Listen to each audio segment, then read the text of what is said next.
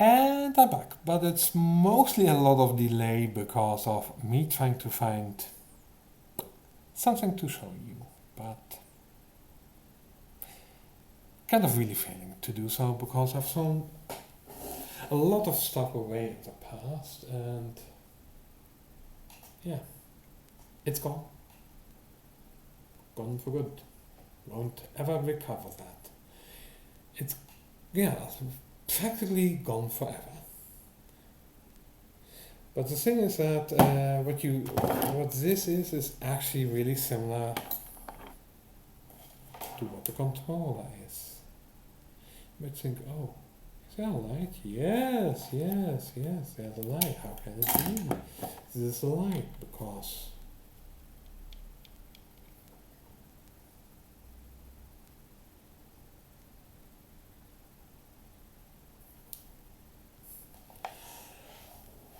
this is a USB plug C connector.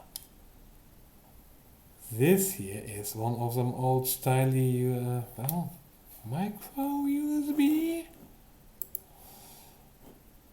Hey, let me see where the standards are. Industry standards, USB PD, power delivery. Oh yeah. Ooh.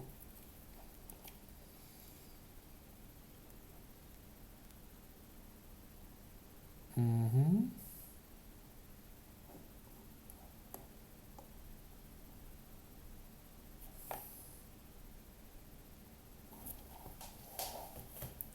So this,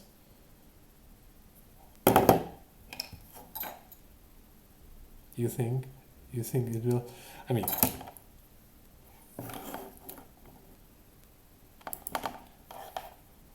this here connects to this, and you will, yeah, I will connect it, and voila, a light goes up. It means there's power in the system, that there's power transfer to the LED. The thing is, this is also, oh no, it did it again. Oh god, this damn video.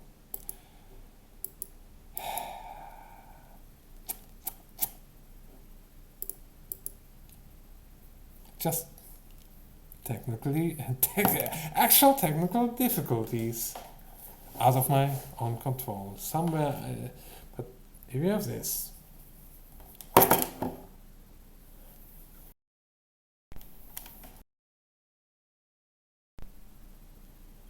Oh.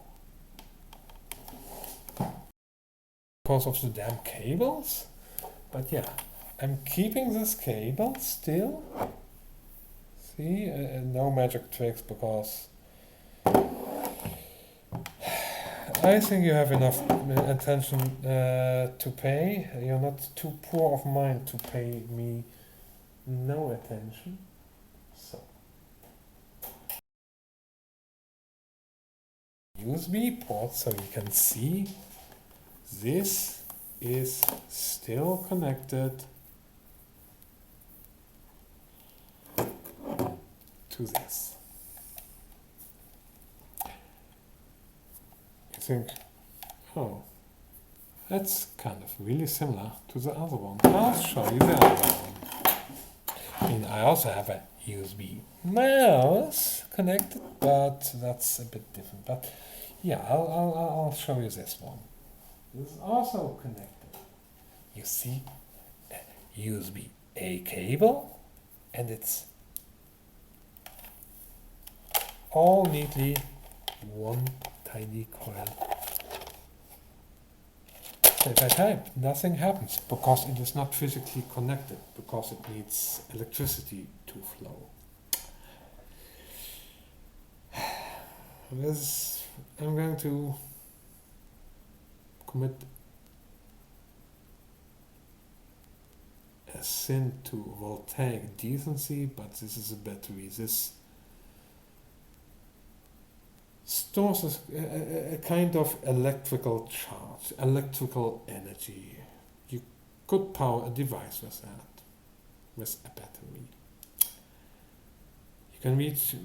These are not rechargeable ones, so they are kind of wasteful. But hey, if you need to use them, because they will grow bad.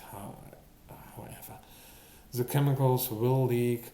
The chemicals will react, slowly diffuse, will react with each other, and it becomes not just useless, but it becomes not. It already is full of toxic shit and noxious toxic shit. You don't want to open this if you're not a professional.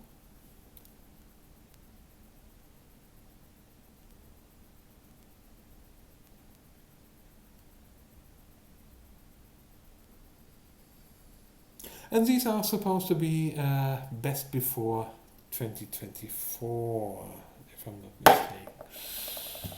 So they're going to expire soon enough. I'm not going to do anything with those, but you can charge energy in this. Your phone is full of something like that. We call it a lithium-ion battery. It's arguably the best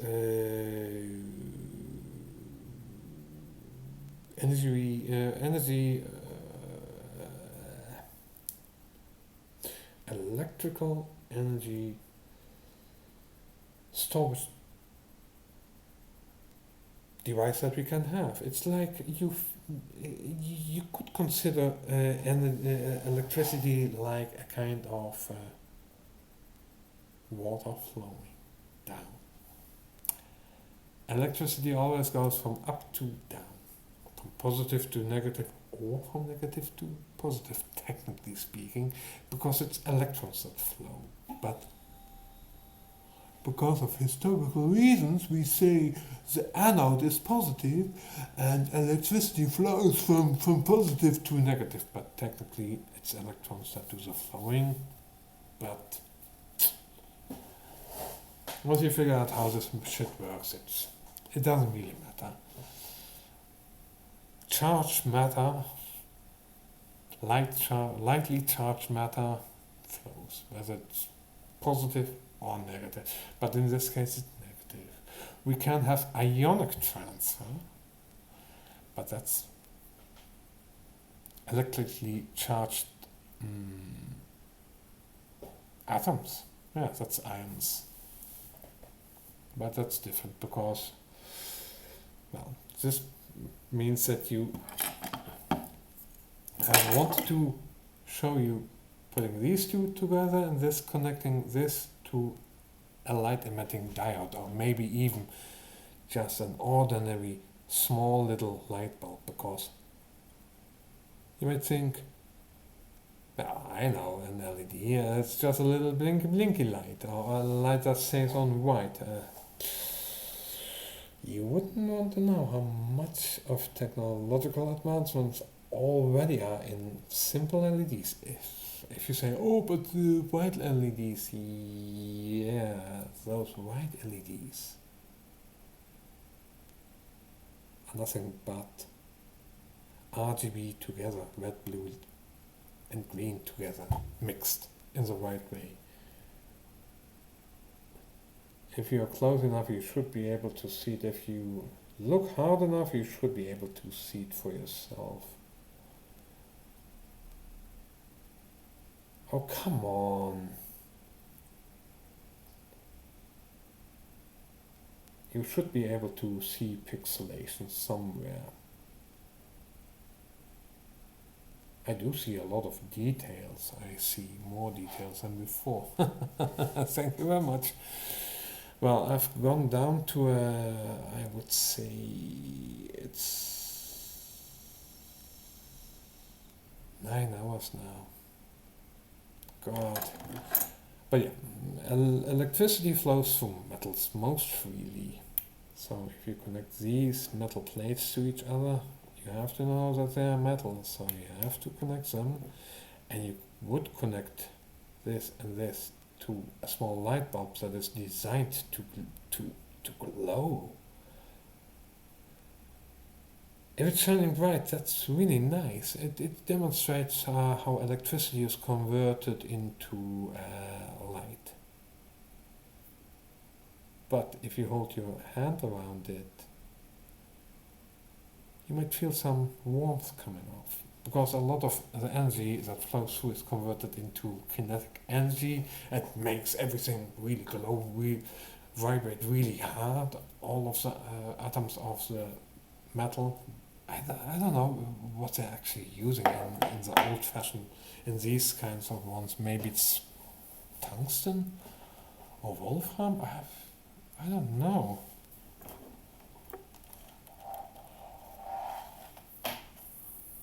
But yeah, electricity normally utilizes, normally utilize metals to transfer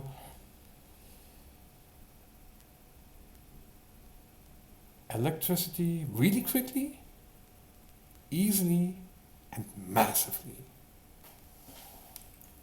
You can do all three of them, create a lot of electricity over a long distance, but they are diminishing returns because you have what you would call resistance, which limits the amount of electricity that can be run through. But that's voltaic law. It means voltage over resistance, that's ohms, is the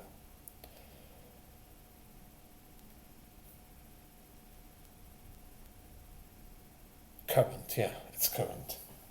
I was thinking of the word and I just remember. Let's put this back where it belongs. Oh no, the other way around. I forgot. There is this on the industry standard that makes it so that you cannot. Well, if you fuck it up, it's because you're a damn dumb fucking idiot and you just do things you shouldn't be doing. Then you wouldn't be able to use a computer anyhow, or any laptop or any handheld device. But yeah, currently, yeah. Let old Nuncle Jan tell you. There are these light bulbs, incandescent light bulbs, and if you have enough electricity going through it, they become so warm that they actually emit light. Infrared light, which means you feel the warmth, like you feel the warmth of your body, but also red and even beyond, in a certain frequency spectrum.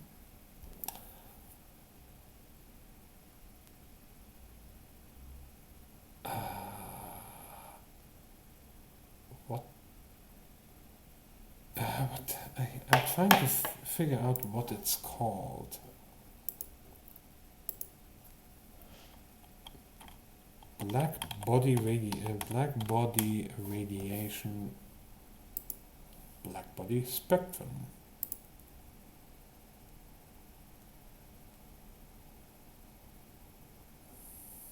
Mm-hmm.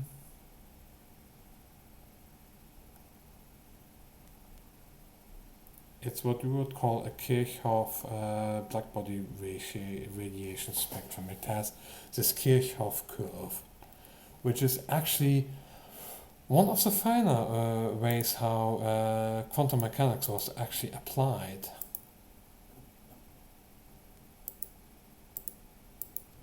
Where was I even looking at?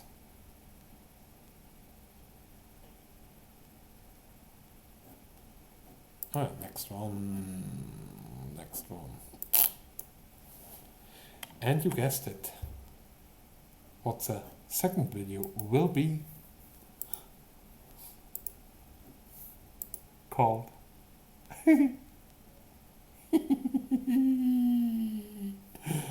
Yes.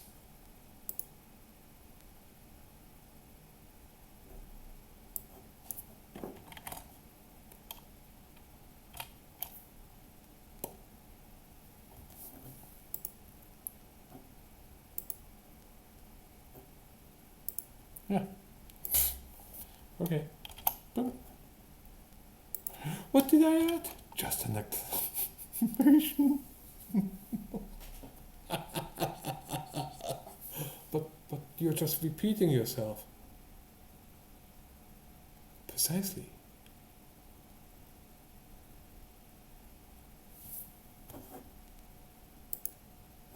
I'm repeating myself. You were... Oh, what even is this window?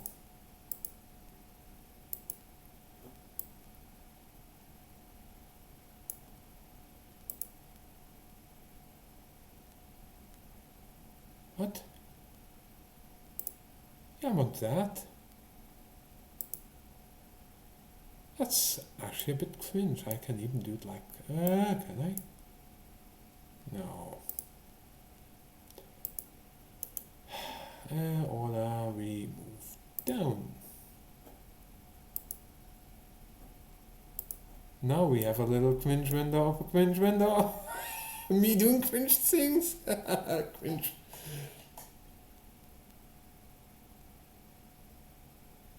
What is this? Oh, cringe, finite cringe-ception. Oh God. Yeah.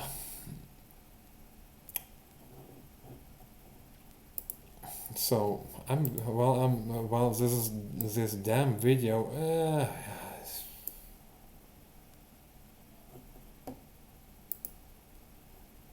You know what I'm talking about. Again, this whole positioning. Why does it? Why is it like that? Yeah. But yeah, what I where was I even? Nested what? No. Mindfulness. Yeah, that's okay. Being here now, that's good. But where was I? Black body radiation. Nice. Yes.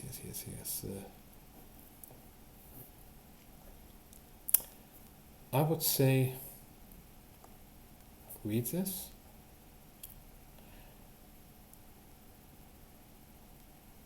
Oh.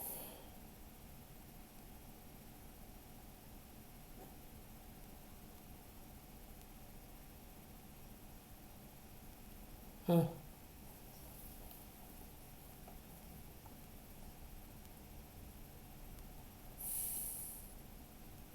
Well, yeah. Planck's law of black body, black body radiation. It's called that because it's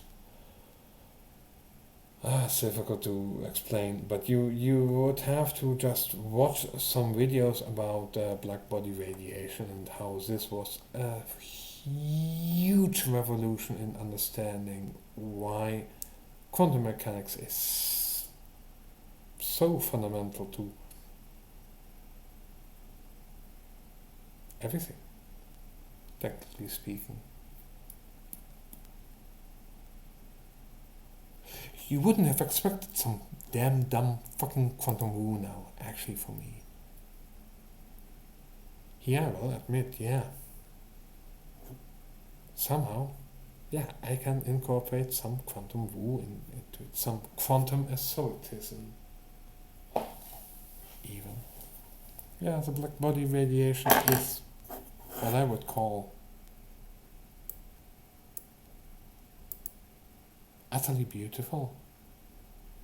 Mathematics is utterly beautiful at times, and if that makes me some esoteric intellectual wooist, so be it.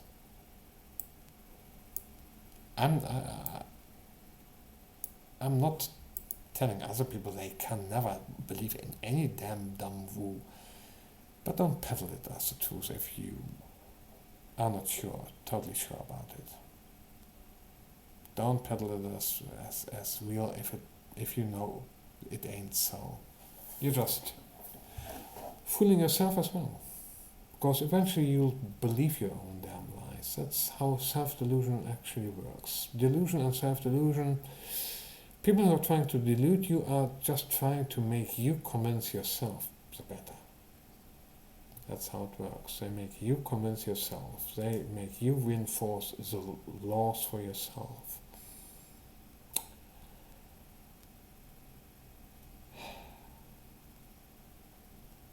That's how you get cultist programming. That's how cults are formed. People giving you something, information about something, but they might believe even in it, but can they prove it for sure? Yeah, I can, it's a real truth. I thought, yeah, you saw something, you heard something, but it's not that you saw something. No, it's what did you see? And how do you interpret what you see? That's the big question. Just because I see a light there doesn't mean it's the pulsating nexus of a Satan star. No, just a damn fucking red light somewhere. I give it the meaning of a pulsating Satan star. Or a heavenly bluish white angel light, which is actually, actually the Satan star is actually a good God in actual nature, and it saves us by killing us all in this world, but it transports our souls into the next world. Why don't you believe in the pulsating red light? No, that's not someone's blinking LED over there of a car. No, it's a pulsating Satan star, which is there to save your soul. Do you see what I mean? If I can make you imagine a pulsating Satan star somehow in your mind, I don't know how it looks to you, but I make you imagine that. If I can make you imagine that, and I can make you run away with that, it can be the savior of your soul. But yeah, your body has to be sacrificed, and I can convince you of that. Now do you understand why cults are a serious problem? I've convinced you of something hypothetical, of maybe being true. A pulsating Satan star. And my conjecture is that by worshipping it correctly, you acknowledge that it's actually God, and it will grant you eternal life in the ever after, but you have to sacrifice your body to it. That's the only way you can do it. How can I know for sure? You have to be willing to believe and trust the pulsating Satan star. I see it.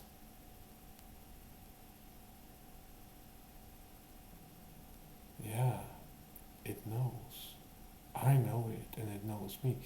See what I'm doing there? I'm pretending to know that I have certain knowledge.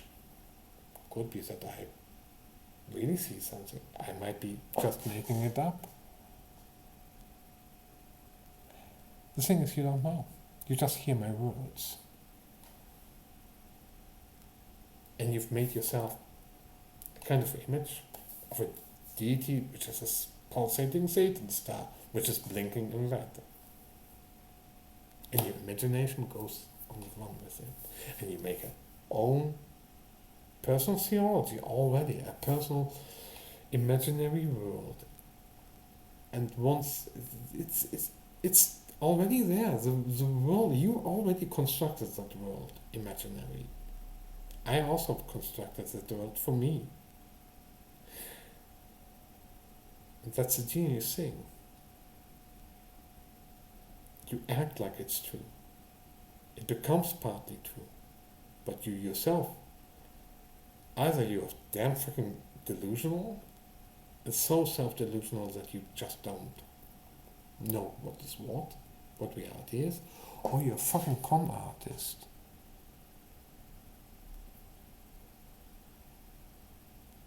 But anywho,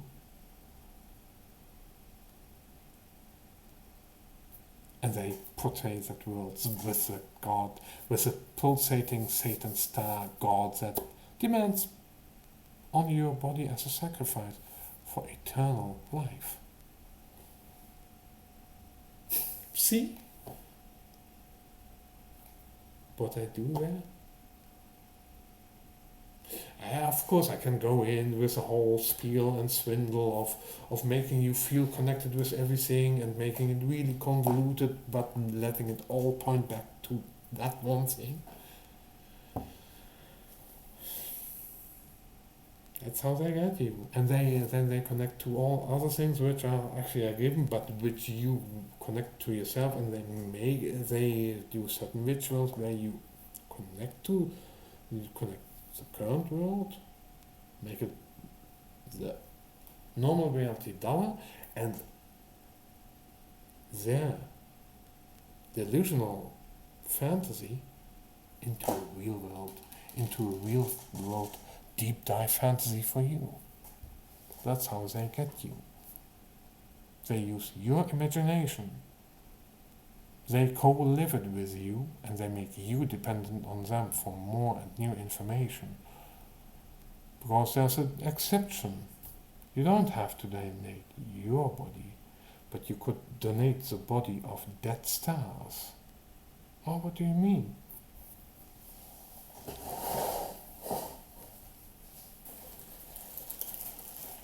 The remains of dead stars.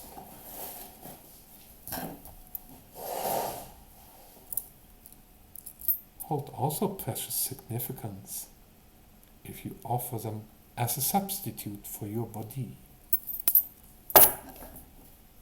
But only certain leftovers of other dead Satan stars will suffice because they have the magical connection. See what I'm doing there? It's stencil all over again. You can see it everywhere. It's televangelist, telcel, special connections somehow. Oh, the teacher needs some special money. Or you have access to special teachings that only the teachers. And do you still know about that one word, which is the secret word, but it's even a different word yet, but you won't get to it. Only I know it.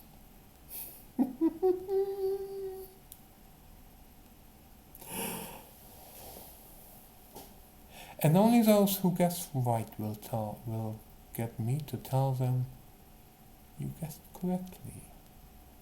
You get €1. Not more, not less. €1. If I have it at that time. Or they have at least €1 of that. It won't get more, no interest, only €1. If they guess correctly. Because I'm such a cheapskate.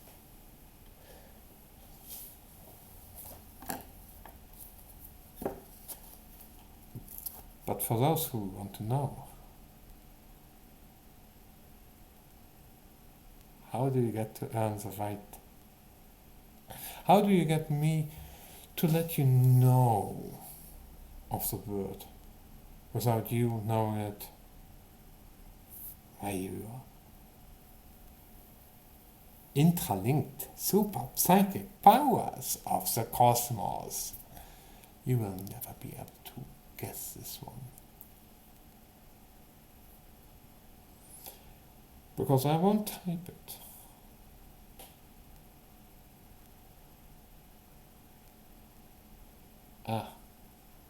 Now I know why I chose this one. And none of you will be able to guess this word. all of my audience will not guess this, except for me, of course, and those who were able to guess it.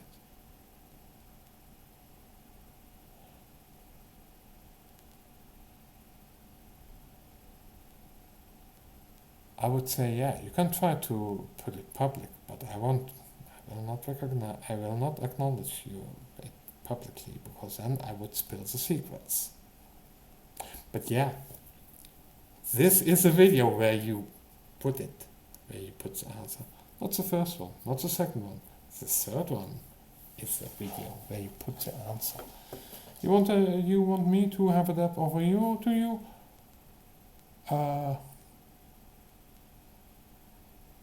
As securely as possible, you mail me the damn answer, and if it is the right word,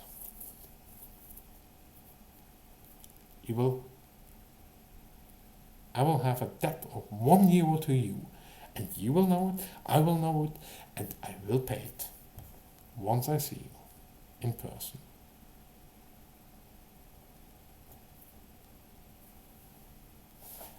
Pinky promise to myself as well. Pinky promise.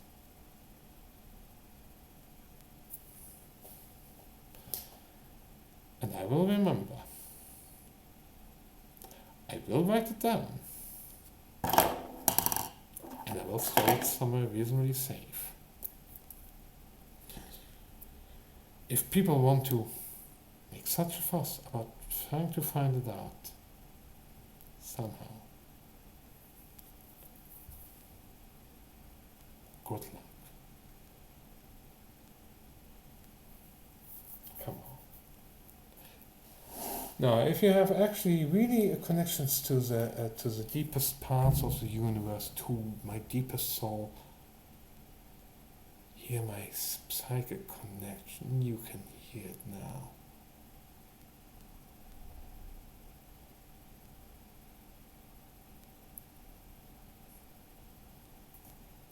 That's all you get. That's for just the best of a test. Hey, if this isn't enough reason for you to subscribe and to like and to maybe give a comment, you don't even have to. No. Actually, guessing it outright, I say again, it doesn't help. Because I won't acknowledge it. I will maybe say, maybe I should say, yeah, it's the answer. It's the answer you think. It's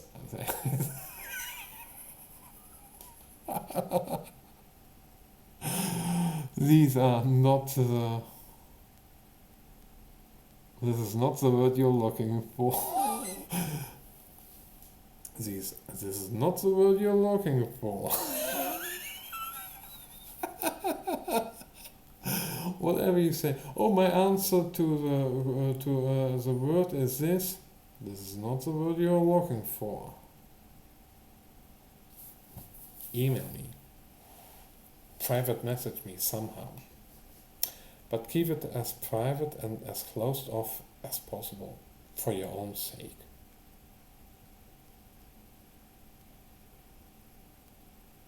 I mean, if you would broadcast it to the world would know, yeah, that would be dumb for you. The only reason you want to actually really secure it, to really encrypt it, do it through a secure channel is to have a private connection to me. And this is weird. Which damn fucking I think this is a really genius one. Which channel would tell you to guess a word, and if you guess it correctly, and you private message me somehow in a way that other people cannot look, you would be a fool to tell the world.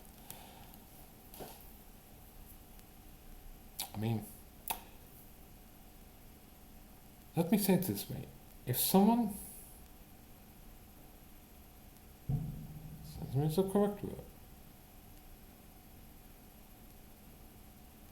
and then I wait 1 day or maybe 2 days. I will wait. Before I answer. You will get at least a few days before I answer. At least one. It will have some delay. That's another. I mean, if you want to share it with the world, and I get a lot of emails suddenly, yeah.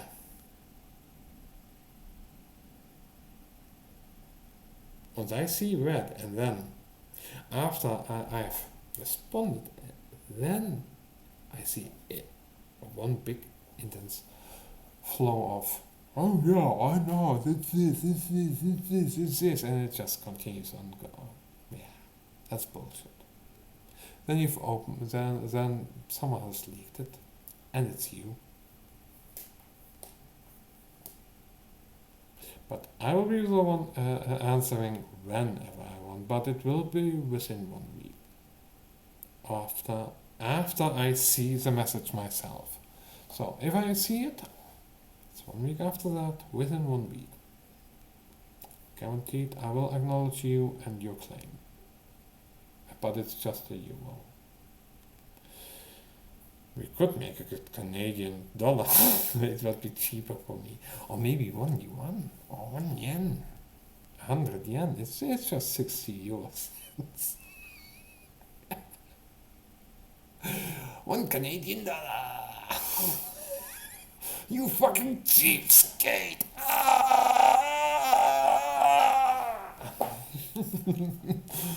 But who would be the woo-woo lord of the woo-woo guru?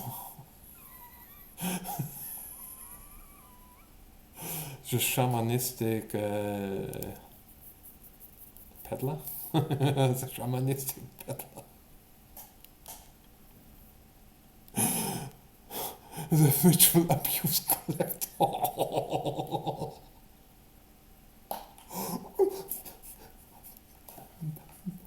Daddy, no, oh, I don't know if I want more. Harder than you know, stop it, harder than you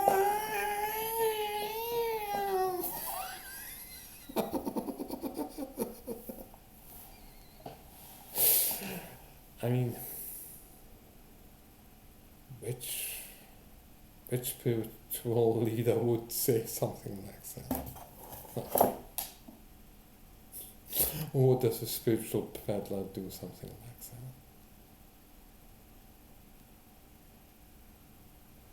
Again, if you send me an email privately, or any private message anyhow,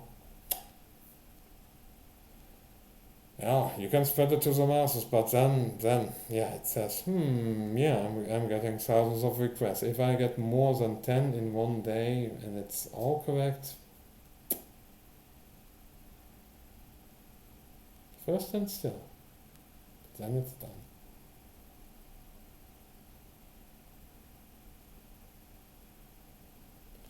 What if it's so if I get the message and it's at least 1 day delay, at least one, maximum of 7, but I get one message and then another and then more, and it just keeps on going on, already on the first day. Maybe there is some quantum rule connectedness somehow. So it's a test of mine. Against myself. A bet against myself. Where I bet €1 that you just won't be able to guess what's in my head. That one word that's in my head.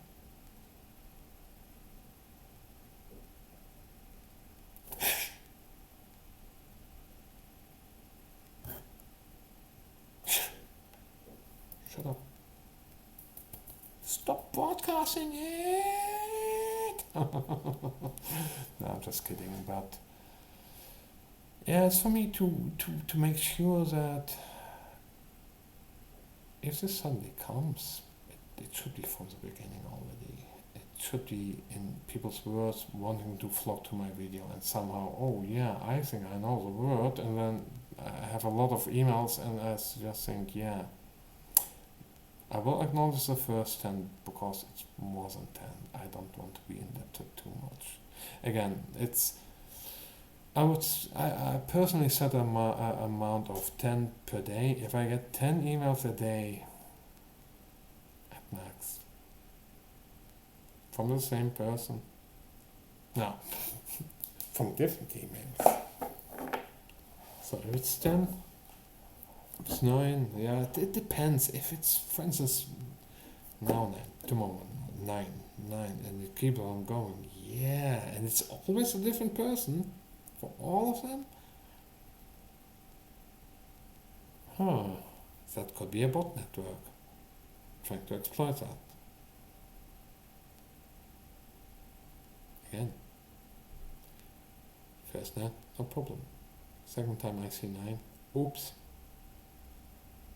Even with 8, 5, even maybe 2, but it depends. But if I think it's too much, I just say quits.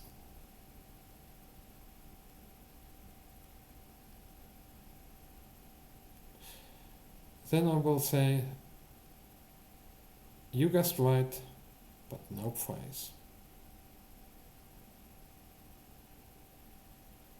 Hey, if someone leaks it, and suddenly, whoop, again, yeah, it has to be, let's say, 1 here, maybe 5 on a day, then nothing, 2. But it has to be realistic. I mean, if you have recurring stuff, of course you can do a lot of stuff with that, where you have different cycles of recurrence, so it seems like it's irregular. I might not be able to figure that one out except after a longer period of time, but yeah, I could always work back and then cut off. Again, you cannot exploit this. It shouldn't be this is not an exploit. This is just more like me betting maybe 10, 20 euros in total away as a gift for those who get it. Because I will acknowledge you if I have sufficient evidence for that kind of telepathy, so be it. Clairvoyance even.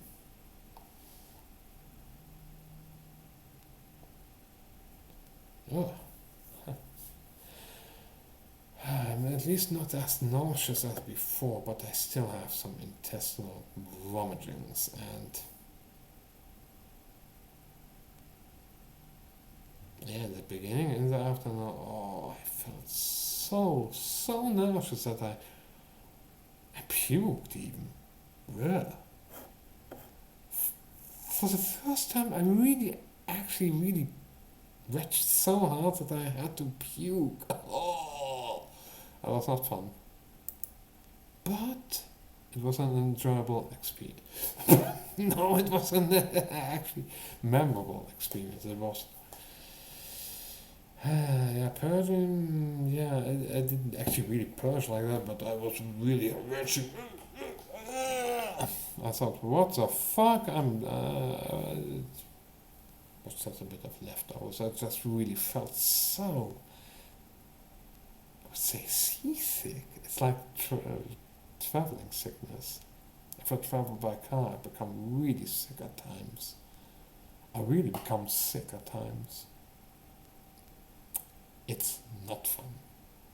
Being nauseous and having intestinal pains and having gas and having the flatulence. The pains can be so horrible, and nauseousness,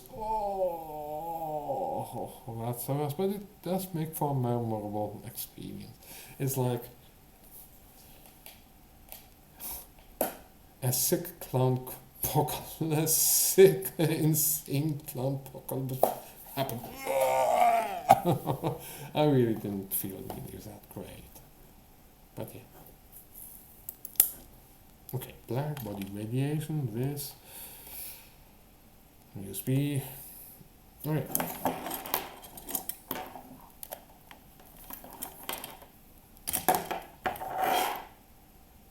Yeah, connectors, cables. Micro, you have.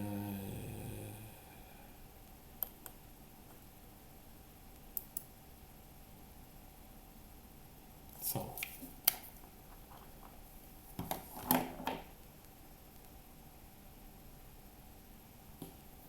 Is that so? Let me take a look here. That's where you have a LED flashlight. But if you think LEDs are white, no, the white ones are not really white. They are red, blue, and green together, mixed in a right way that it feels like white, but it is not actual real white light. Ah, but it's so damn bright. And I do see some patterning after. Oh yeah, I can really see into that. Yeah, I can see the little connectors. So, oh, this is the wrong thing, but the thing is that you might think these plugins and these cables, oh, it's just a cable. No, it's... I don't even know how they connect these things.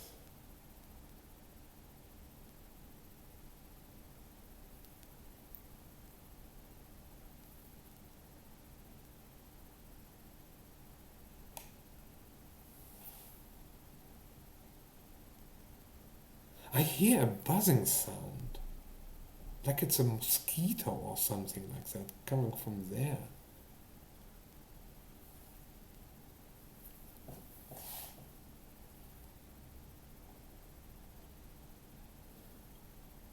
And I'll say this, I've had it at certain trips, at certain times, not always.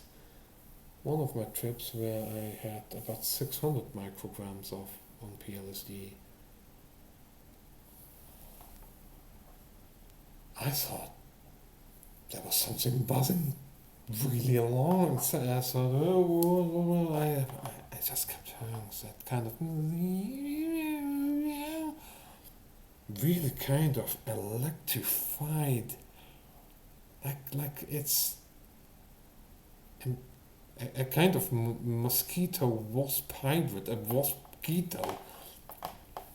The worst of the both sounds together, but it really sounded the nastiest imaginary wasp, and maybe I can say wasp.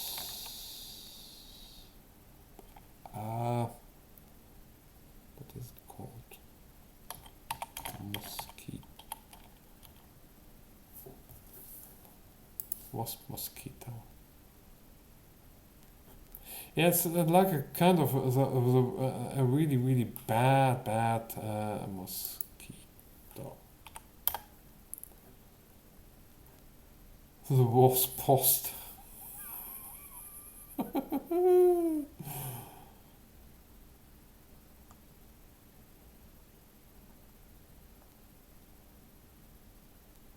Oh wow.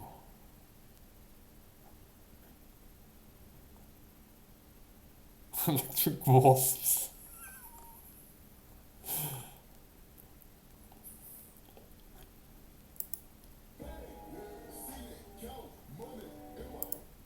Shit music. These flytraps can catch wasps. They are one of the few insects that can escape. There are a few reasons that make wasps one of the most difficult prey to catch. Firstly, we all know wasps have stingers. And trust me, those stings hurt a lot. Now usually, when some... I'm feeling my visual field again really hard. I don't know, at times it... I'll say this. At times it just waves up and down. It's just like Oh, yeah, I have a bit of a revitalization of my visual field, like I feel connected to it somehow. In attacks a wasp, they attack right back. However, as you can see, it doesn't affect the plant. But wasps are also extremely strong. You'll see just how strong this wasp is as it almost pushes its way out. Ah, it's because I'm so concentrated that I see some flickering around and it just makes for a kind of. Feels like there's something alive. There's something there. A kind of presence that I feel.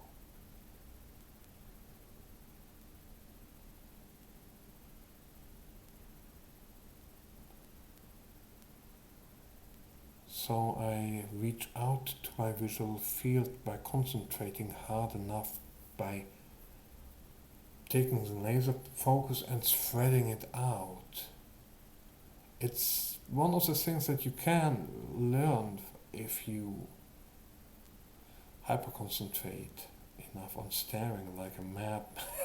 No, you have to stare as if you. No, you have to be a madman to stare like that. Or maybe it's both. Maybe you become a madman by staring like that. But it's a way of increasing your focus, opening your eyes, also letting more light in, concentrating harder. A kind of focusing technique, and you broaden that, and at times you can see something like that there. You have to focus on that there, what's happening there. You can have a focus on there. You can have a focus on both things at the same time. And your visual field will hold that focus. And you can do whatever, all kinds of synchronous movements.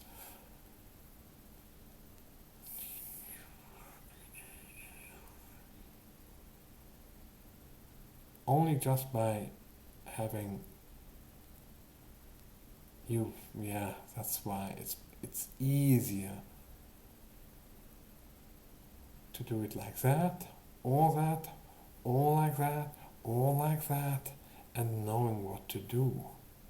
Of course, I can do it without, but having the visual confirmation, but while still holding a bit of focus towards the front while having that. So I have three focuses while I'm even talking, while I'm perceiving other things, while I'm hearing things. See where I'm going?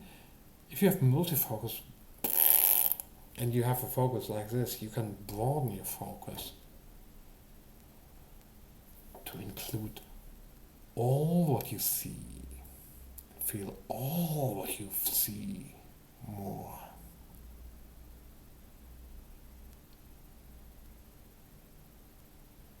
That's how I do it.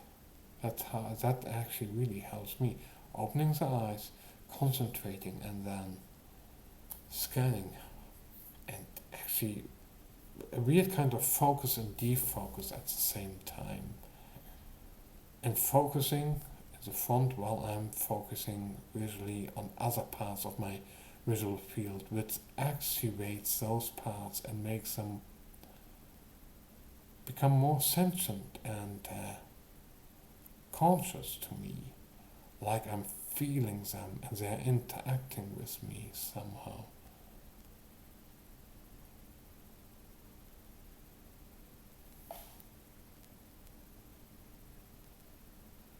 Huh.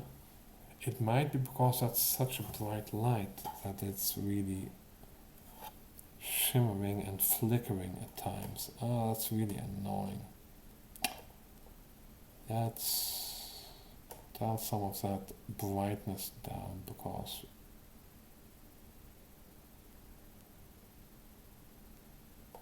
while I did hate that it went out because of the damn screensaver, which I couldn't configure because I was too dumb, because I was more connected to my visual field.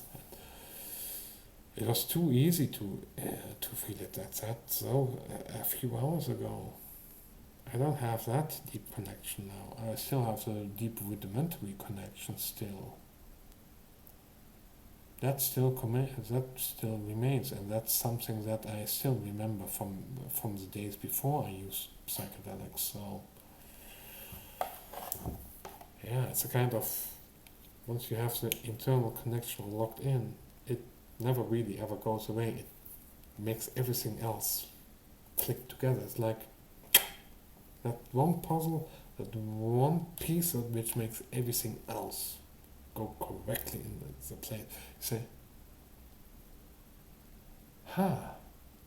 yeah, actually, that explains everything. When you see the bigger picture, because of interconnectedness and feedback loops.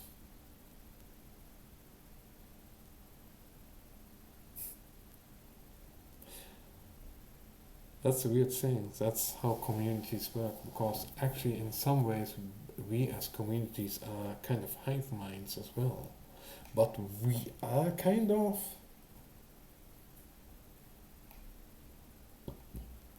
trying to find out which ideas are the best ideas for us, how to survive best as tribes, and what ways of life are best suited to us to evolve even better than before. You might think, oh, the old natural people, certain ways are actually really better than we do them now. There are certain old ways we should actually, certain practices we should do. But most modern humans don't do that anymore. Looking each other in the eye and being more understanding, not trying to dominate, but understanding. And then the longer you can, actually tolerate someone else's stare, actually it means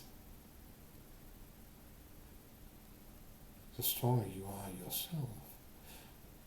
And if you're equally strong, I don't mind looking away. I have other things to look at as well. So the staring will eventually end. Oh, but what if the others win as a winner? Okay, so they won the staring contest, and then?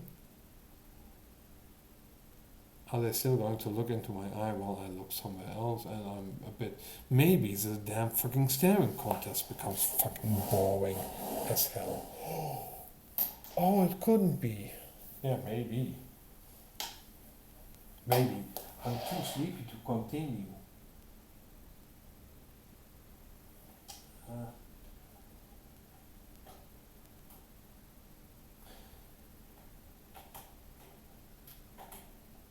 Oh. Again, that's the thing. That's the damn thing with these USB-A control connectors. The orientation does matter, and at times it can be so frustrating. It's wrong. Dude, now correct. Oh. Why? It's not because you're a moron. Because it's because you're anti-wise. You have precisely that which destroys wisdom. Yeah, what if there was something like an anti-wisdom? Something that would destroy wisdom? What would that be?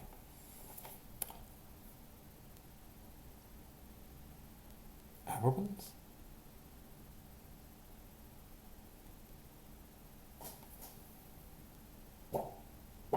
I mean, of course, pride comes before the fall, but then again, all the prideful have been born and die.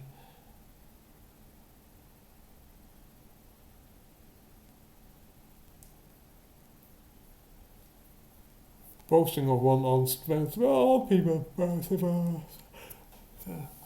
Of some kind of quality that they have, in which they excel in. I have unlimited concentration. I have Well, I would say one of my properties that I'm quite proud of is that I'm intensely extreme, hyper extreme, hyper intense, beyond intensity. And I mean that in the sense that I am so intense that I've gone beyond the concept of intensity.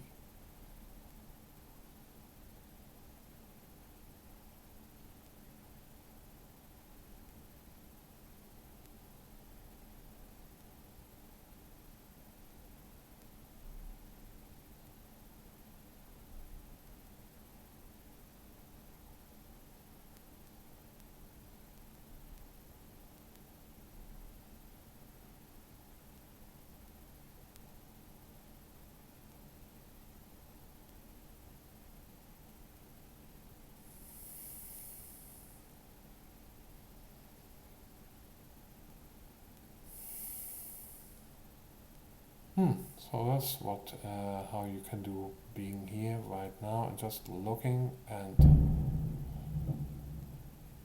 oh yeah, nice fireworks, but it's not the there's a 31st yet. There was a bigger one, bigger one. But yeah, I'm actually kind of proud of being so intense as I say it. One could say it radical or extreme. No, I wouldn't say it's extreme. It's actually.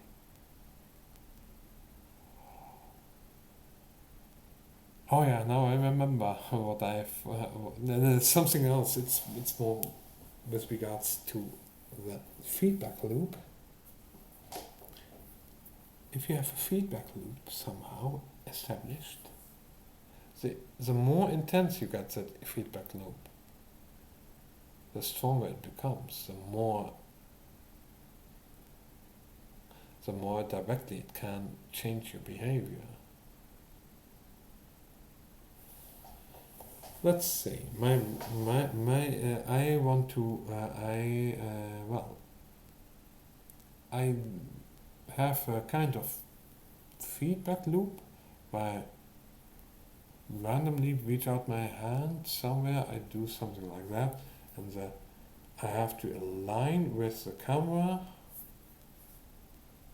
And I open my eyes. Oops, wrong. Open my eyes. Wrong.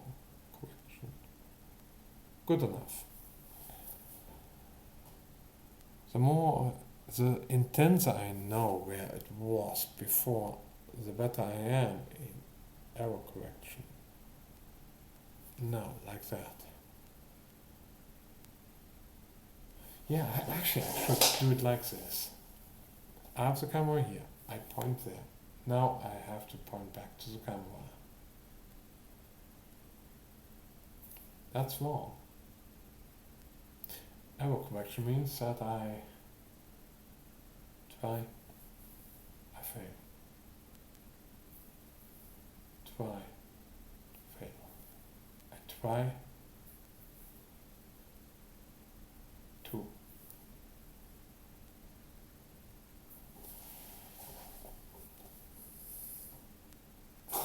Yeah, I have to close my eyes and then I do it. Yeah, no, first close eyes, then I do it. Below, I know that I'm below. So I error correct, that's my feedback loop. I try to do it like this, do it again,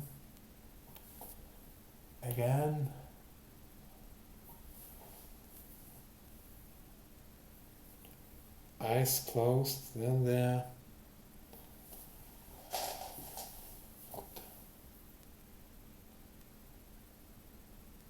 Note where the camera is, then go to with my eyes there, then I do it like that. Oh, that's pretty close, that one.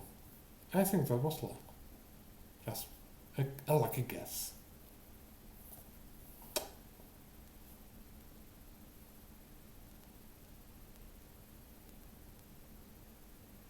See? Lucky guess.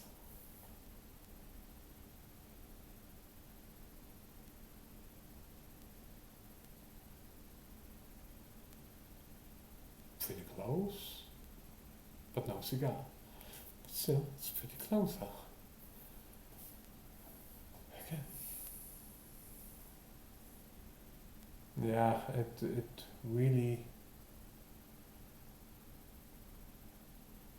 Oh, that one was really close. So that's what I mean with the feedback loop. You see that you go somewhere else, and you try to see that there's a difference, and you try to make up for the difference in your motor movements.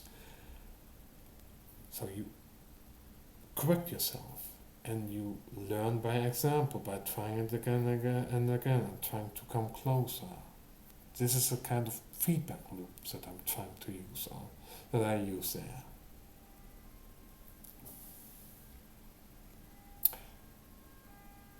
It's something what we could call a kind of approximational loop.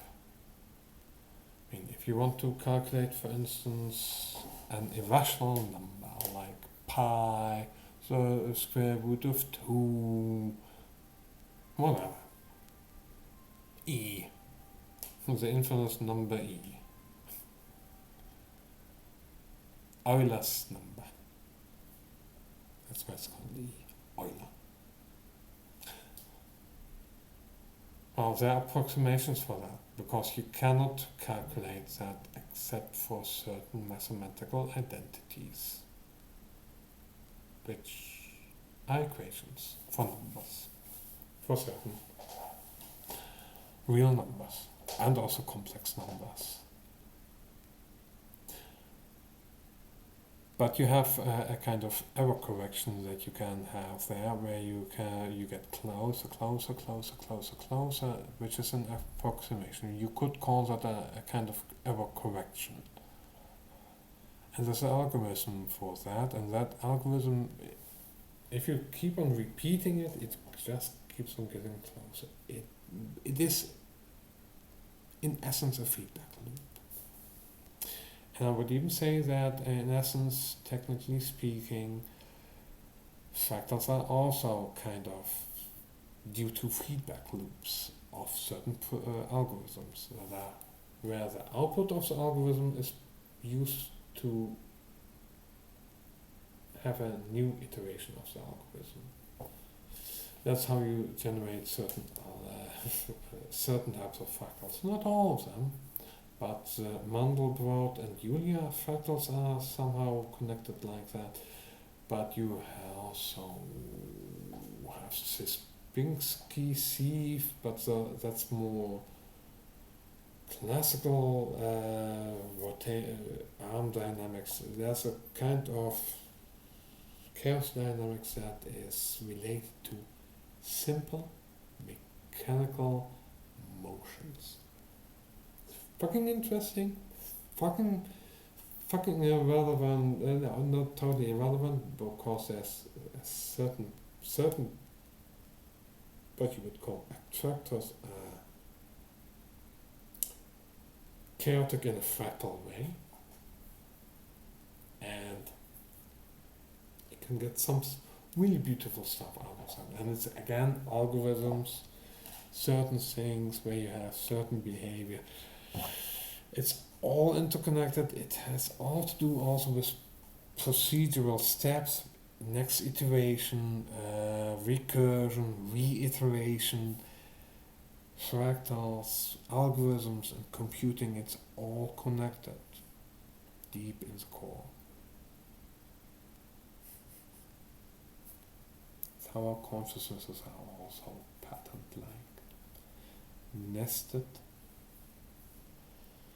It's a kind of nested hierarchical system with one big system being made not out of one smaller thing, but several smaller things linked to each other.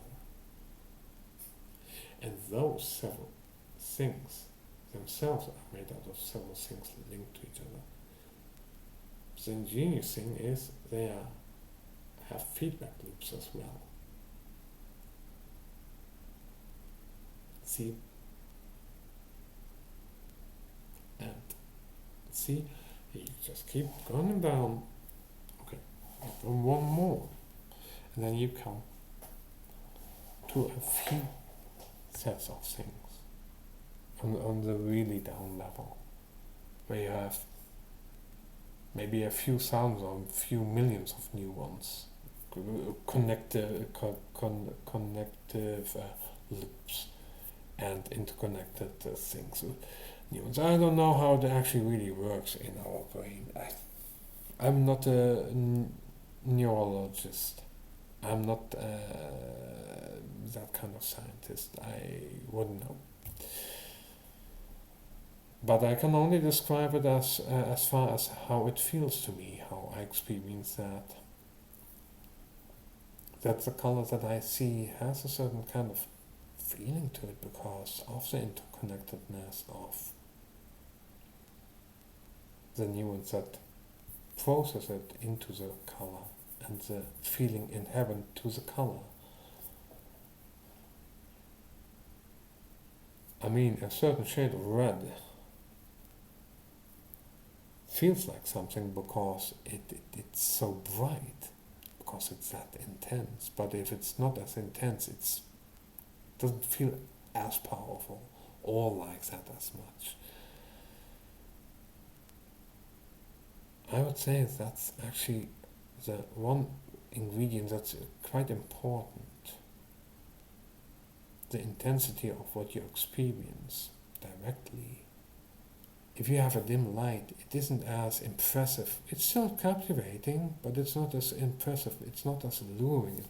It's because of the intensity. The intensity does it.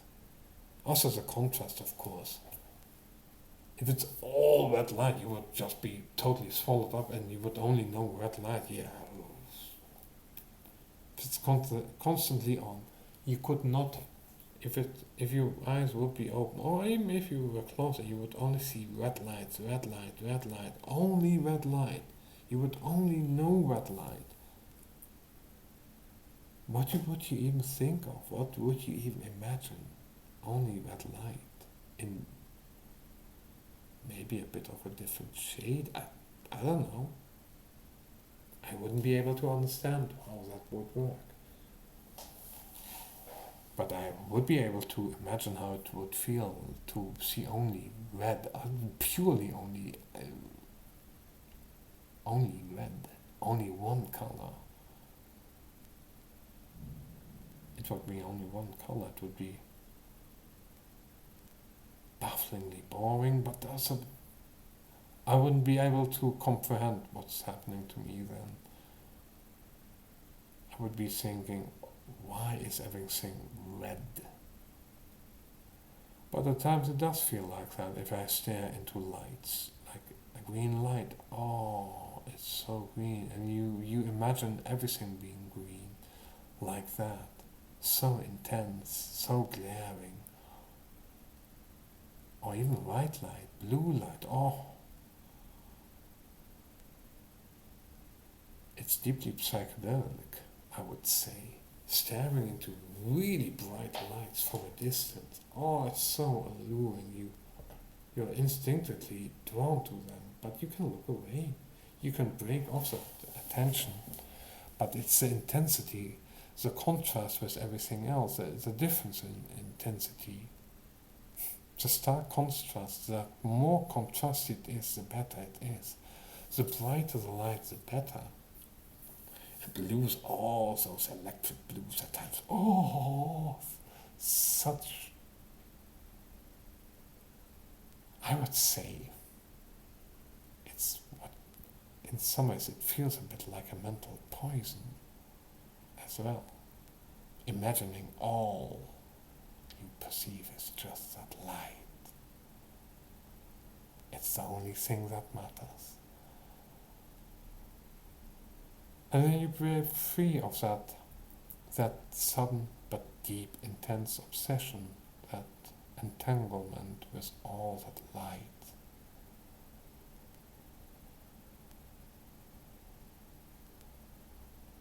All those lights, all those colors, all those feelings.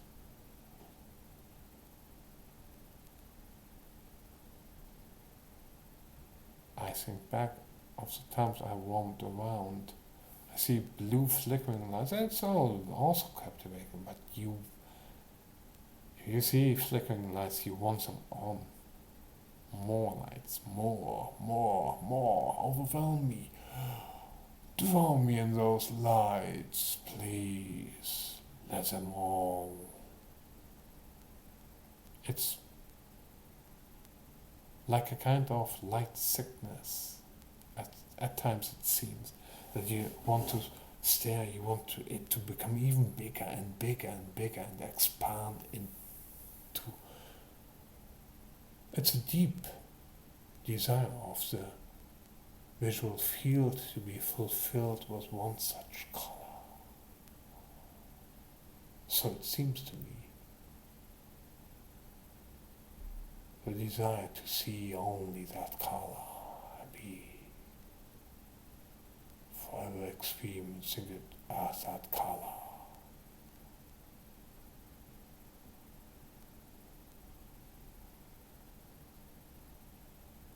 See? Wouldn't you say that is kind of scary, isn't it? Losing yourself to such a desire?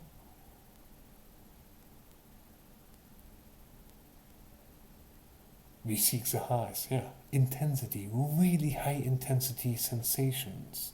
The perception of a really high intensity, of the highest possible sensation. That's what we are always lusting after somehow. You want to taste the best food, the most exquisite taste. But actually, it's a way of, I want some contrast. I want to go to the light. Now I'm done with the light. I want to just quiet in silence. And not everyone is like that, but most people are actually addicted to perceiving sensations. We technically are addicted because it's the whole thing that we get in while we are conscious. Actually, it is what I would say.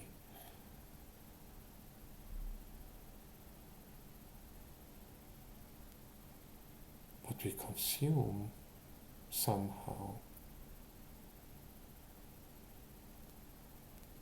We consume that information. We love looking at things. We love if it stays the same. What a lovely thing to look at. Also was this captured. But also, of course, movement, of course, sounds, and pulsating lights. It can be really hypnotic. I know from experience. I know from deep experience that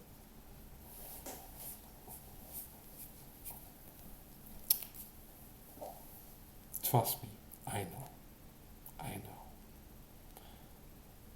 But you don't have to have that. That immense desire. I mean,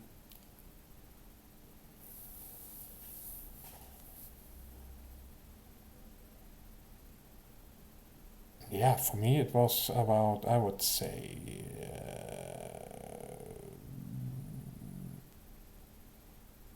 2019 was actually, yeah, I think September, October or something like that I started at least mucking around with psilocybin truffles. Well, a few where I had about 2 periods of more intense consumption of those.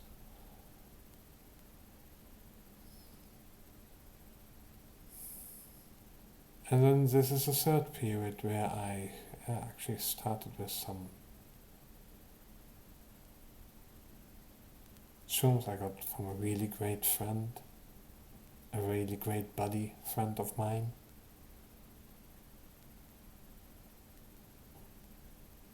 Yeah, I read it.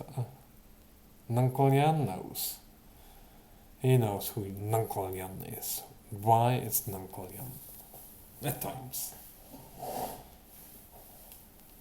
Because technically I am older than him. But he feels like a bit of a guardian of a pet golem. Oh, hello, I'm a pet golem. Yeah.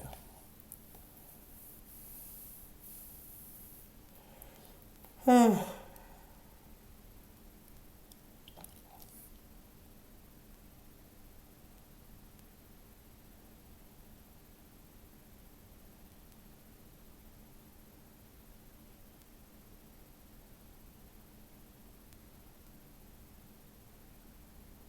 Hmm.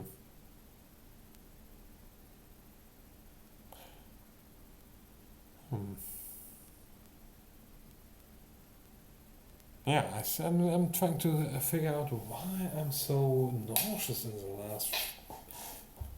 I've been so nauseous in the past.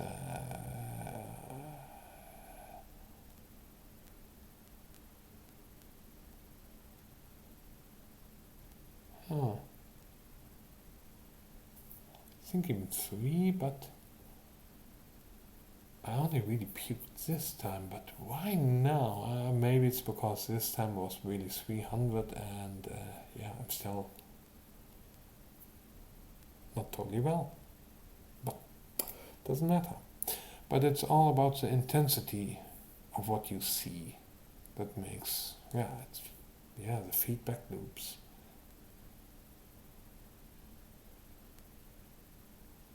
But I still don't understand why. Yeah, it has to be with the signal processing, so you have to have at least a certain kind of resolution with regards to the optical nerves, to the optical cells the nerve ends on the receptors, and they have to fire in such a way. Blah blah blah blah blah. There must be technical reasons why. There must be biological technical reasons why it works like it works. And that's what it's all about. Yeah. And somehow intensity is higher. Light intensity means brighter, more intense. It feels more intense. It feels more shiny. And all these different colors that we see. But yeah, those are just different frequencies, but these different frequencies do not look like that in and of themselves. It's how our automatic interpretation of the data actually happens in our visual cortex, and now it then is reinterpreted. And psychedelics do change some of the color perception as well.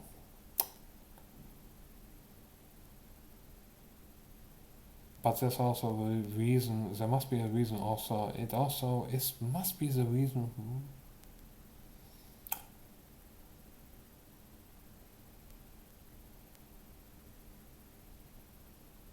There must be some kind of phase cancellation going on somewhere.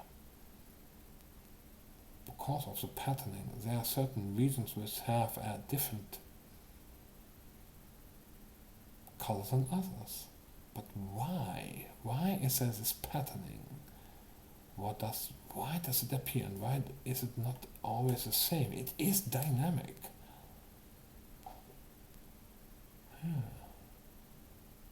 Because I see it now. I'm looking at the monitor and I'm seeing a slight patterning in the grayish white. And it is active, it's moving, it's not static.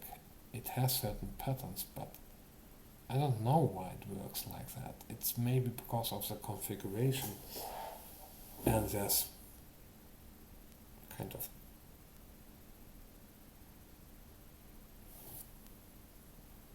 constant variance in how it is linked to each other, and it might be, I don't know, but there must be some feedback loops being dysregulated and re-regulated in a really dynamic fashion.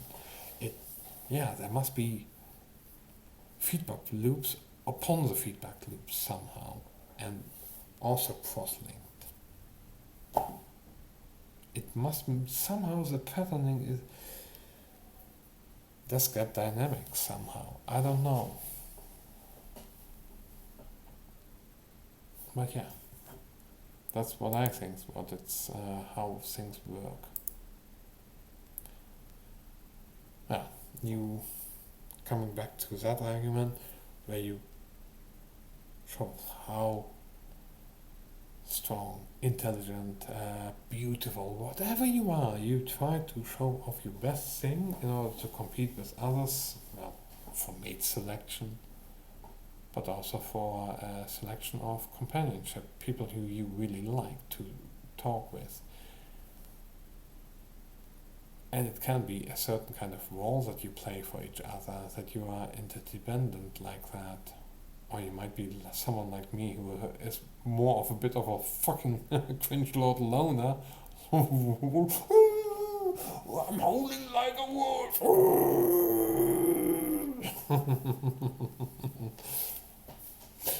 I am the cringe lord wolf storm that is approaching. Screech.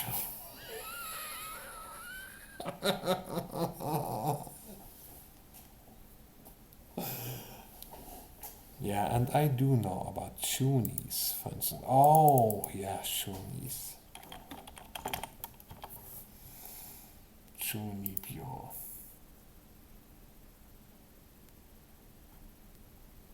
This is the anime which is named after this syndrome.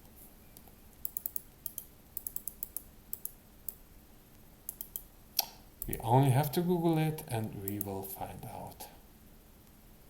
Of course, it's a lot of images of that one light novel series / anime / manga. But, yeah.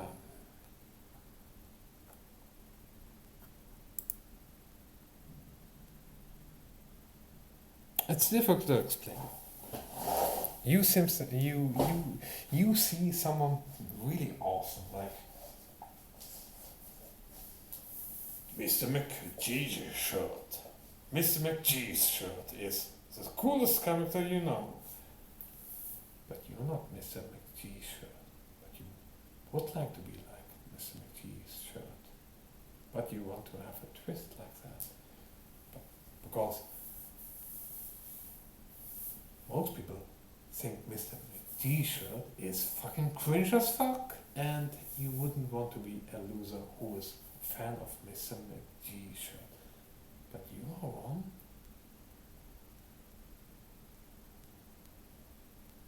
But you want to feel special, and somehow,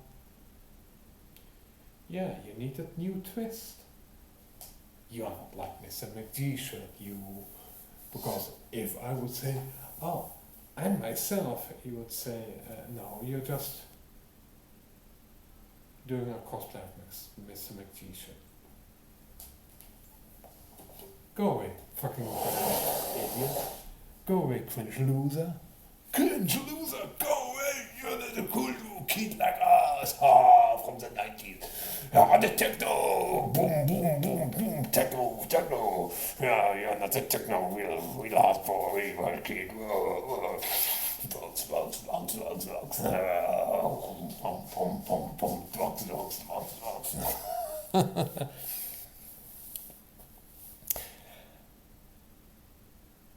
Oh, you think? Okay, I cannot be Mr. McGee's shirt, but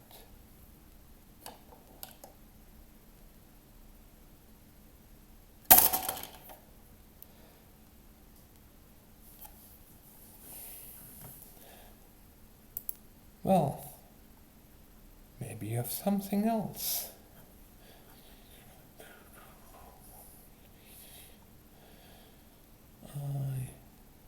You have a kind of special power, but you don't have the McD shirt. You don't have something with this shirt because, hey,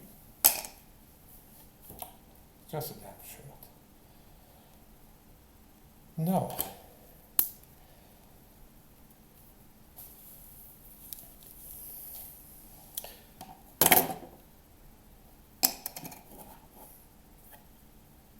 You have the special fractal viewer, and you see through it and you see all the fractals in the world, and you imagine them being even more beautiful. I who perceive the hidden fractals only behold to my eye. But thing is, this is actually a diffraction grating where light goes through.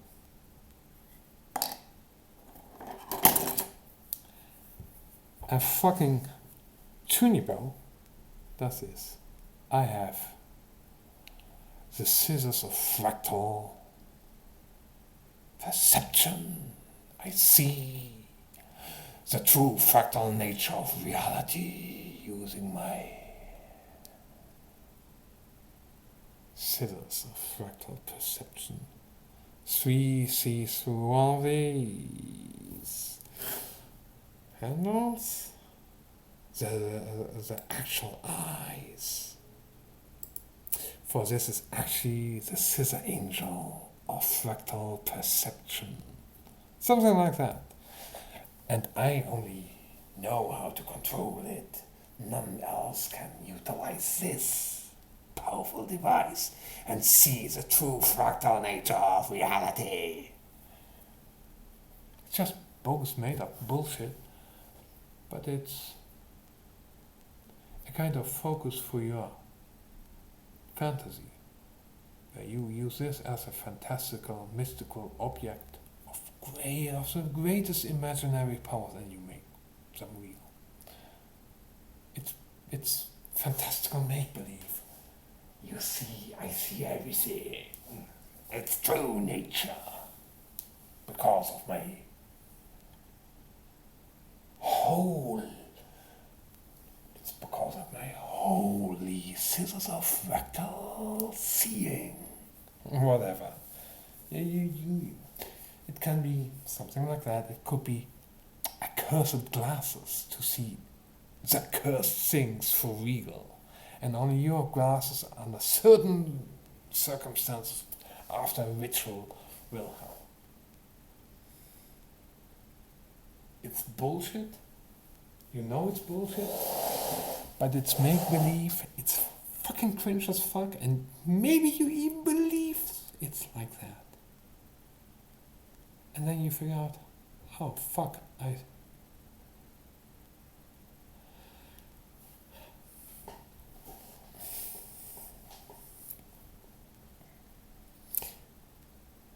I'm one of those who actually believed some really weird bullshit, like believing that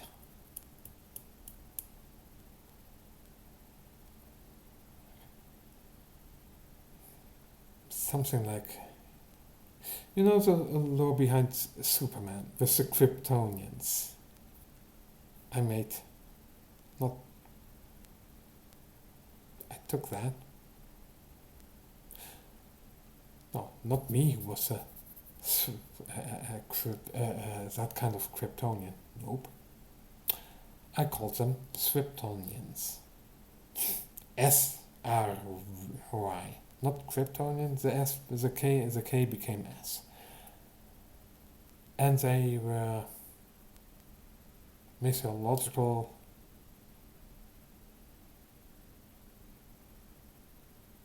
Egyptian entities. Aliens.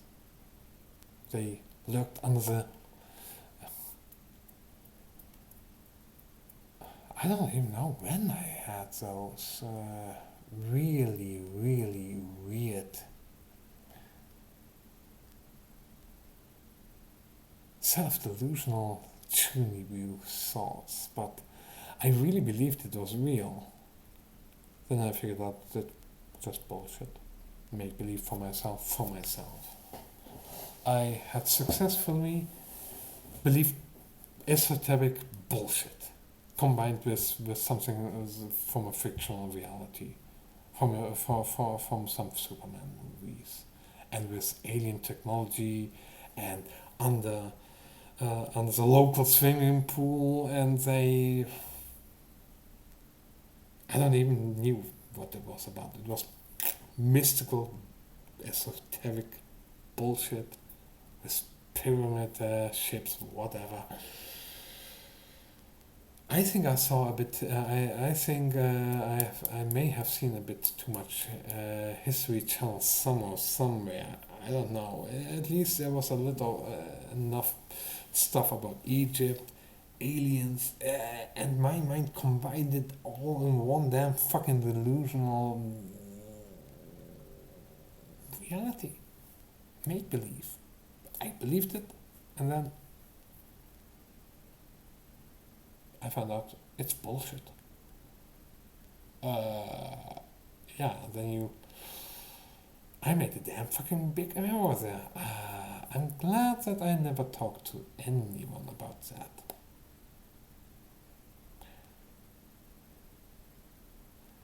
But I wouldn't say that was the last of my Chunibyo episodes, nope. As someone who has become a kind of master of self-deception, who knows that even now I'm to some extent bullshitting myself about reality. Oh yeah, I view this as a cirrus. Do I see everything about it? I can't see the behind it now like that. I can look at this, but if I would see this red dot here, if you would see this red dot, would you expect something like that on the other hand, on the other part? If you wouldn't know about it before, you might think, if we turn it around, you will just get another red dot. Those are preconceived notions. If you first, for instance, see it like this, and I turn it around, you might think, okay, I know it's three-dimensional, so it's going to turn around like this. Nope, you will get that button. And you expect something, but then your expectations are betrayed by seeing something that isn't like what you expected.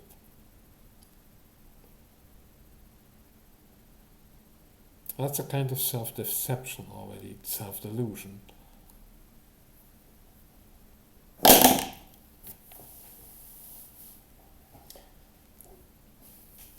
I mean, if you would turn this around, you wouldn't expect, for instance, a controller line behind it normally.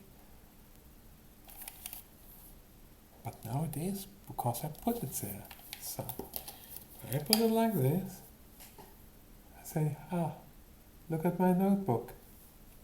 Oh, it's actually a notebook controller. It's one thing. Oh no. It's two separate things. See what I mean with deception? If I just put this up,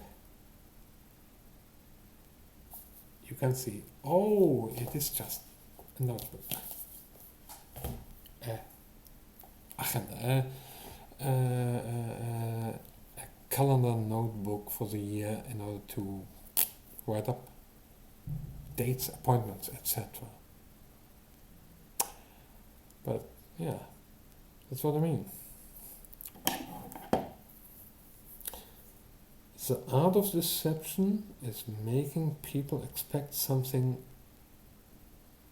to be there, which will be something which will be different in some way. I'm going to show you my controller for certain games. Oh, but it's a phone. Yeah, I can utilize it as a controller. Oh, you fooled me, you damn gasshole. Precisely.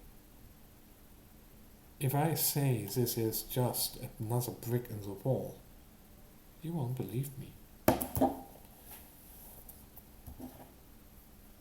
But if I would put it like that and I would say, guess what, this is a monolith of 2001 A Space Odyssey by Stanley Kubrick, you'll say, huh, it does remind me of that. Yes, but it isn't. Kind of fooled you, but not. I met your expectations, but not. Deception is making you believe something, and you keep on seeing what you believe. Because you want to believe it. That's when it turns from deception to self-deception. You want to believe that this is the monolith. You will believe it is the monolith because you want to believe it is the monolith. As long as it is in front, this is a monolith.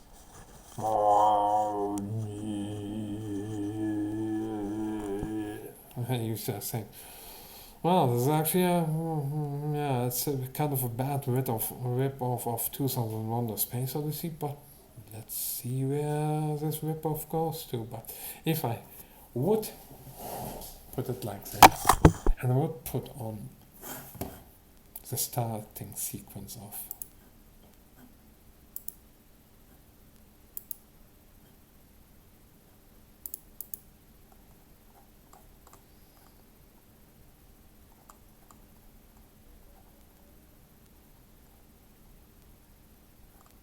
I don't know wherever I put that film. Oh, I even have. Oh.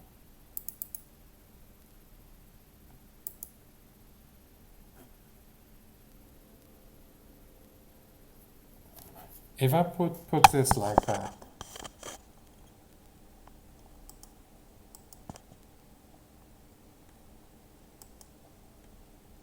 you would think, oh, yeah, the camera is recording precisely, but it isn't.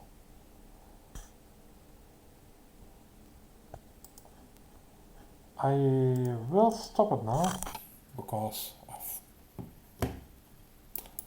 that sad little thing of intellectual property, intellectual property rights abuse. But again, if I can make you believe something which isn't true, believe that it is true, or something that isn't true that is true to not be true, I've successfully deceived you. If you keep on believing that, even after I'm gone,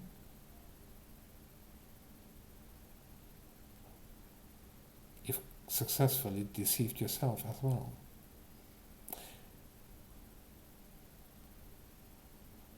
It's like when you still keep on believing in Santa, even if you have proof that there is no Santa. That's when the self-delusion is, that's when you are actually really, then you know you are self-delusional. You're stuck in a thought, I have to believe in Santa, how else do I get the presents? That's your daddy. No, it's not my daddy, he only is a helper of Santa. Santa has just such a really terribly stressful job. My father only helps him. He's Santa's one of Santa's great helpers. Be it he has to fake the beard because no one can be the real Santa except real Santa. See where I'm going? There are kids who get the proof and still say no. I still believe in Santa. You're not Santa. Santa's still helping. You're helping Santa. You say, but now I buy. No. You get. That's successful. That's self-delusion.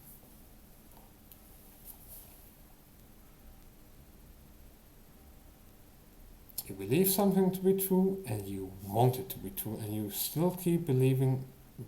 Well, until you have so much proof that It all crashes down in a psychotic break, and you either rage out, fight, you run away screaming, no, no, no, no, no, no, flight, you freeze,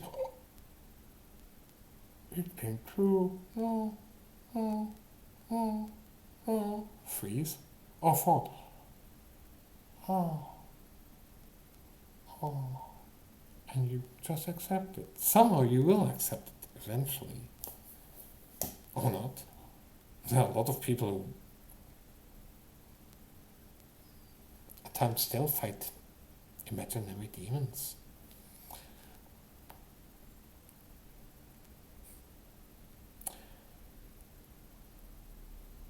Don't let the fight win. Give the inner demon some breathing room. That's my advice. Leave some demons be. Don't be hunting the demons. Don't be trying to exorcise the demons anyhow. Out of no one, including yourself.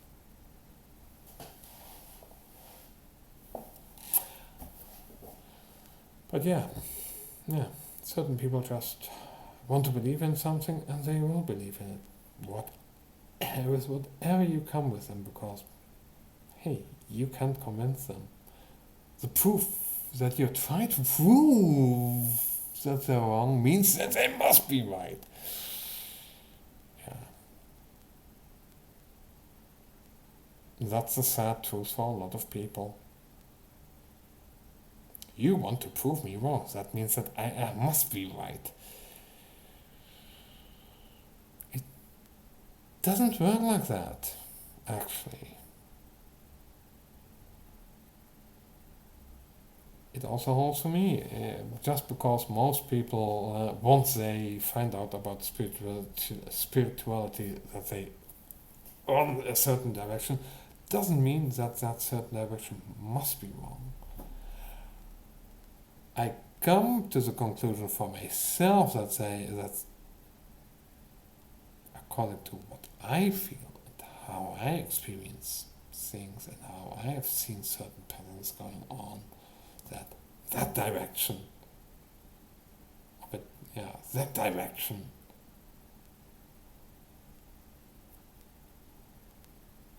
is not the good one, but this one is, that's on personal preference. If people want to believe that everything is consciousness and that explains it all, hey,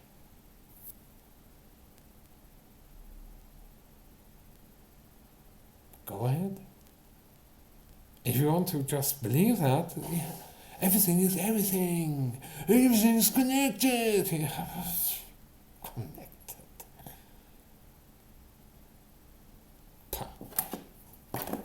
Would you say that these two pens are connected? Oh, no, they're connected via you. Look.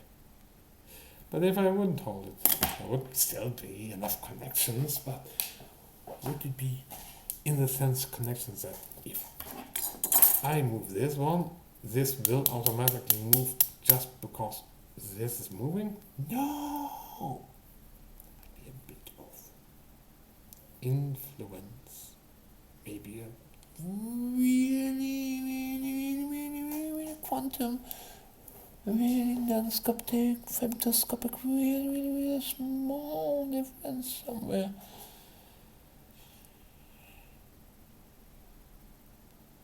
But practically speaking, for us, we can't differentiate between one or the other. It's because the pen itself, you might think it's one thing. No, it's a damn fucking structure of all kinds of stuff inside it. It gets more complicated, then it has a kind of maximal, I don't know where it's actually the most complex, I don't know. But a higher complexity, and then the complexity actually goes down. You say, oh, but we have the molecules and the atoms. Electrons, protons, and neutrons. Oh yeah. And the electromagnetism and the strong force, and the strong nuclear force, and some weak. Then you find out. Oh, quarks. So it's more complicated, but different. But it's not the whole particle zoo of all these hadrons and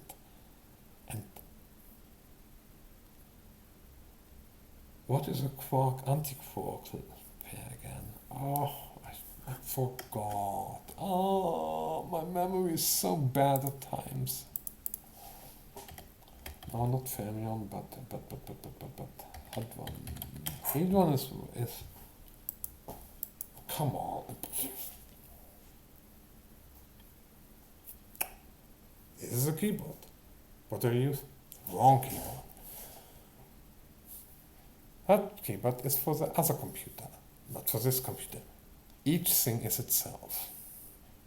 Otherwise, it would be otherwise, it would be something else, or it wouldn't exist.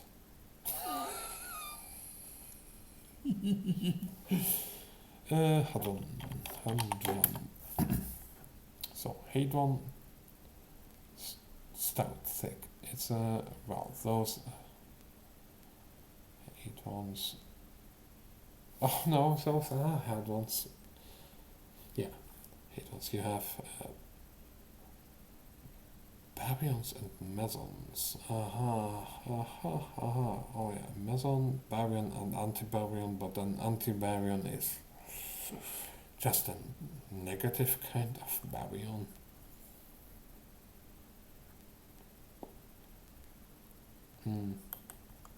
Meson. So there was a whole kind of particle zoo with all kinds of baryons and mesons. It was such a complicated mess. And they came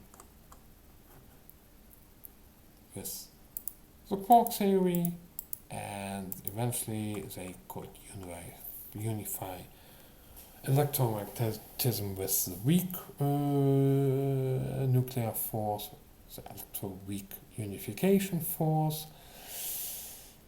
You have the strong force, and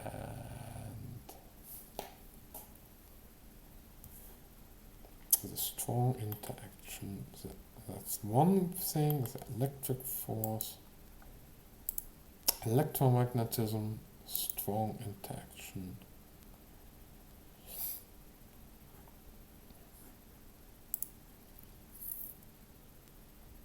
You also have the weak force, but it is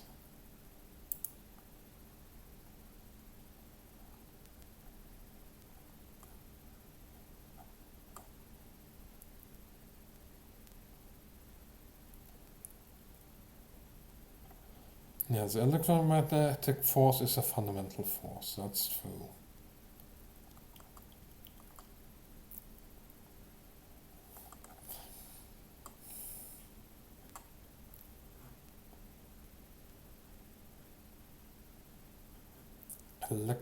But say you this, electromagnetics, Lorentz force,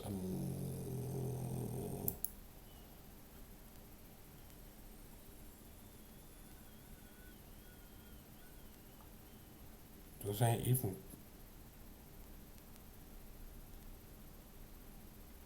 QED, but then there's the electroweak.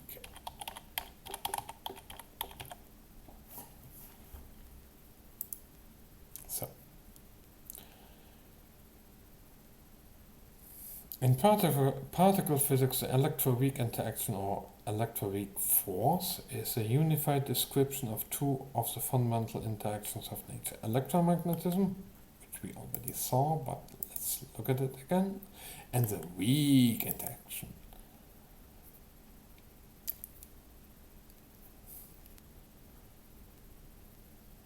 electroweak theory, yep. That's the electroweak interaction. Yeah, and it does describe a lot, and the thing is that, yeah, if thus above the unification or energy in the order of 246 giga electron volts, they would merge into a single force.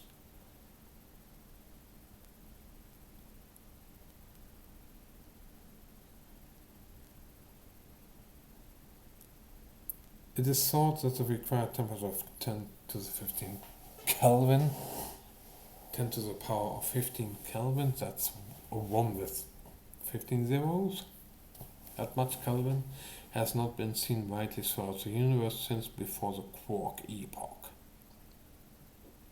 And that's when the electromagnetic force, which is,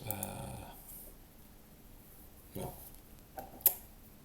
electricity and also magnetism.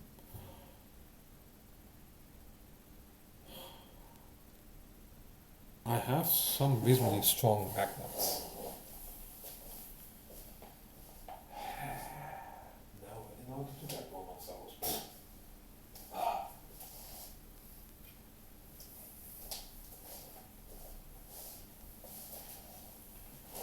You might think, oh, he's just trying to. No, if I don't separate them,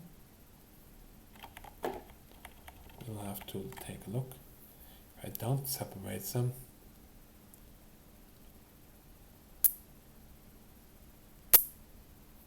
you can put even something between. Something of suitable thickness, but not too heavy. It must be, and it must be of a non-ferromagnetic material. The thing is that every material is technically magnetic, but it's ferromagnetism or attractive magnets themselves that are attracted to magnets. And there's also a bit of a repelling force, as you can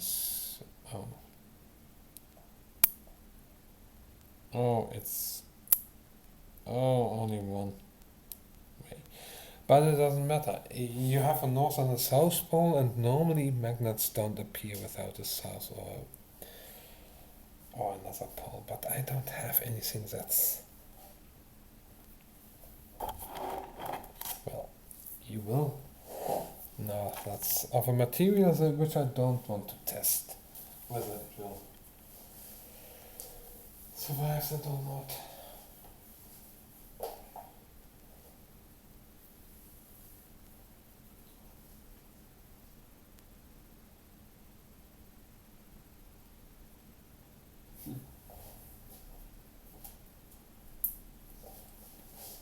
So you can see here, this is one part,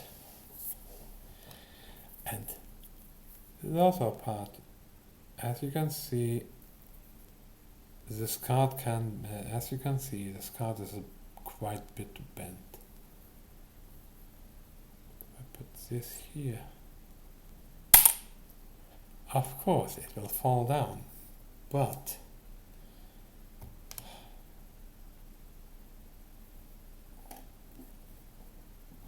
if I get it close enough, see what happens.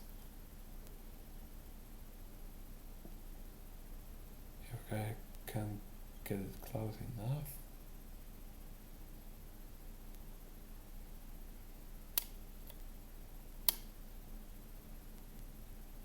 It snaps through it and it stays there. I can even do it like this. It won't fall off. I can reverse it and it won't fall off. I can even target it and it won't fall off. I can pull this away and it stays. So this is a force which even acts against gravity or along with it. And depending on how powerful a magnet is, you can use a considerable amount of force and launch some stuff off once it's free. Because of the springiness of the car and of the material. But that's what I'm saying. You might think, oh, that's just a short distance, but there is distance between it, and it still attracts to each other.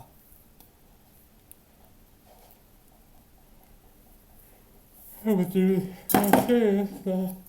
if I would put it like this, the thing is, the further apart it is, the less this is further apart.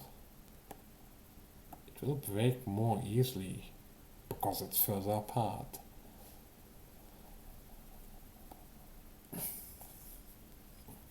No, let's take a look. What if I put it like this? What if it's like this? Nah, that's actually, this is too thick, that's a problem. I don't have a suitable thickness, but yeah, it can pull through even a casing like this. You think, oh look.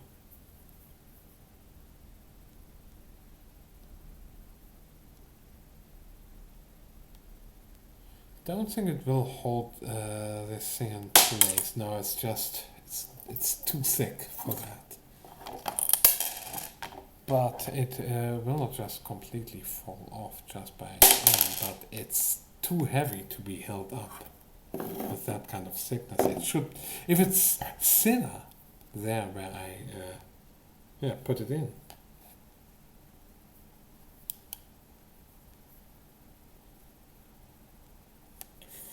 It barely wants to hold. You can try out with some magnets for yourself. You will find that certain parts attract and others repel.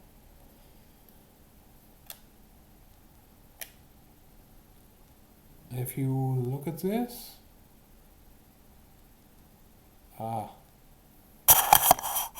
let's do it like that. It flips around because that's energetically more favorable than the other position, but it has to have some reason to flip over. That's really attracted, but if I do it like that,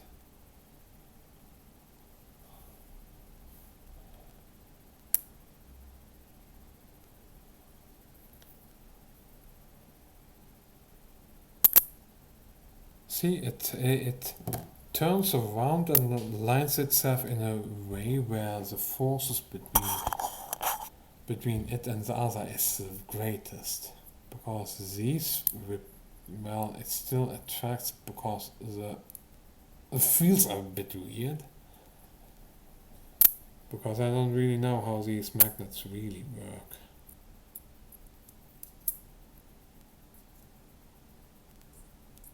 Oh.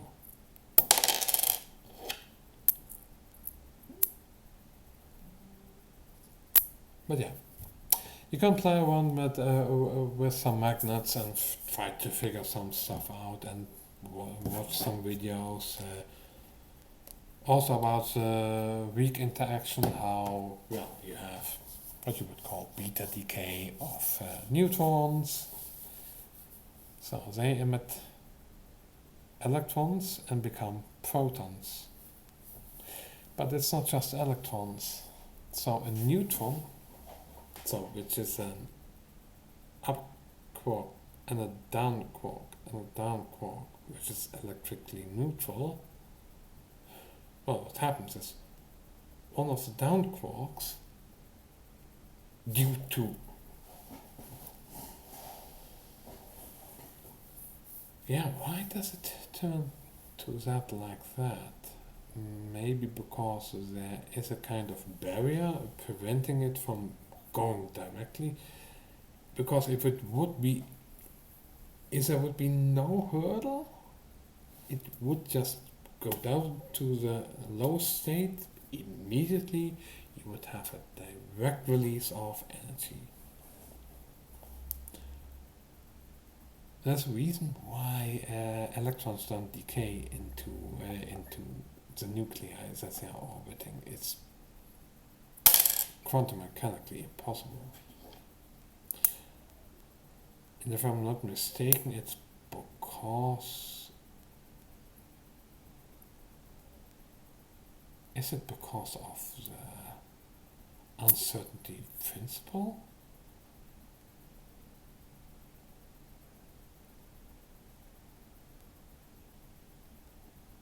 Yeah, I don't know.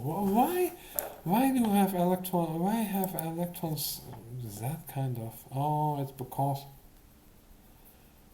No, it's because of different things. It's because of the wave function being as it is inside of the electrostatic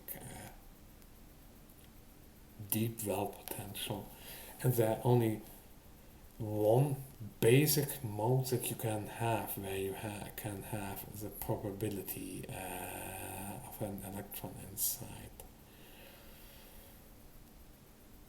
It's technically complicated, but it's the only resonant mode you can have. The ground state of what you would call an electron in hydrogen atom is, yeah, it resonates in such a way with itself inside the well that it can exist. Any other modes that could be possible lead to destructive interference, making it it just would cancel itself out. It wouldn't exist there. It could not exist there because of the probability values being most likely zero everywhere.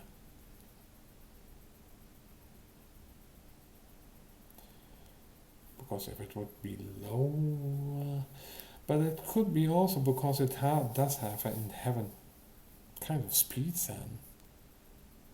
It must, yeah, because if you go down and release a photon, it means that you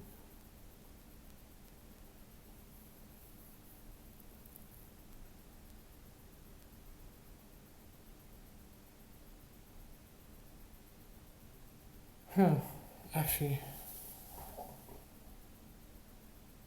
the more I think about this, I understand why it happens at ground state, but the higher states, how are they possible? I know about photon capture through the electron, through the electromagnetic interaction, but I totally have forgotten some of the fundamentals of quantum mechanics and electromagnetism. So, before you go into the quantum electrodynamics, which are special relativity plus, so it's electromagnetism with special relativity on, with quantum effects. That's quantum electrodynamics. It means that you have a quantization of the fields themselves. You treat electrons as excitations in what you would call an electron field. That's it, actually. You treat an electron as a disturbance, as a positive disturbance in the lowest possible disturbance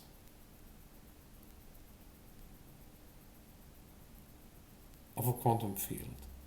That's a stationary electron. I didn't understand it at that time. I still don't really understand why there's a second quantization and how that actually works. I need to look into that again. That means studying and mathematics and applying that. I know how to do that, but yeah, I'm a lazy fuck.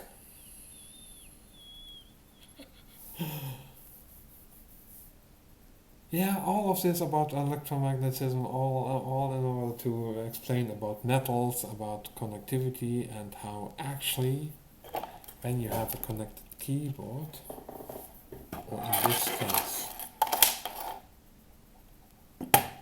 did I actually really connect the USB-C? What is this? Why is it here?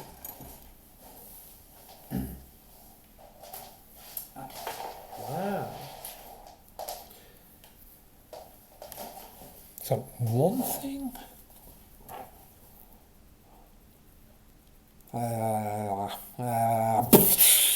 Oh no, it's not. No, this is not the. Oh yeah, the electro boom channel. Oh, the wrong keyboard. Fuck again.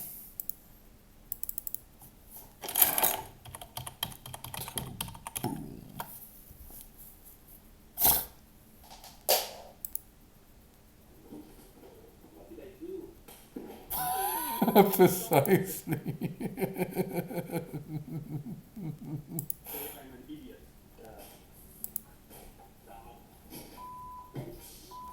What others say, I'm a genius. Damn it. Genius, man. Who thinks that?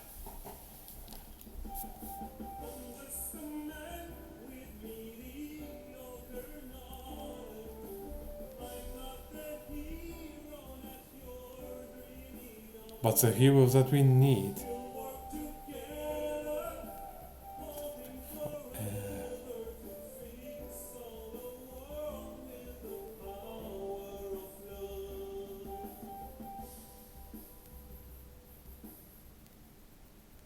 So please join us to make a better world by clicking on the subscription button below. Right now, our operators are working 24/7. Yes. Please leave your message after the beep.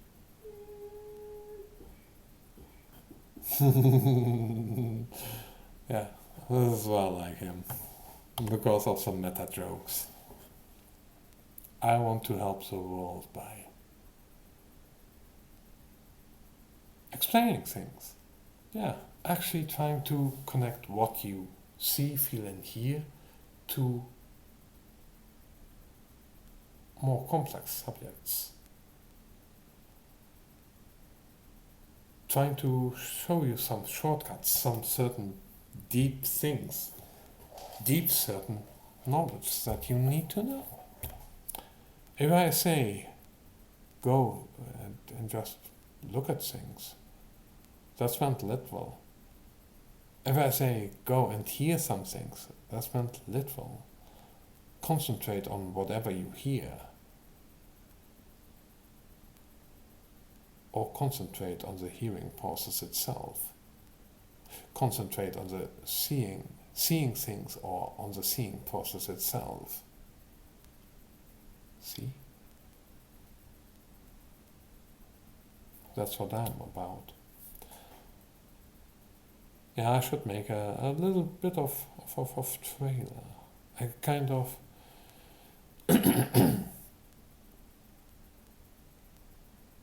want to make the world better with love. Nah, fuck love.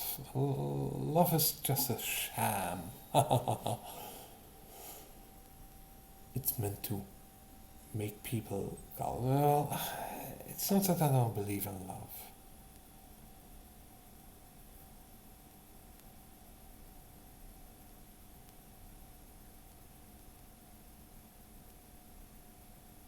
That's the thing.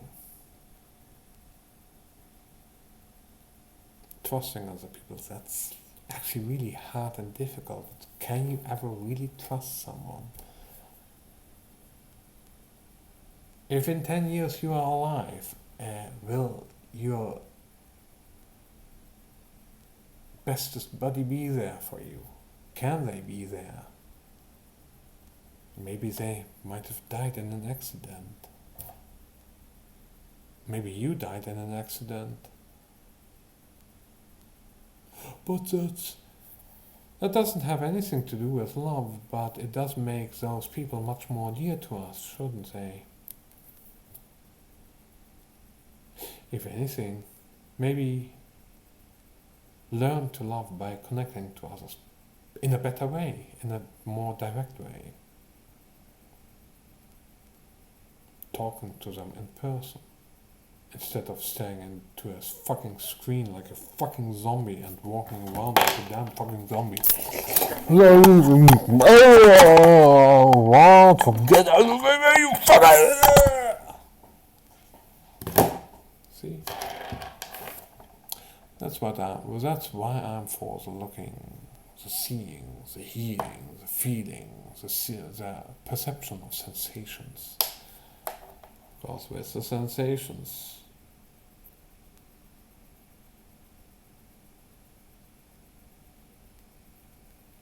live here.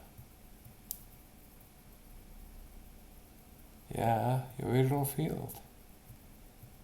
It is sentient. It has some rudimentary, really primitive consciousness.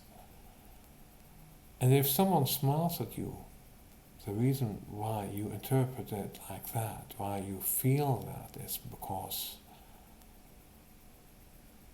somewhere in between it is interpreted as what you would say a sign of love.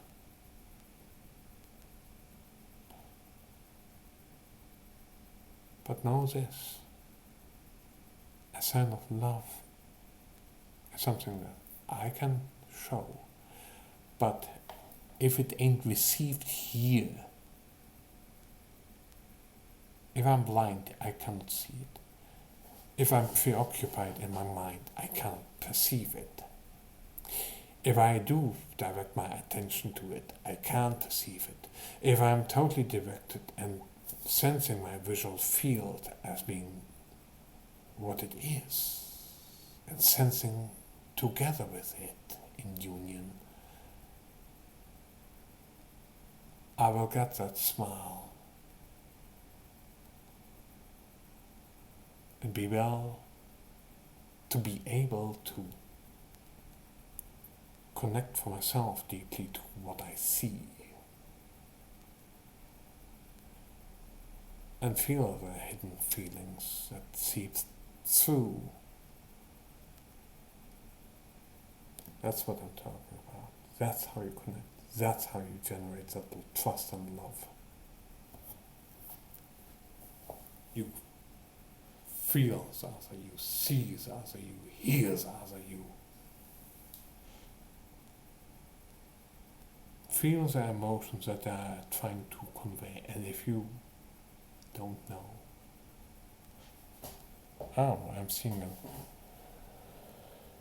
weird kind of, it's a weird kind of reflection that becomes kind of iridescent in my eyes. It feels iridescent, but it isn't really. But yeah, do see them with your eyes, feel them with your eyes, see them, hear them, listen to them, pay attention, concentrate on them, meditate on what you see, hear and feel from them, what your senses, the sensations that are gathered, that are made into sensations by the various parts of your brains, which have a rudimentary sentience and consciousness, and which have a certain inherent feeling to them, and which respond to the stimuli with feeling and logic and emotions. By applying that to those who you see, you can willingly increase the intensity of that and feel it more deeply. it is one of the ways I have reached from being cold and distant, dissociated, derealized, depersonalized, like a non-feeling, uncaring robot, so it seems, into someone who is right here, right now, fully on attention. That's what I'm talking about. That's my gift. Trying to explain the wonders of sentience and consciousness and how it is intrinsically linked to the perception of sensations. That's the core of consciousness itself. And if you don't believe in your visual field being a conscious being, a sentient being, and that's why you feel connected to whatever you see, feel, and hear, to all the different parts and loops and interconnected parts with feedback loops, and nothing will. It's like you need to go to someone else who may be able to deliver it to you in a different way. Or go to your local shaman. He might know better how to guide you to be more open with your mind. Because that's what I'm about. Trying to explain the way. But yeah, it's difficult.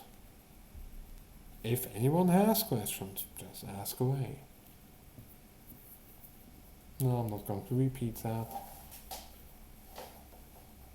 I already an inordinate amount of time to that one word again. No. Not now. Not now. But I made you think of it. Hey you. Yeah.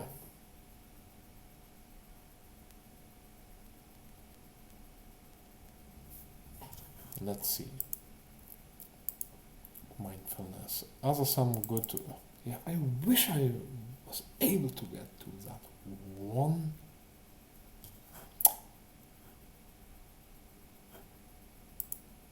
Damn video. But it doesn't matter. Is this one video already ready?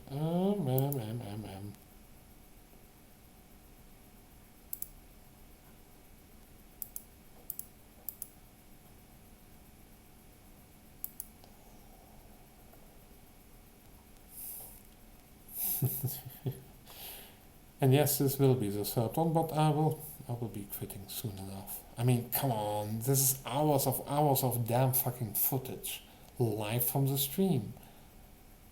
I know what I'm doing. I've done this a lot of times. I've done a lot of other takes on these kinds of videos.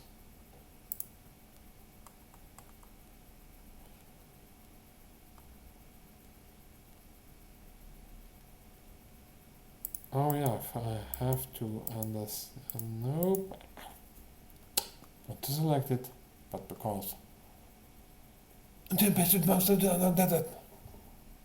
I don't have enough patience. The impatience itself is enough punishment.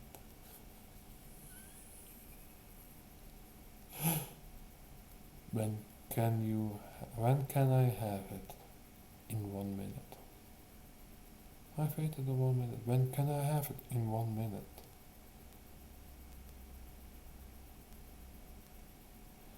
Yes, it's always 1 minute after.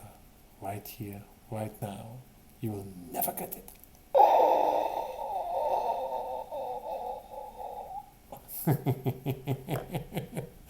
See what I did there.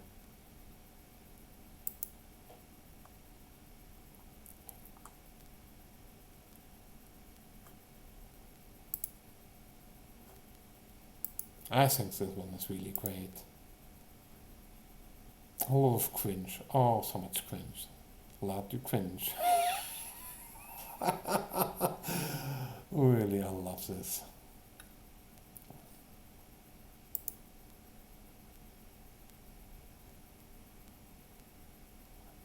Oh, this is the first one. Do want to change some stuff here, but it's just the same thing. For the rest, yeah, I don't care. Actually, I really don't care. Yes, yes, yes.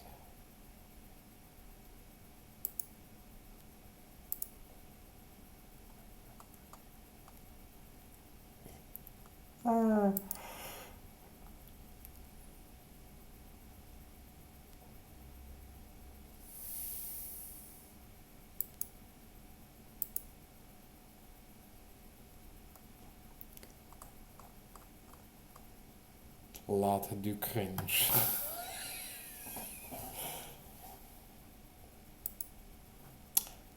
But you know, I think that's not good enough.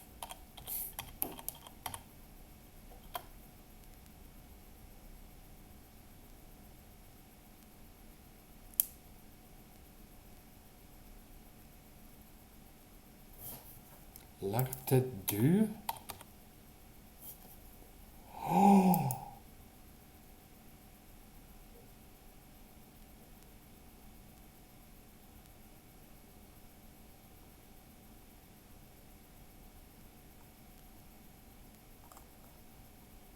No, I want to have latte du. Oh yeah, yeah. You know why I want to have it like this?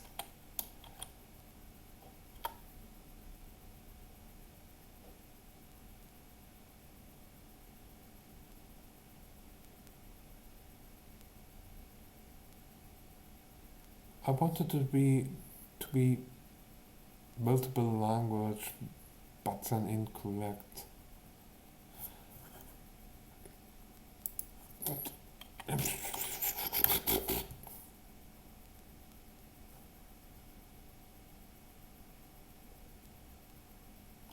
Ah, ha, ha, ha. See, art in correction into perfection, because one viewer might cringe a bit deep down inside, but it's not meant for you, it's meant for me, mostly. Less words, more precise, that is concise. It's a really concise description of what you do when you try to be concise. Less words, more precise. That is concise. You have a really big, woolly, full of fluffy stuff, meanings thing.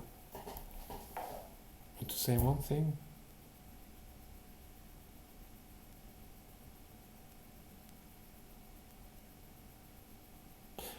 Many words, vague meaning. Here, less words, more precise, that is concise. I made it more concise. Many words, many big words, fluffy, complex meanings. See, less words still, but more precise. And of course, trade-offs and compromises exist. Depends on what you want. That's the art of dealing with language. So yeah. Do you even see this? No. Only I see certain windows. Good. Really great thing. Have you seen all the amounts of tabs full of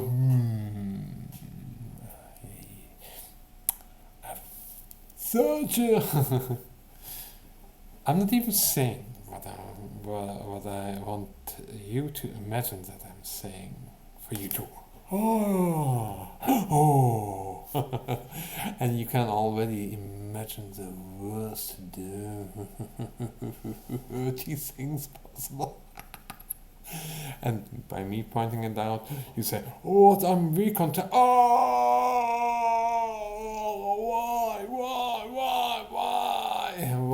why do I tickle your fantasy and make it even bigger? Because I can, because you are a willing participant. Because deep down inside you are one of us as well. That's why. But coming back, not the flute.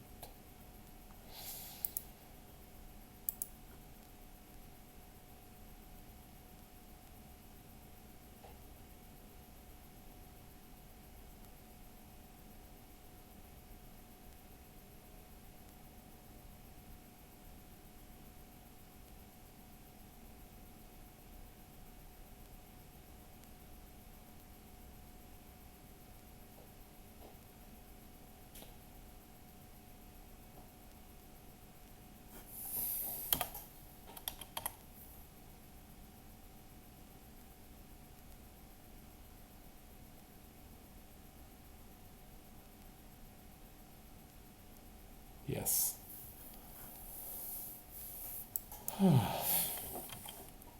Yes.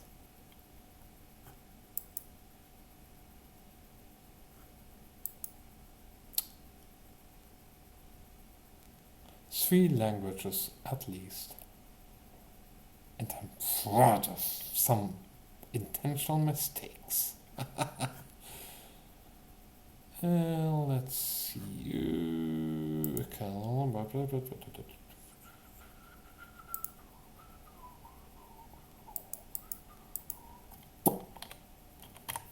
Hey,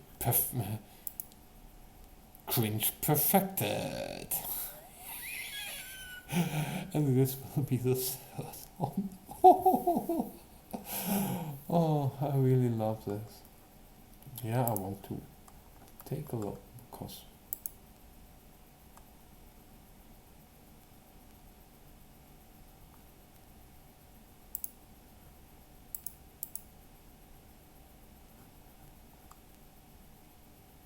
no, I'm really, unless you have really horribly loud blaring commercials, I don't envy you. I'm lucky I only have them on the damn fucking phone with YouTube. I might be even to be able to get rid of that with some nifty tricks, but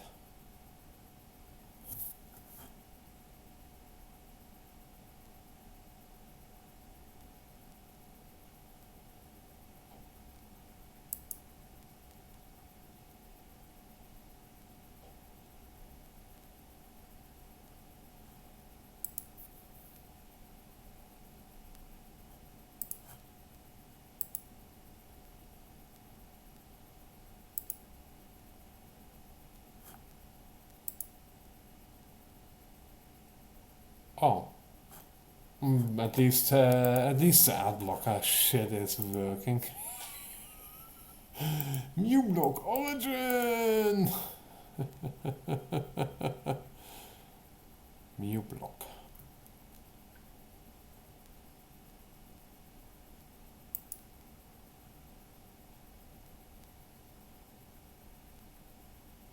Add-ons and themes, extensions, new block origin. Yes. I have no official sponsors, so Pirate Array. Skip that as much as possible. Like, buy the new. And then the ad is gone.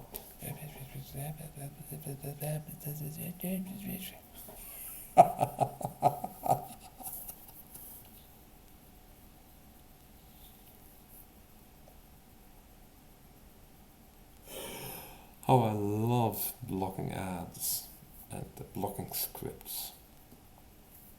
Yes, at times it can be a hassle to give the rights to the scripts and the ads. I'm really glad with me block origin. Oh, I hope YouTube kills itself when I can. Well, actually, I should move to a different platform as well as being on YouTube until like a damn fucking fat parasite sucking it dry.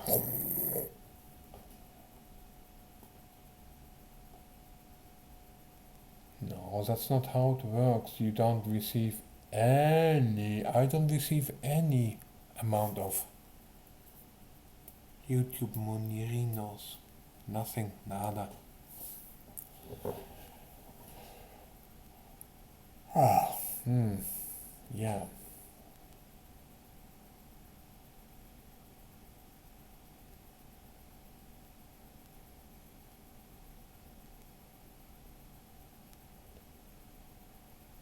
I'm thinking about some stuff now.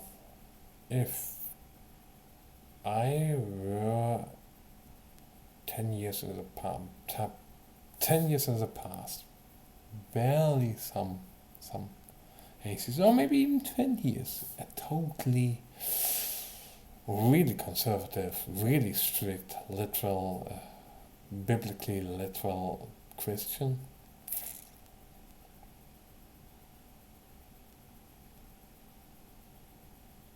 How should I interact with someone like that?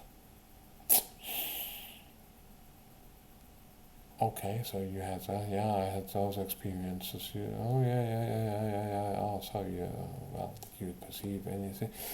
Well, actually, I would ask him. I would ask a previous version of mine. Do you perceive sensations? Do you see things, hear things? Oh, yeah.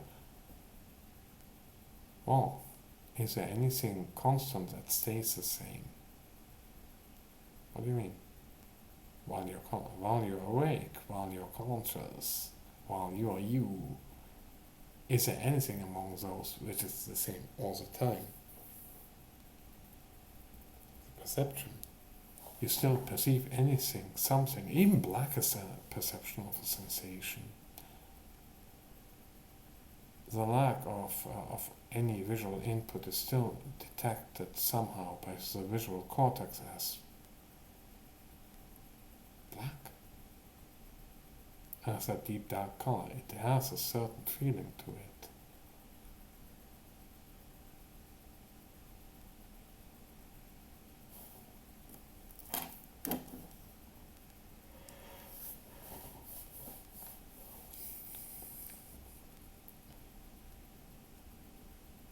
It's just emptiness, as far as you can see.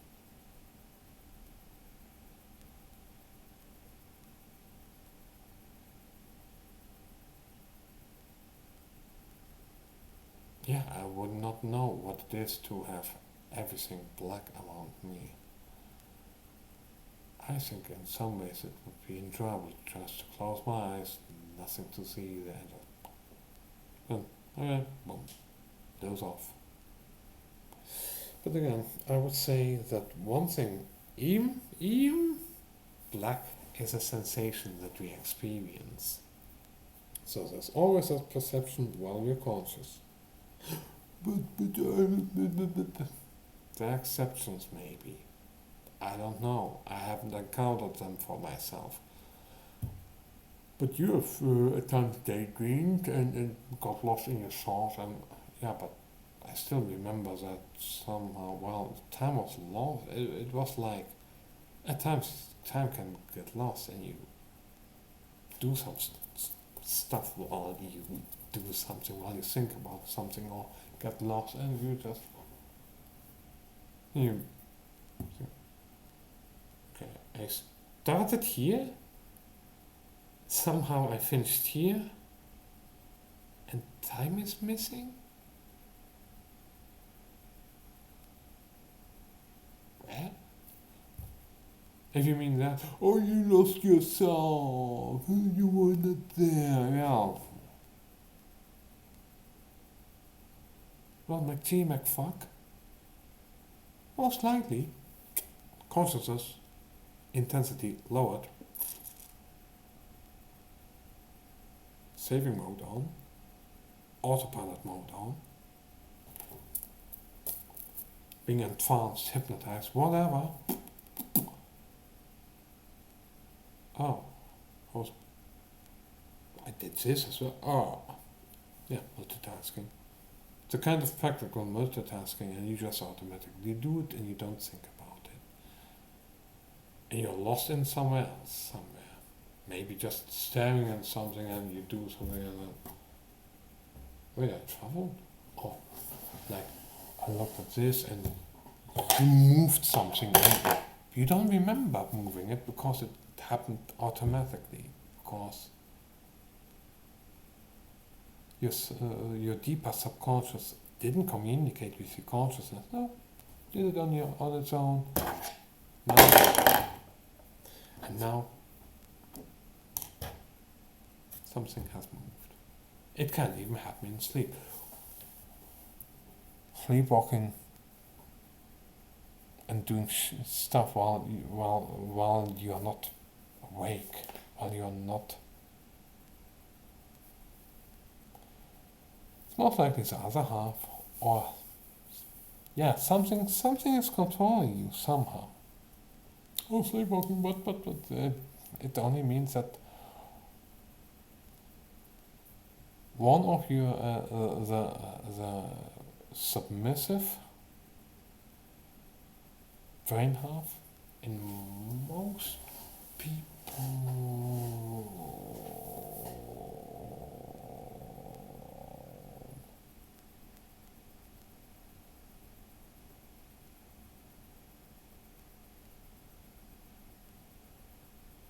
it might be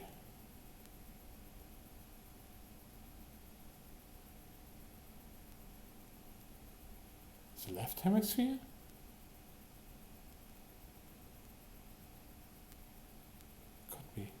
Yeah, the more intuitive and instinctive one. Yes. It's mostly subjugated to the one with the language. So the right brain is the one which. Now this brain is the one which sees with the left eye and is more of with the so left brain, right brain. Right brain controls this eye. This eye feels like dominance, power, but also instinct and intuition. This eye is logical, but also more emotional. Instinct, emotion. Logical, but also more emotional. Afraid. Wanting to find out, knows a lot, but sees a broader picture. It's difficult to explain, but at least one of them is more dominant than the other, but they can switch roles. They can even work together as one. And they do have interconnection with the brainstem near the bridge. Look into that. We are at least two in one, joined together into one. And yes, there's a dominant side and there's a submissive side, and at times they can switch, but they can also work together in one. That's the first part of unity what I would seek, if possible.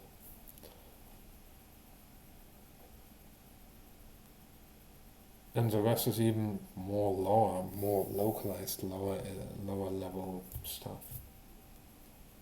A nested hierarchy.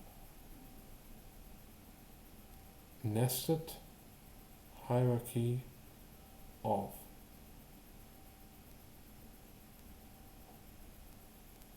composite systems. Nested composite hierarchy. And I think that's the best way to describe it.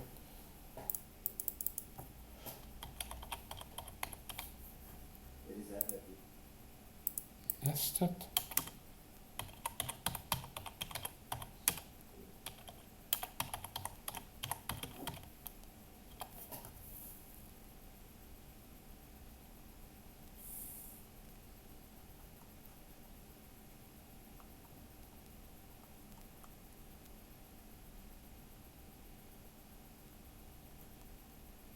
Oh, that also looks really quite nice. Oh,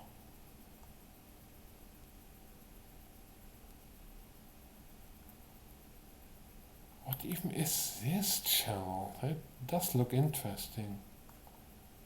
Where you shouldn't nest your code.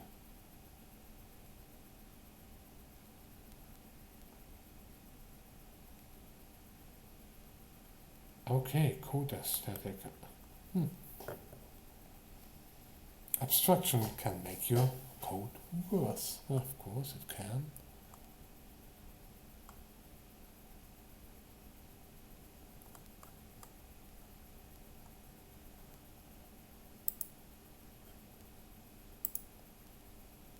Premature optimization, yeah, that's stupid. Don't write comments.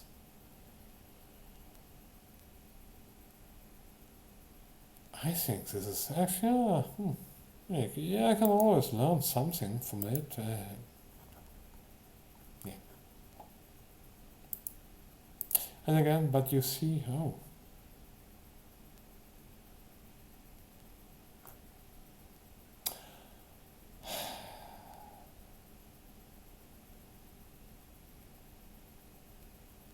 Ooh. A lot of it. Sacred geometries. Yeah. Is the universe helical? What is the future of frogs? Why are there frogs? Holographic snake. Do swords have layers? Yes. Most likely. What do you even mean with layers? It's, oh god, it's already directly too many meanings. A lot of, either too densely packed informational words with maybe really specific meanings which are mostly misapplied. Oh, don't get me started on this kind of stuff. Harmony, resonance, oh god, I just see it as just so close, but no cigar.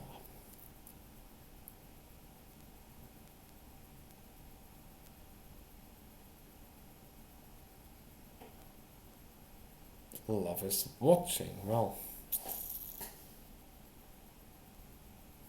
hearing also is love at times. Just giving a listening ear. How to communicate with using you. Oh yeah. So is my bum also communicating with the universe? I have to go there. You know, I can't resist. I cannot resist bait of that magnitude. It looks so fucking nice, so fucking great, and it really looks nice, and it's so damn appealing and aesthetically pleasing. You just think, oh, it looks so appealing. And just because it's beautiful doesn't mean it's true, or that it pertains to something that is actually fundamental.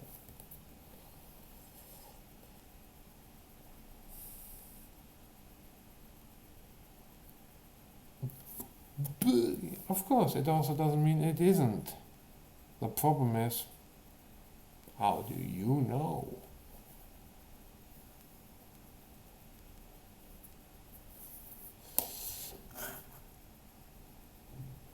Oh, this is a crazy track.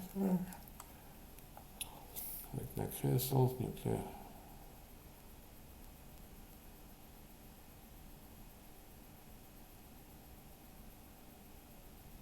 And there you say, there I just say, if I look at the span pyramid, the shape of it is often waves to it's so much woo, so much things where I say I don't agree, I good luck with believing all of that. Good luck with that. You want to believe it? Go ahead, watch it. This is what I mean with woo. All of this stuff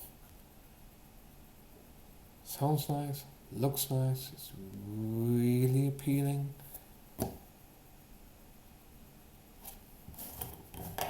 But can also woo make something like this.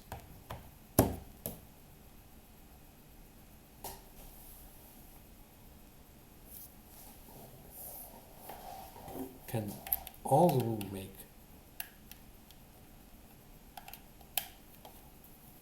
the let go of the buttons work.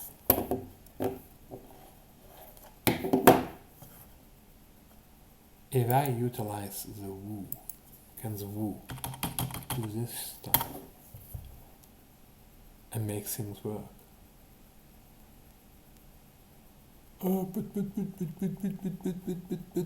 But we discovered how the woo works.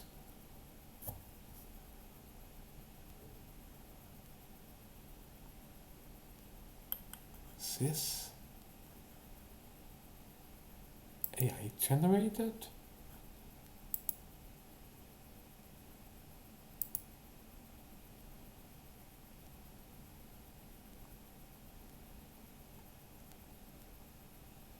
I don't understand this page.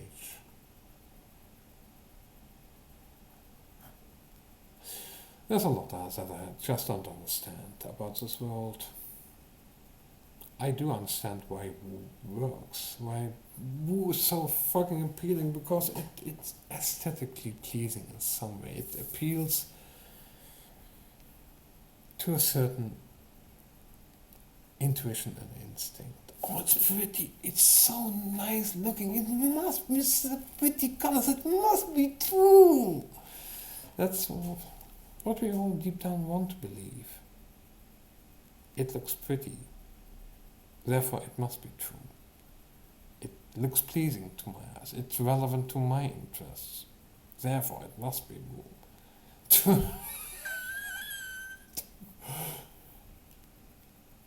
But you're only designating it as woo because that's the problem is,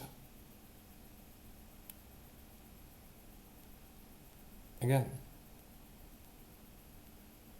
once you have someone convinced of a certain thing, they're so convinced of that being true, even with all the evidence you can show them, have an eternal fantasy world where it does work. You can never break that because they don't want to. That's their favorite toy. That keeps them safe. That's why. That's why I fucking hate woo with a passion.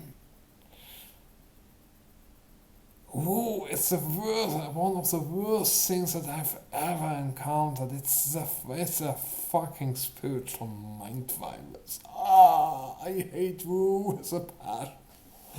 Just because of that. Because, first of all,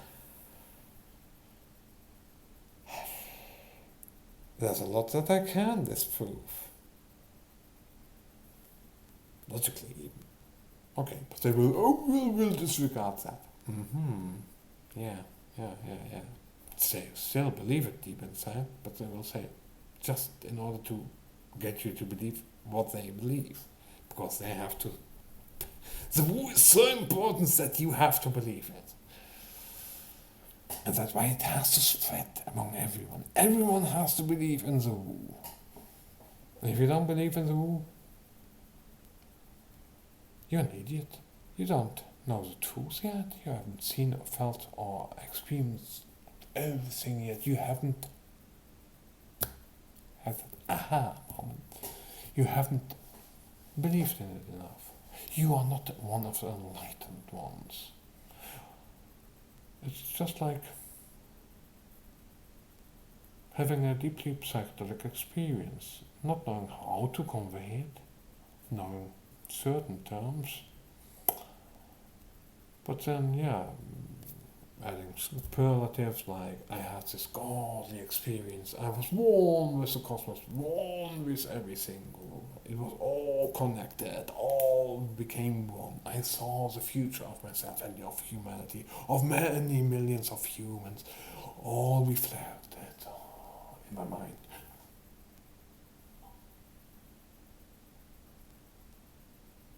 Someone who has a lot of experience with psychedelics and psychedelic experiences knows how to, at times even soberly, experience them to some extent, of course,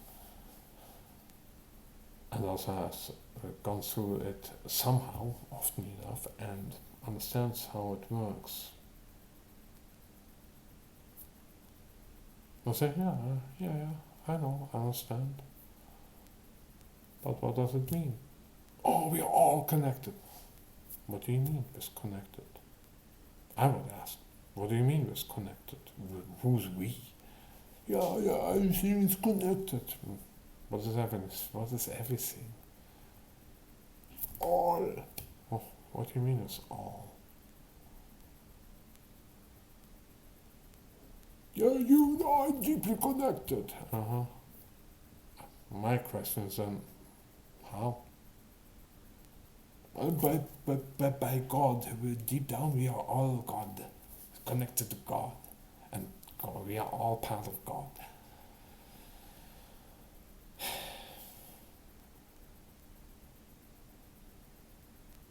Okay, could be. I don't know how to disprove that. There's no way for me to actually really disprove something like that, because how did you experience? I've never have. Again, I've been through so many deep psychedelic experiences. The only thing is,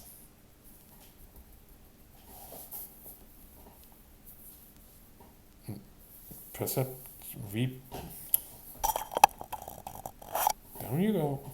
We perceive sensations. Each thing is itself. My question. I could keep asking that. Of course, mental self-decryption package is just a few technical terms put together in order to explain that you can break yourself up into smaller parts to decode your own consciousness, to what you would say break the loop, to understand, oh, there are smaller parts that comprise me as a whole, and somehow they are connected to each other, and somehow they loop and are connected, and that makes me somehow.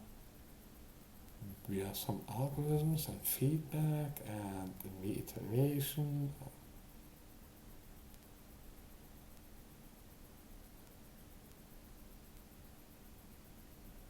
Could be, or oh yeah, actually I feel like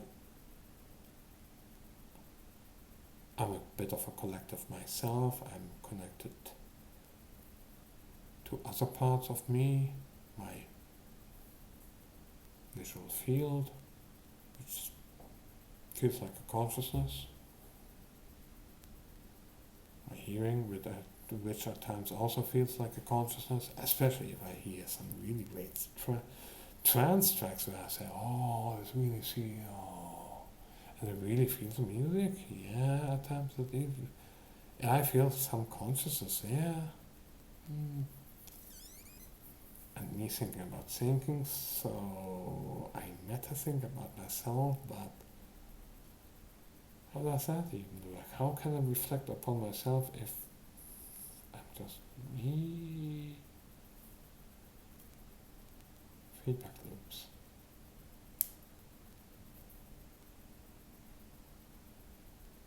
Memory calls, and maybe it's the subconsciousness and the consciousness working in tandem together then. And composite consciousness, composed of smaller consciousnesses, but more rudimentary. But the interaction is much more intense, which makes it a bigger consciousness. Still haven't cracked all of the code yet. And I would say there's a lot of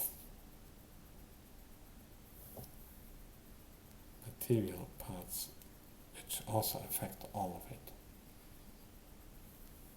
I'm not just some brain in a vacuum or some kind of cloud of consciousness, no.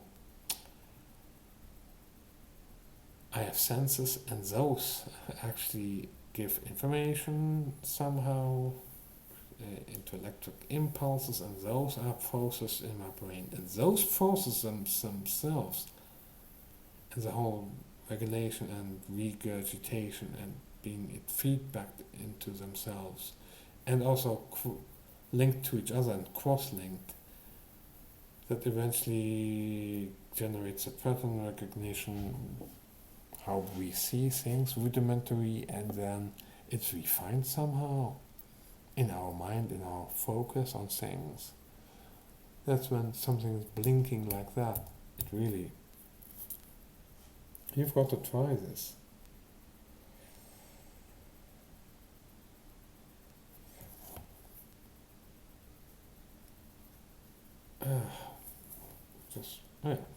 I have something which helps. You can try this for yourself.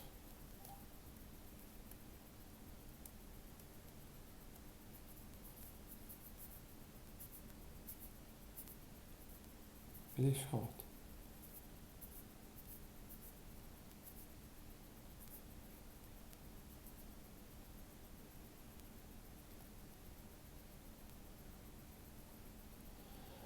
If I look directly into it, or adjacent to it, but close enough, yeah, I do see the light coming on, but it's not as powerful as looking at it from the side. There is a special kind of more sensitive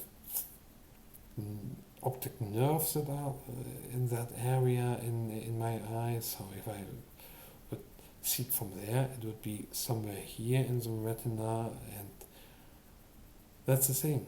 Technically speaking, the signals come out and it's upside down, but it's somehow rectified for us. So for us, if it would go like that, and if things would float up in the upside down picture, because we normally have gravity and everything falls down, we say, it feels like it falls down, I fall down like that. It is somehow inverted. It is corrected. That's what this also does. There's a lot of stuff going on. I don't know whether I want. It might be fascinating, but it could be ultimately boring as well, because there's so much to go through. But yeah, I might look into it. Yeah. In order to understand why I see the things the way I see. I mean, the colors, yeah, that's clearly. I can't explain why I see the red like I do. I don't even know if other people really see the red that I do. Maybe someone else's red is a color that, if I were to experience it, I would say, nice new color, but what is this?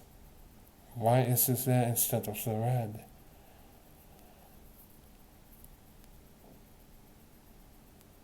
maybe my red is someone else's, well, maybe yellow, green, maybe blue. I don't know. That's the problem. We don't know. We don't know. We only know what we've already experienced, and we reference everything else to that as much as possible. And sometimes we have new breakdown, breakthroughs. Yeah, I also have a bit of mental breakdown. Yeah, but yeah.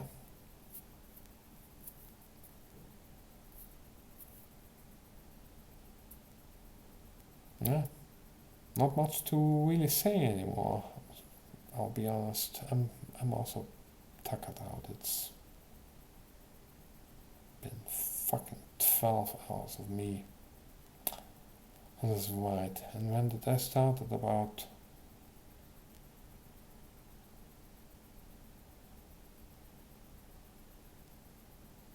2 in the afternoon?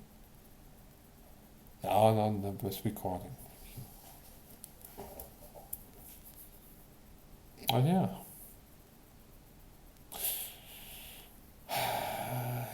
If I only I wouldn't have all the nausea and fucking puking, heaving and puking.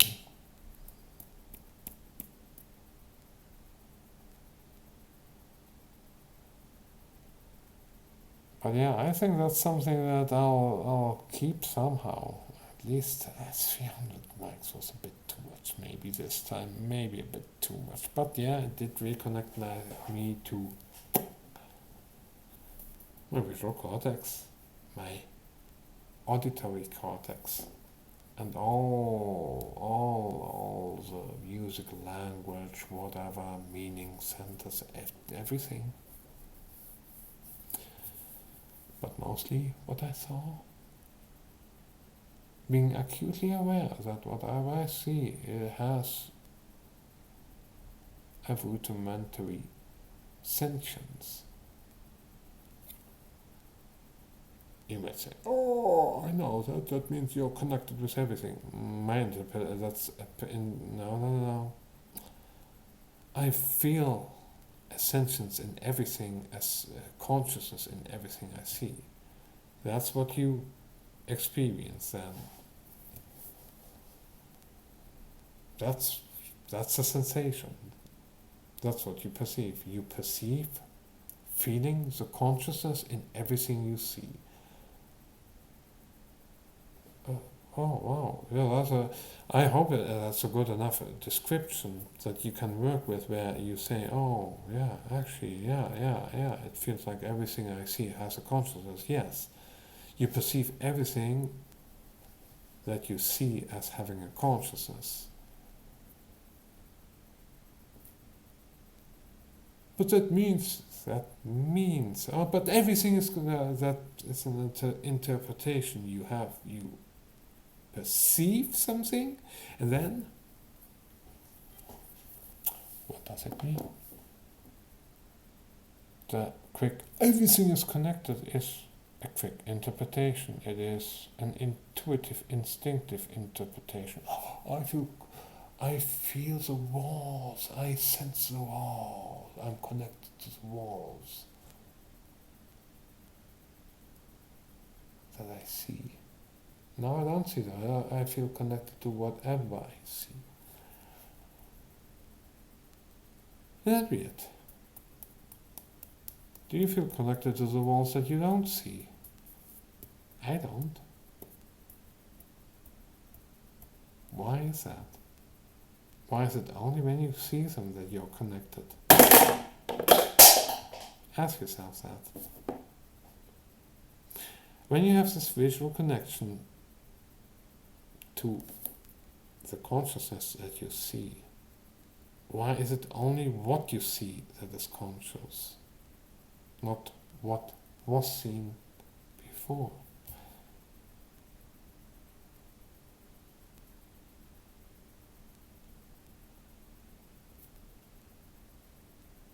Now do you see what I mean? I don't perceive. If I look at the wall and I just keep looking at the wall, I still feel it. Then it slowly fades away. think it's better. If I look at this battery, I feel this battery. I feel connected.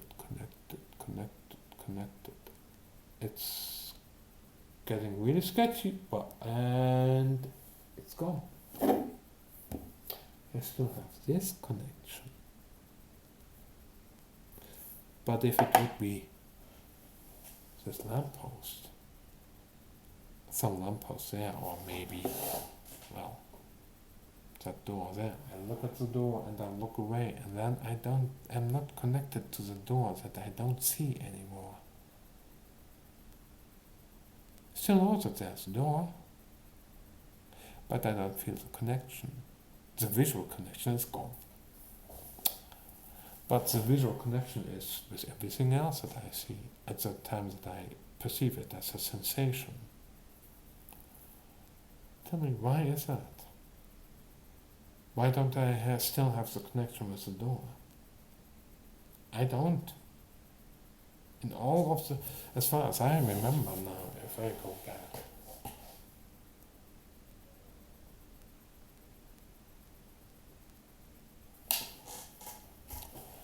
it's peculiar, isn't it? I don't have the connection with the door as being a conscious entity while I don't see it. But it's like, because you don't observe it, it still exists. I don't observe it. Somehow I connect to something there. But if it ain't the actual door, to what do I connect then when I see it? Why would it be conscious? If the consciousness goes away once I don't see it anymore.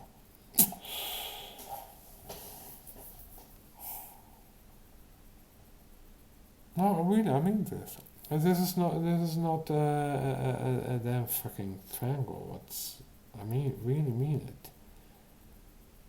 When I am saying that I'm in connection to my visual field, that I feel it being sentient, that whatever I see has a kind of sentience, primitive rudimentary sentience, and consciousness. I really mean it.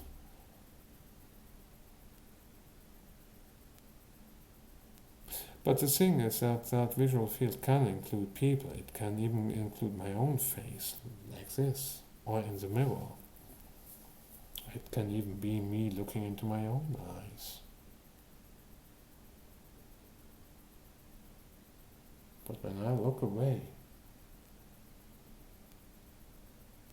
I don't see the connectedness to my own face anymore, to my skin, my everything doesn't feel like it's like I view my skin as that I have this visual consciousness in my skin.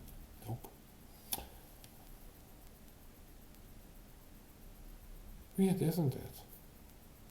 If I look at the mirror and I look at my own face or other people's faces, look, I think the best thing is my own face. If I look at the mirror or look at my hand here, I don't feel any added consciousness.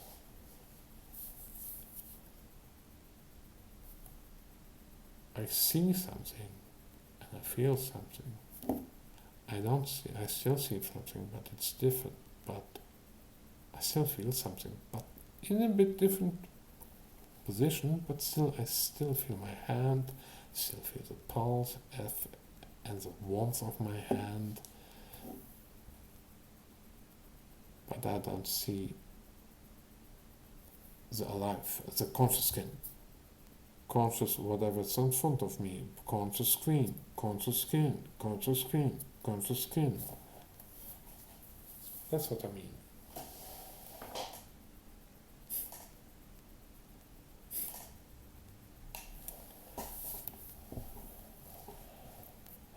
So, if you do those experiments somehow,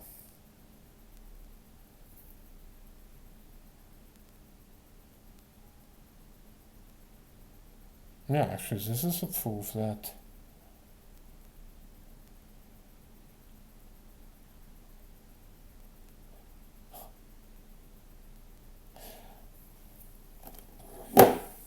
with certain, VR goals.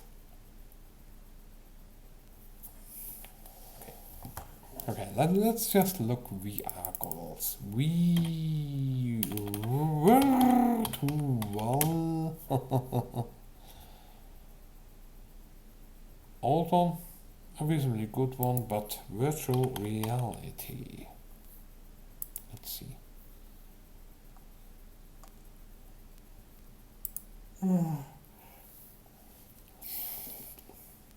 Simulated experience that employs 3D near eye displays.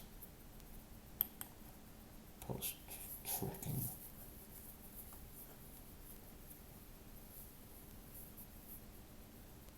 Mm-hmm. 3D display. There are various ways to do this without a 3D, without these kinds of virtual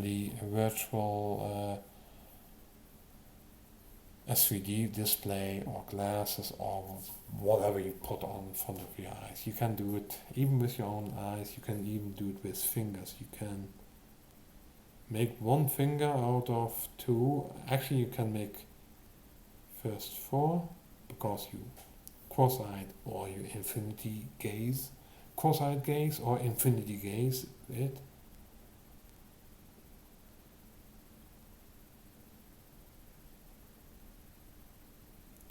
And you can make them overlap and even look like a bit like each other.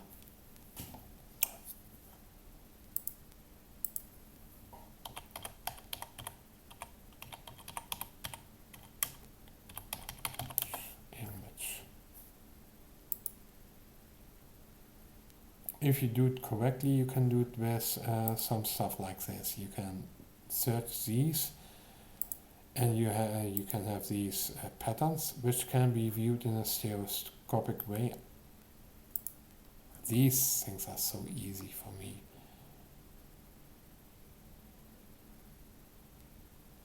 And this is an infinity gaze one, where you, instead of going like that, you go to the parallel, so you see one point with both eyes in the infinite distant position. And I can see AT here, and it is not a sailboat.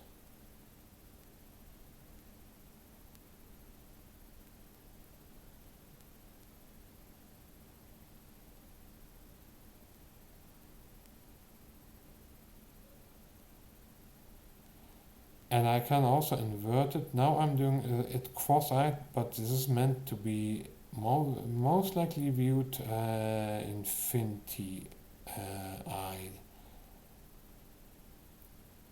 But now I see the negative image of it as a reciprocal, and yeah, it still works.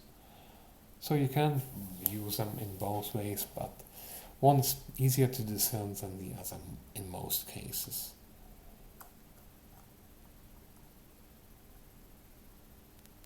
The magic, oh yeah, these are called the magic eye pictures.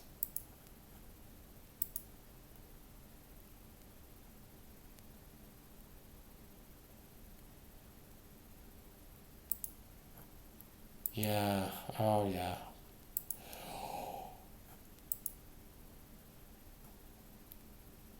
Autostereograms, oh.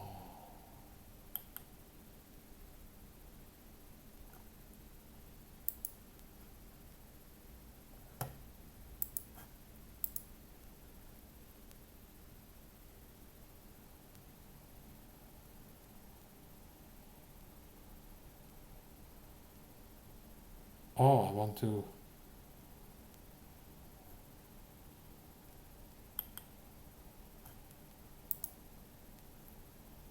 Oh, it can't be. Oh. Welcome. They still have it? Nah. Of course, it's a real book, but hey, it's a real book, not a fake. Well, an ebook is still also a book, but I'd rather have my books to be read for reals.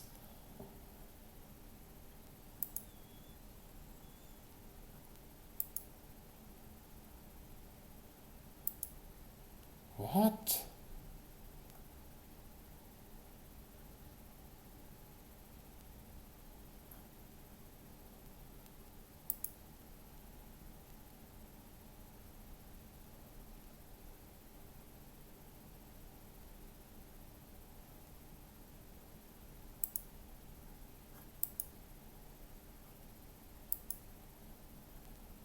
I don't know whether I've seen the original one, but it is actually really eye-captivating, as you can see. Of course, I went down another rabbit hole. I know. But yeah, you might want to look into these. And yeah, let's get rid of some of this shit. I mean,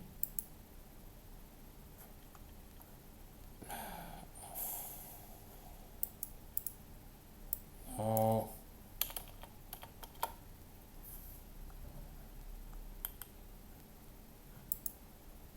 I mean, come on, look at this monstrosity of. Oh, jeez, how is this meant to be viewed?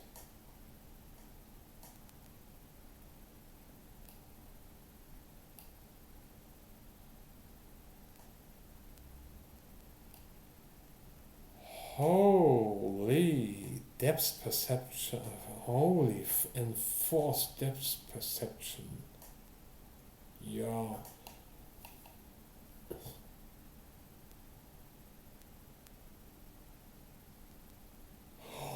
I can do this one in both ways. Wow. Cool.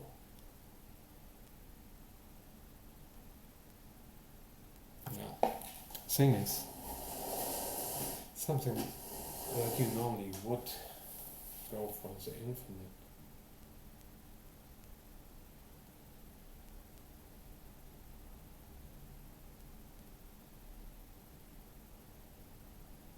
Yes. Well, maybe not that close, but.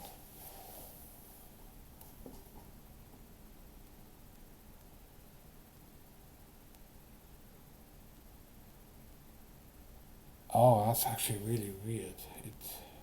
Certain distances.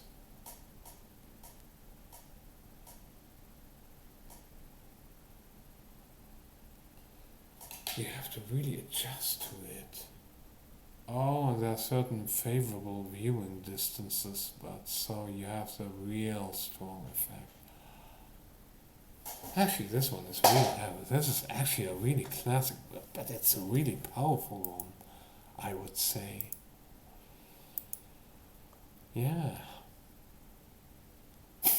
Took me a bit, then I looked, and then my brain said, fuck that, and unlocked it. Ouch!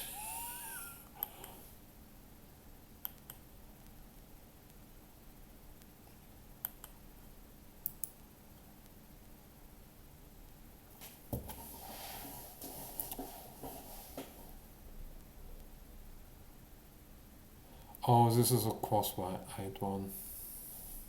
Of course, I can try to scale this down.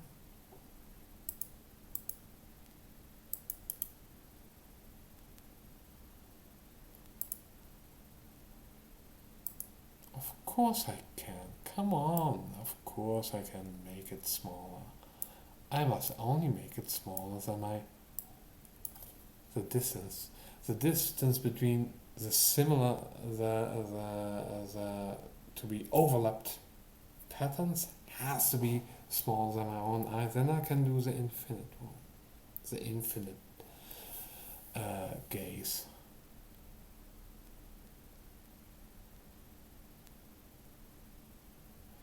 Yeah, and then it looks just like a broken mess.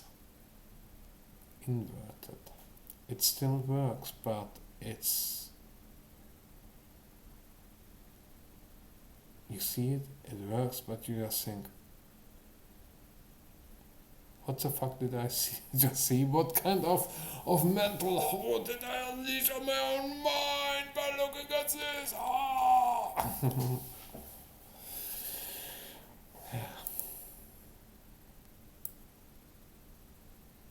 If you can do both the infinite and the cross-eyed view,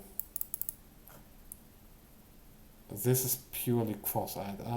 Yeah, I understand why, because you have to use a preferred method, but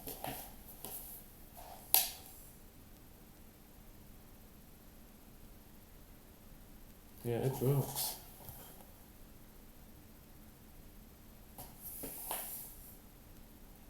The thing is that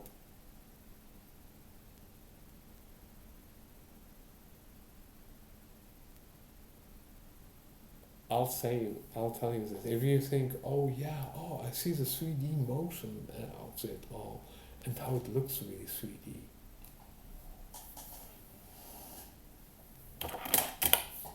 You see this?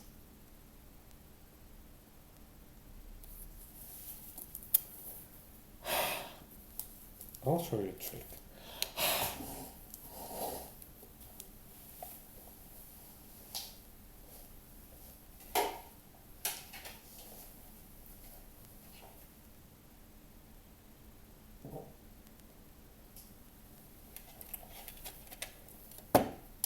I'll have to clean up this a bit.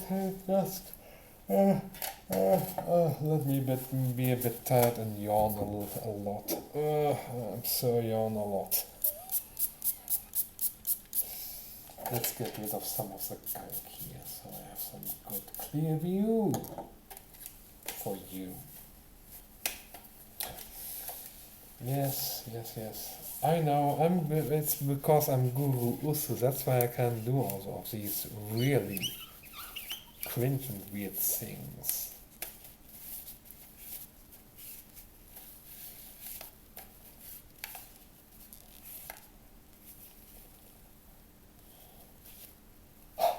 Merry Christmas, Nick.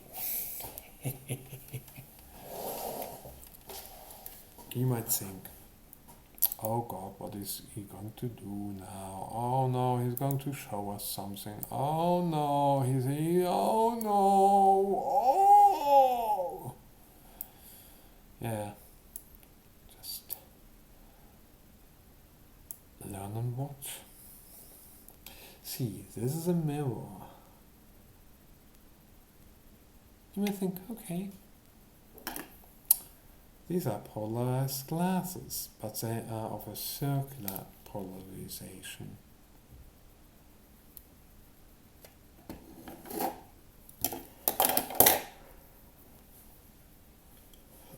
The same holds for this. This also has some polarized light, polar bear light. No. But if you put this in front, depends on how you do the angle, but at certain angles it just blocks more of the light than at other angles.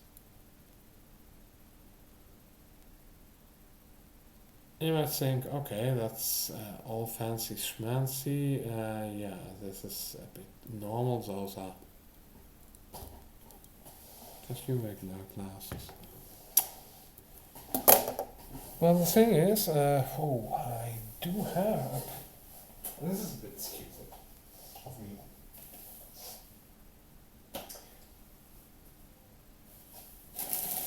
I have a kind of another polarizable, a linear linear polarizing filter. Shucks McGee. McGee shirt. You remember. Yes, now I am him forever and ever. I can never get. You found out my true identity. And I'm sorry now. This message will self-destruct, not in me, but in you. And will take you with you. Bye!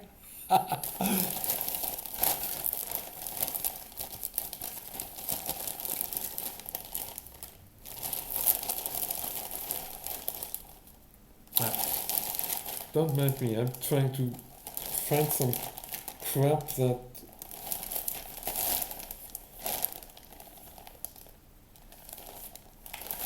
I know it should be somewhere in here, but I'm not totally sure where I put it. And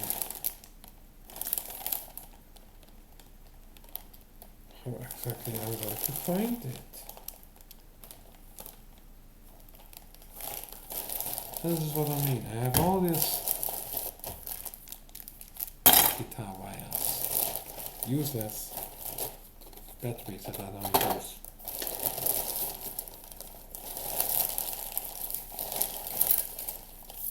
Some hella nice looking holographic tape.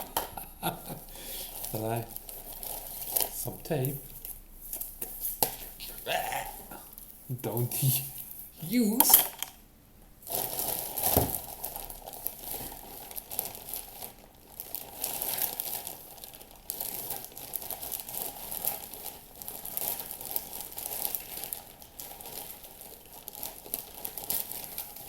More holographic. It's not holographic. It's people call it holographic because it has this hologram, this spectral hologram effect. You see a rainbow on it. There's a spectral lines on it. You see all kinds of colors actually reflected and refracted. Reflected and reflected. A grating. A reflection.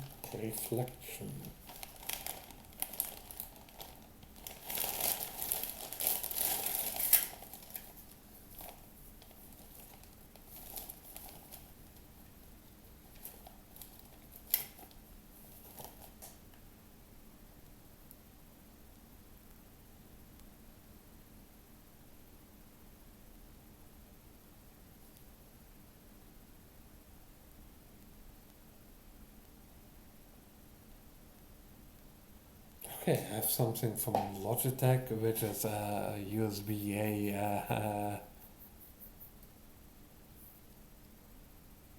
plug, and it goes out as a headphones and microphone. Also, I thought that it's useless, but I actually did use it. I've used it. No, it's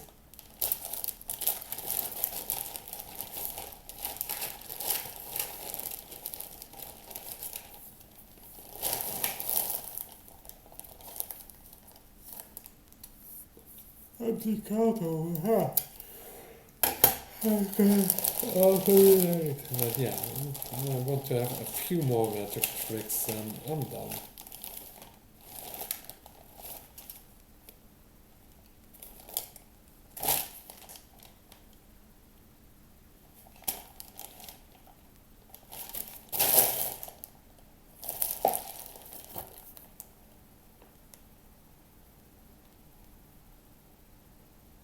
This looks kind of pretty. Yeah, it depends on where you view it from, but yeah, look. It has some pretty colors in it. It doesn't it? Depends on where you look. Oh no, we are viewing the obelisk. The monolith. It's coming to take me. Hold me where I belong. You belong home in a lunatic asylum. Well, how did you escape?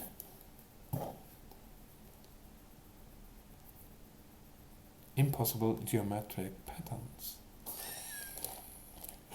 It's because they were impossible. That's why I escaped. Because of the impossibility of those geometric patterns. They are impossible. They cannot exist. But that's how I escaped.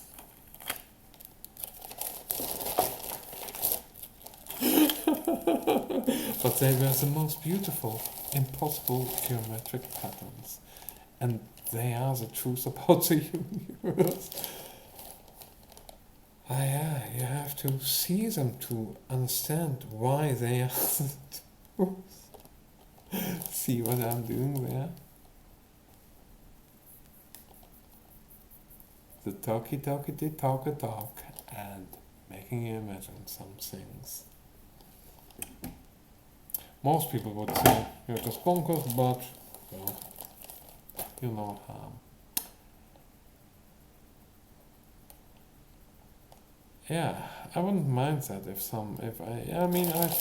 I've talked to someone who actually was somewhere in the schizo corner, talking about words, numbers, all kinds of patterns. It made some sense, and you hopped from one thing to another and could follow him, but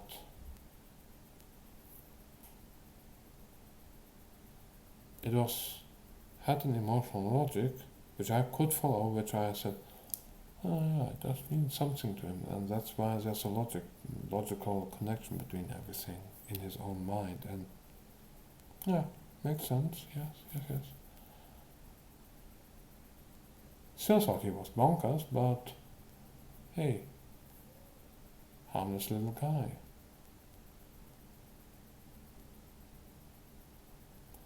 I don't mind that. That's what I would call some harmless schizo woo. Where I say it's personal, it isn't really infectious because most people say.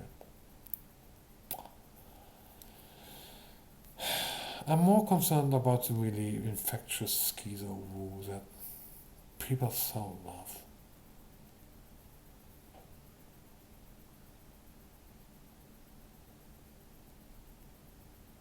I ain't vibing into that. It's because I have a bit too much pattern recognition.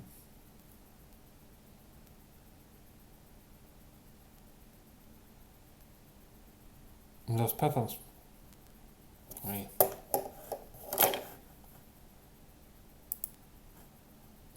No, not this one. Let's see, where did I put it? I put it here, let's put it back, yeah. It's meant to be somehow endearing,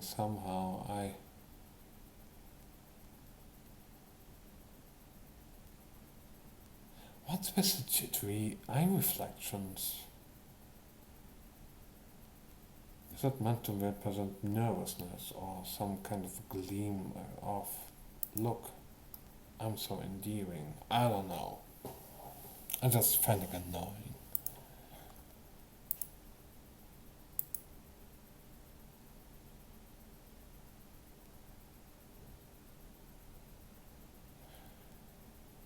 Oh, maybe I'm just really accustomed to finding other people's emotions and recognizing them as annoying because they mostly come over to me as negative, and I interpret nearly all emotions that I feel from other people as negative.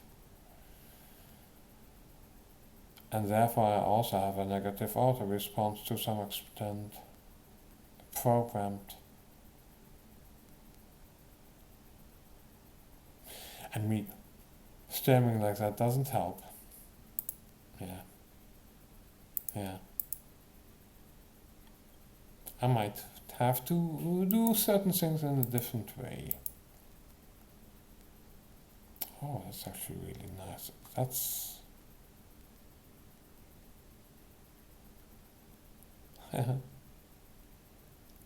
really liking this one because this one is really great. One would say, oh, this is no, this is really neat.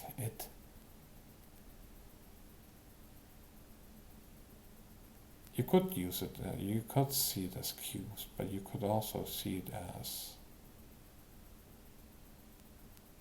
It's really difficult not to see them as cubes if you won't see them as cubes, but you could just see them as really various shapes. But it's, again, it's how this works. There's inherent meaning to it. We have to recognize, we can barely not recognize it as such once we see it. Once a pattern is there, it's really difficult to unsee the pattern. Once the feeling is there, it's difficult to not feel what you see. Once you are cognizant, once you perceive that feeling of what you see, it's difficult not to feel it somehow. People say, oh, I just see something. Is it really so? Again, if you as you are connected to what you see, well, it's can look at something really far away, but still it's directly in front of me. So it feels at times like it's not just a million miles, hundreds of meters, maybe a few kilometers away, but it really feels like it's directly in front of me. Well, like it's in a 3D display only in front of me. That's how it feels, and that 3D display itself, the display itself. So, if this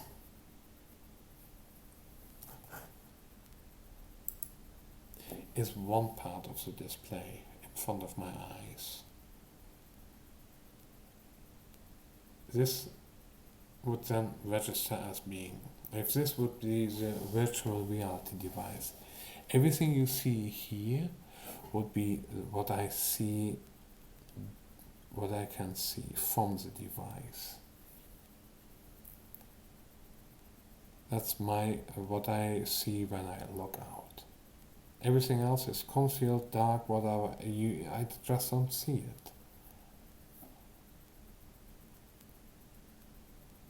And that's the thing. For instance, one thing that you can say, let's say if I have my virtual reality to be on the put through. So you have a kind of put through view. You view whatever is in front of the device.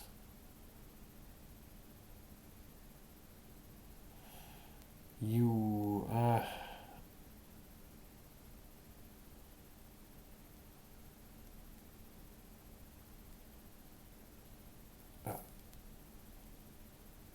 yeah, that's my mistake. I'm still. I don't have it in.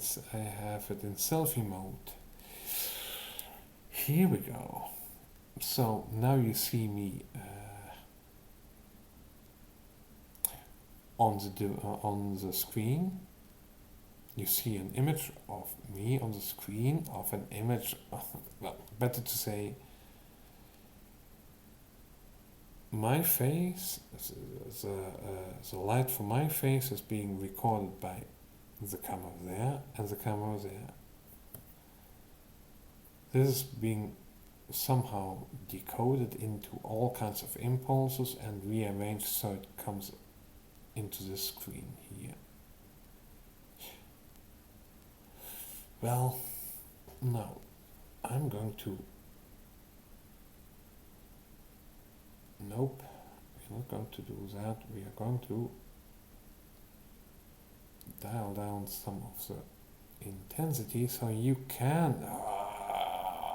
horrible at times is tech.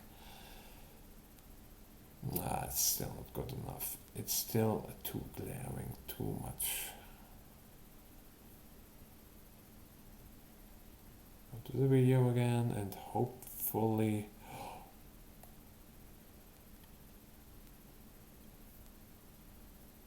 No. Now it's the wrong thing. Now it's. Yeah. Oh.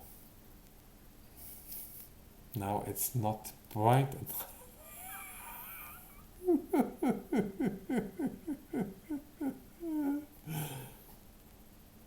Yeah, now it's glaring.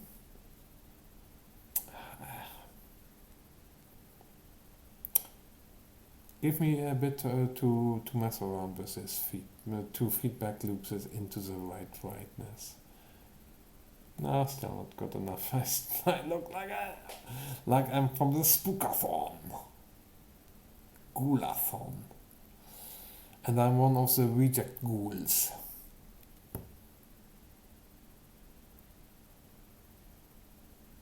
So, now you see me 2 times on the screen. Let's say the eyes with what you see now, what I see now is what I see now. But let's say the screen, what you see is your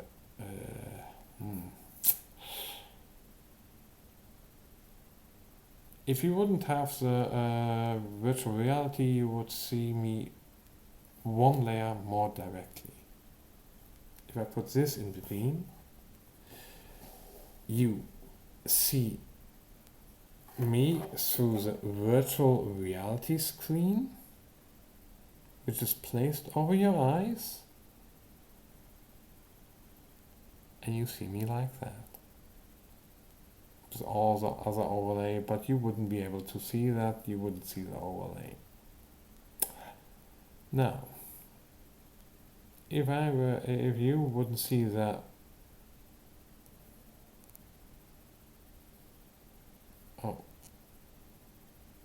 the video stuff here, maybe it's better to just do it like that, which is, yeah.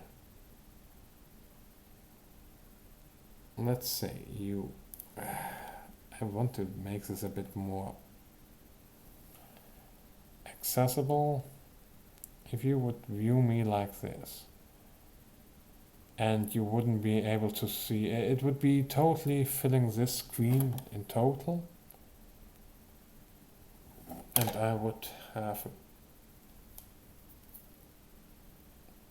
thank you very much. I want to go to video. I might even just record, just to keep it in check. So, if you view me directly, or better to say, this to the camera, to the screen that you view, it is 1 camera, all kinds of decoding and putting it into video, and you can watch it on YouTube, your screen, whatever, and you see me talking like that from the screen. So that's 1 layer between you and me, an intermediate layer. However, you can understand that. You can also understand if I put this in between me and the camera, you can still see me talking. You can still hear me talking. You hear my voice more directly, but you see me talking in a bit of a different vantage point, but still you recognize me. But what has happened? 1 extra camera, 1 extra screen, 1 extra camera, I'm waving my finger in front of it, 1 extra screen. I can even break the illusion a bit and show you that that's how it works. if you would have no notice of that this is between you and the object, you would think that the man in the camera, that the man in the screen is the real man, instead of this man here. But now I break the illusion and show, oh yeah, this is the real me, but you see kind of different version of me there. But it's one more layer. Think about that. What does that mean? What does that mean? One more layer between you and me. One more camera. So, it goes into this camera here, goes out, is processed inside of here, and then reproduced in the screen. Then whatever is all of here goes into this camera here, and then you get it out on your screen. Then your eyes sense that, and that is processed in your brain. You might think, okay, where are you going with this?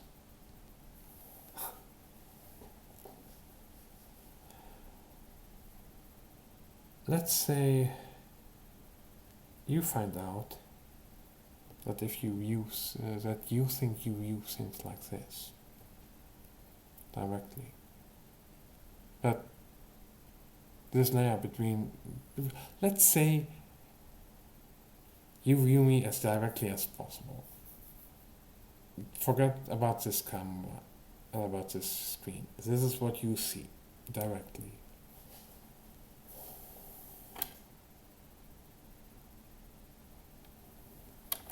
No, actually, this is what you have seen all the time.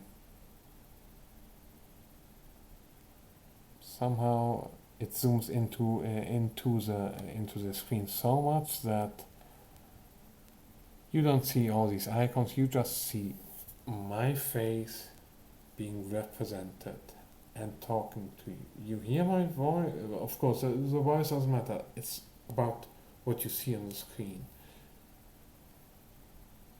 So you think, hello, yeah, this on the screen is the real you. And I reveal that. You think, what? How can that be?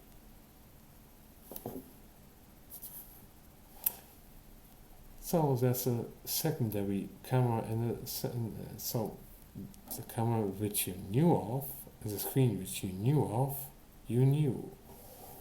But you weren't expecting another layer. Which is possible.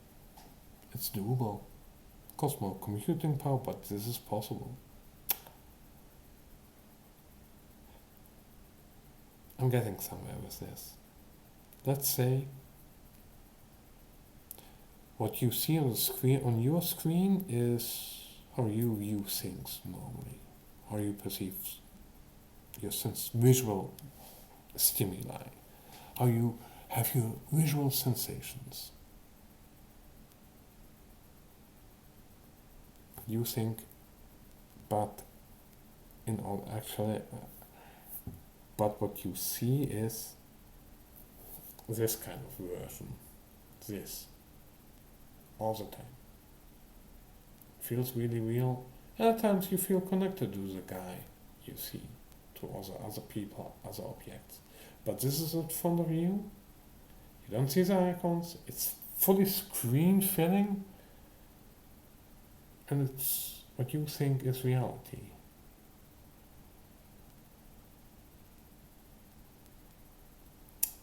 And then, so some parts of the screen, or maybe the whole of the screen, feels like it has some sentience and has come to life. You think, I'm connected to what I see.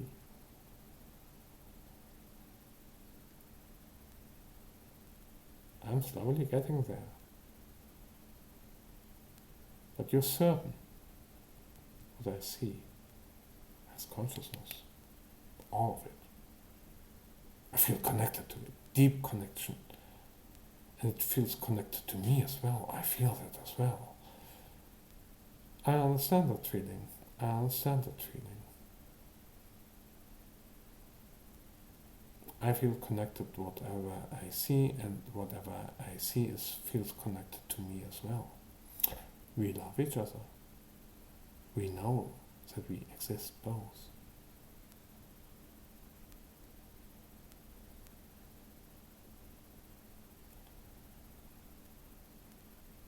Now,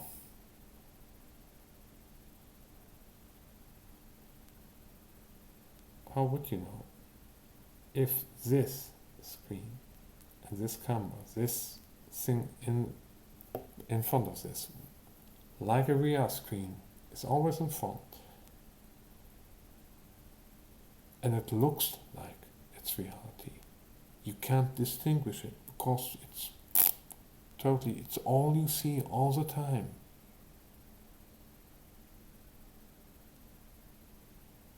You think that's the real world. You think this is what you truly see.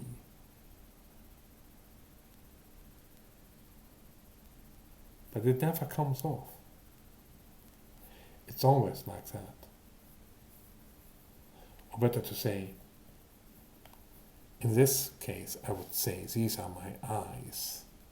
And I see the world through these eyes. And this is my visual field as I see it internally. This here.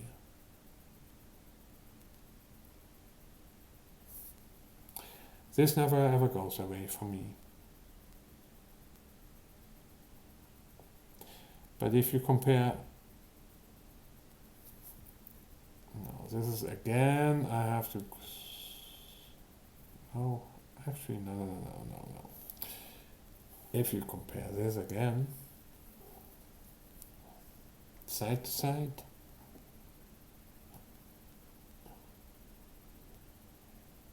if I do it really correctly, I can even make it so that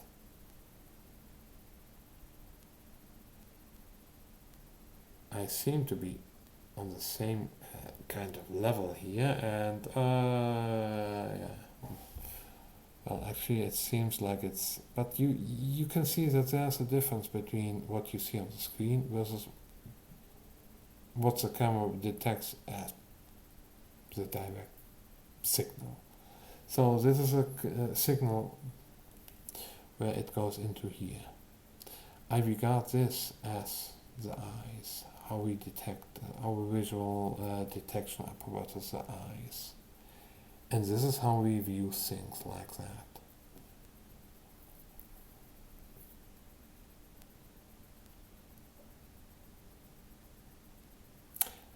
And if this, which is this visual VR screen deep inside of your mind, that's how I view it, becomes sentient, becomes conscious somehow. And you connect to it and it connects back. That's how I view it. And this here is somewhere here, actually. It uses my eyes for input, but it's just a visual screen internally. But it is sentient. It has a consciousness of its own. It's rudimentary. It's really feelings-based and emotions-based. But yeah, you can connect to it and it can't connect back.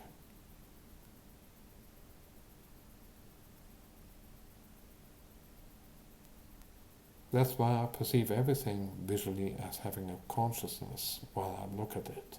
When I look away, I see other things. But it's always the whole of the inner virtual goggles that I have. The virtual inner vision. This screen inside of my brain. Not this. Because I can close my eyes and yeah, I could technically. Oh yeah, this is a good one. I could where even is this? Yeah, I could do it like that, and then it seems closed. Well, you can't really see that, but if you look at it the right way, you, well, maybe if I close my eyes, there's still some light coming through, so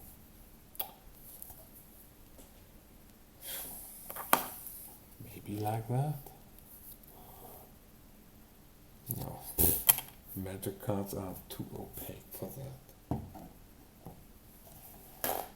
But I could, for instance, have a kind of, if you look like this and you get some shut eye,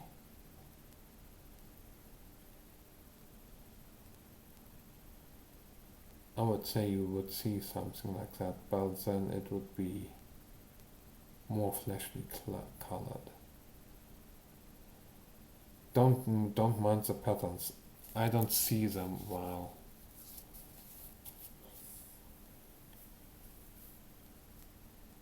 no, I don't see them like that, no. But this is shut eye. Kind of a shut eye. Still some light coming through. You still see it. But this is the inner visual screen, the inner virtual reality goggles that you somehow always wear. And as far as I can figure things out,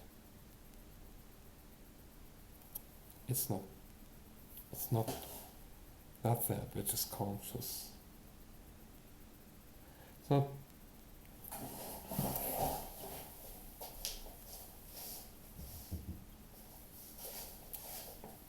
It's not that cupboard over there, the hanging on those, or this. It's not the actual objects over there. It's the objects as represented in the screen, which are sentient, rudimentary sentient / conscious. Actually, it's the whole screen that is rudimentary, sentient, conscious. And you're always connected to this screen inside of you, your virtual reality screen. And this is akin to the eye that you have. Still, it works.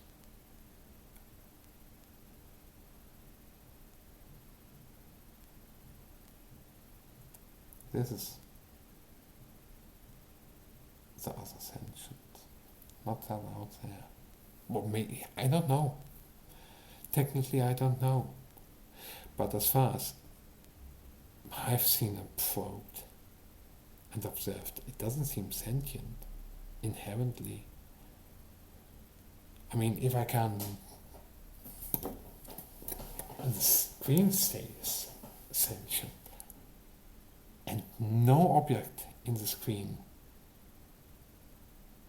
has a kind of permanence that it has the power to keep you on it, or that when you look away it still persists. But what about breakthroughs? I'm not talking about breakthroughs.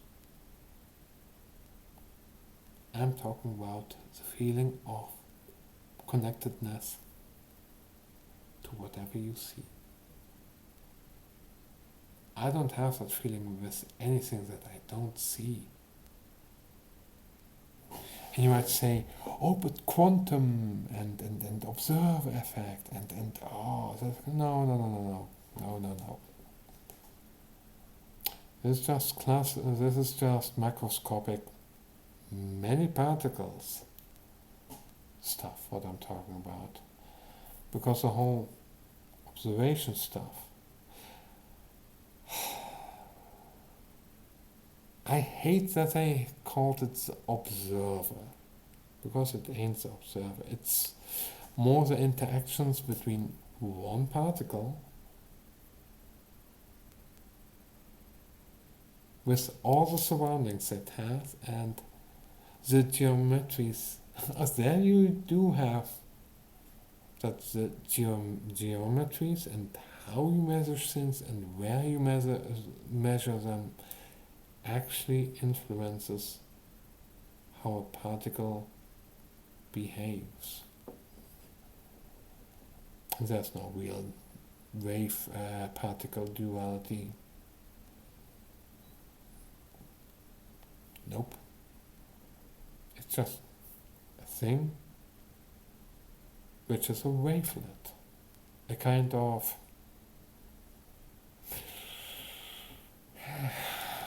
let's oh good. It crapped out on me. Good. But yeah, my internal VR goggles, I connect to those. But they decode the input of whatever my eyes are receiving to light input. So if I could even close my eyelids and I'm still connected to everything I see, which is just my eyelids and all the glare, whatever. But I only see my bright eyelids, and they're bright because of some light source. Could even put my eyes in front and I see my dark eyes, and I could connect to the darkness in my eyes. But the darkness is also part of my visual field. It would encompass most of my visual field. It would be not totally black, but really dark. But I would connect to it, and I could have connect to it, it connect to me, and a unity. It doesn't matter what I do. I can close my eyes. It can do whatever. It's the visual field itself, the visual cortex, what I'm talking about. This integrated display deep inside, not the eyes. It's the object that's inside this screen, not itself. The object is represented on this screen, and I connect. And as far as I know, everyone connects to the one in the internal screen, not to the actual object. I mean, if you disagree, go ahead.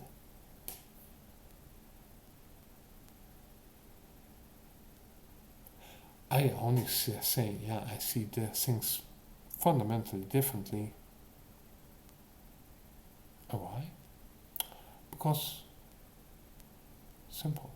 I wanted to know for sure. How do I know it? By seeing, hearing. But it's not what I hear or see. In this case, it doesn't matter what I see. I connect to whatever I see. It's about that I see, that I connect to anything I see and everything that I see, and that I can connect to everything I see at once. And it doesn't matter how I change my view field, I still have this connection. That means, but why don't I feel connected to whatever I don't see or hear? It's only what is already presented to me as being full of meaning, full of sensations and meaning and emotions and logic and feelings. I cannot, if you don't understand, I cannot represent it in other words. Maybe someone else may be able to help me formulate my words and my phrasing better. How else? I see a light and yeah, it feels like something to me. It may be small or bigger, have a certain shape, it doesn't matter. I see something and I connect to it. And I feel the connection, I feel the connectivity. Even when I'm sober.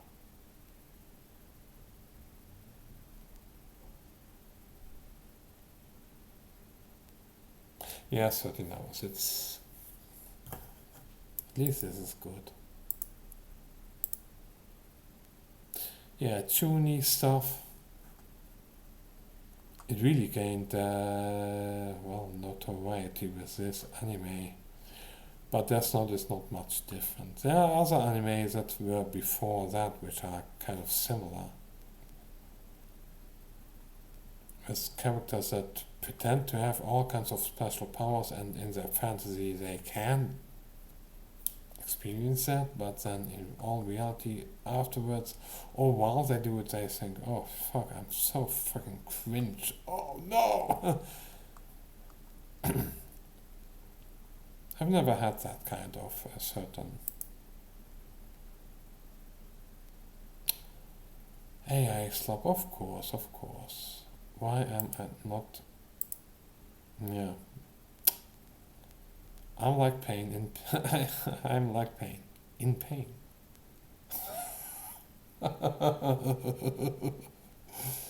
I'm like pain. I'm in pain. Oh.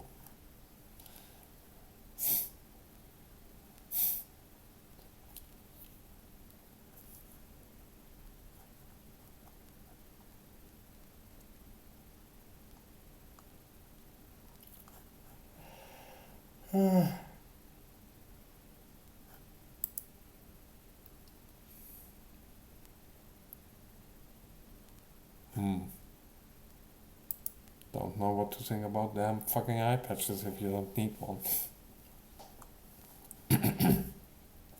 I can't see my eye.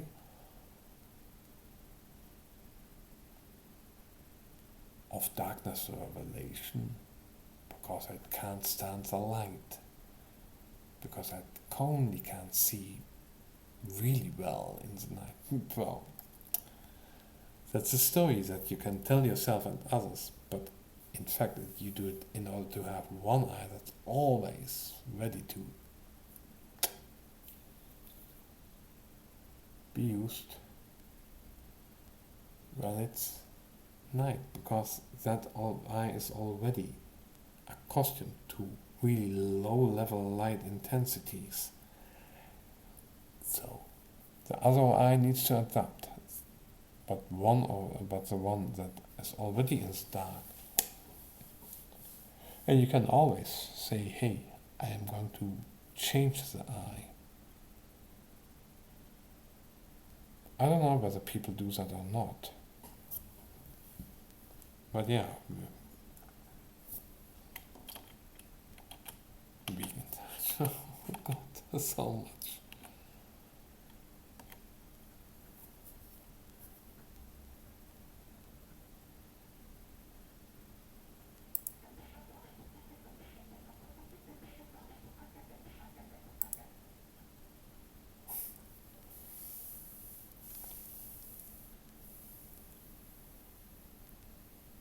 Oh yeah, okay, that's materialized paths, so like nested sets. It's like a lightning strike. Normally if you have a lightning strike, there's a lot of tries that's being happened and only one really connects a bit. That connects more. Flash, flash, flash, flash, flash, flash, flash, and you have your lightning there, in most cases.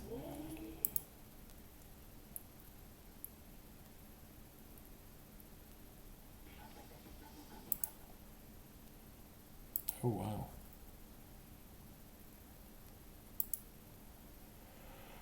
But yeah.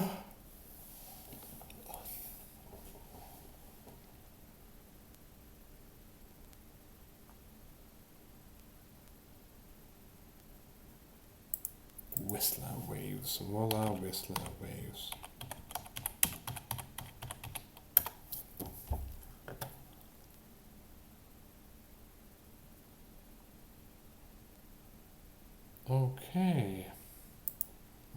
slow.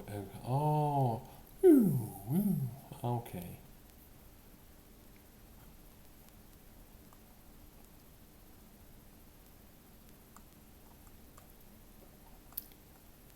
Hmm. Okay, Whistler waves. Huh, that's actually interesting.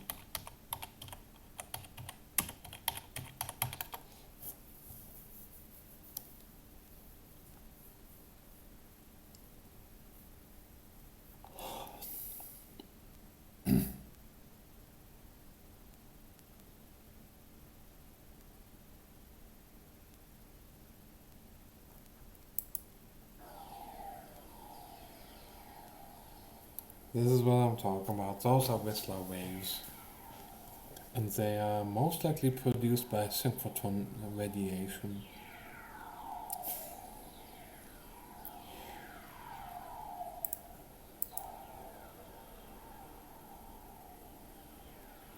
Oh, they are produced by lightning strikes? Most like. Oh, no, no, no, no, no, no.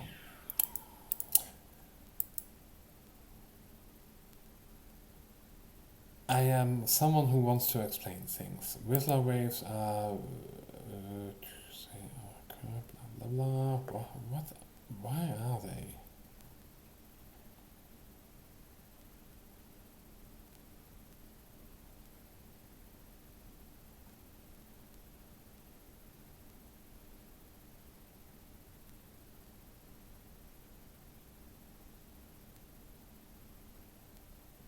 Oh, okay.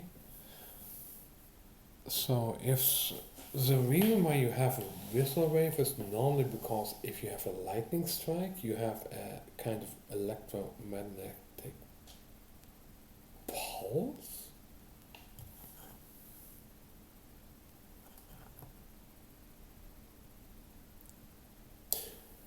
And well, the thing is, just like with all kinds of mediums, this is an electromagnetic wave.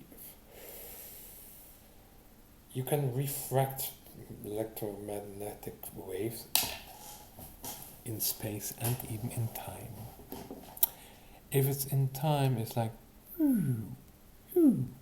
it, yeah. If you're at a distance and you have enough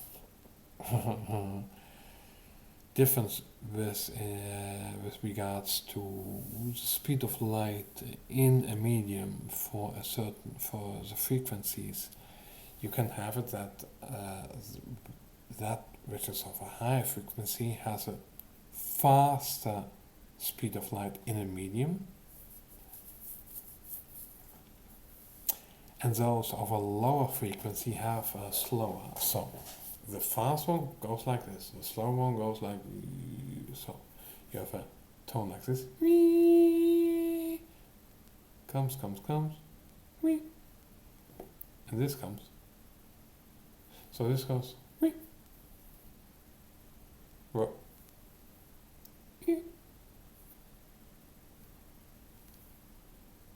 So it might be like this. Oh, you might think, okay, but okay. First you have high, then low. If the third goes and you have a slightly lower frequency, it goes a bit less fast. So that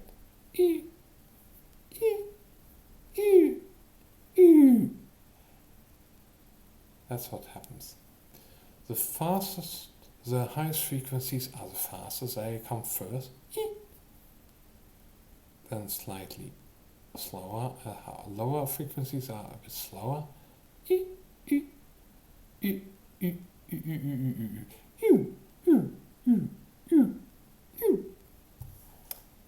That's that's why it sounds like that, because the high notes travel faster than the slower ones. And if you have a certain distance, the faster it travels, the shorter the time is. The slower it travels, the longer it takes to arrive. So at once, if you would have a real lightning strike, if you would be there and you would hear it in radio waves, you would say it would go. It would go like it would be just a snap, a really loud snap. All the frequencies at once.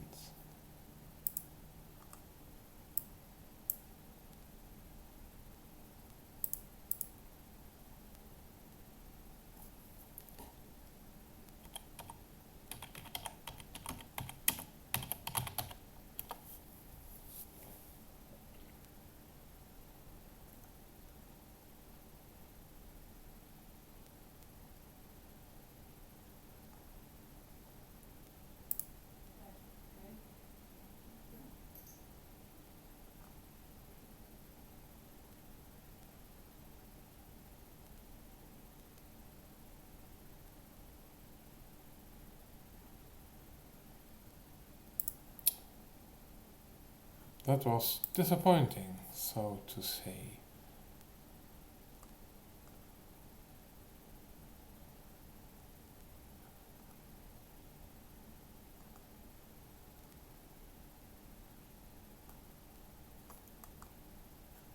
Yeah, but I want a good shot. Oh no!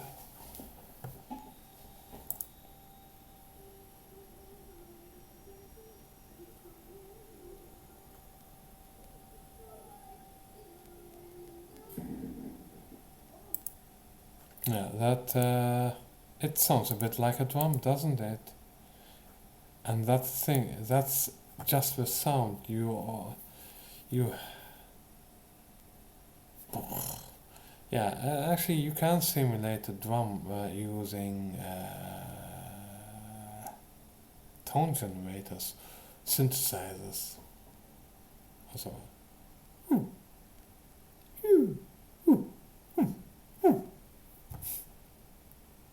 you might no, you might not believe me, but that's how you can synthesize a kind of drum sounding sound, because you have first the high frequencies and you really go down really fast in frequency. They go like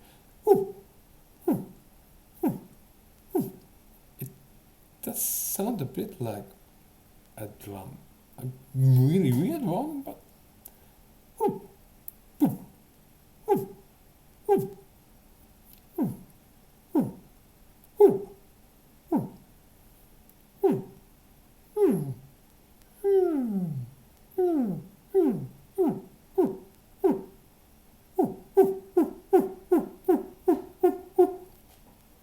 not totally. But I can program it like that with a bit of a drum if you want to, but that's for a different video. But yeah, you can program drums.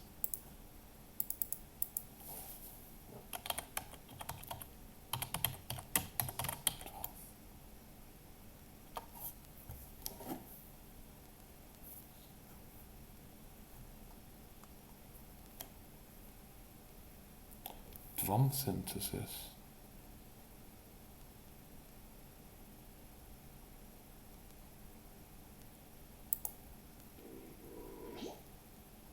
Are you a musician slash producer? Are you looking to boost your sound design skills? Are you interested in establishing new revenue source?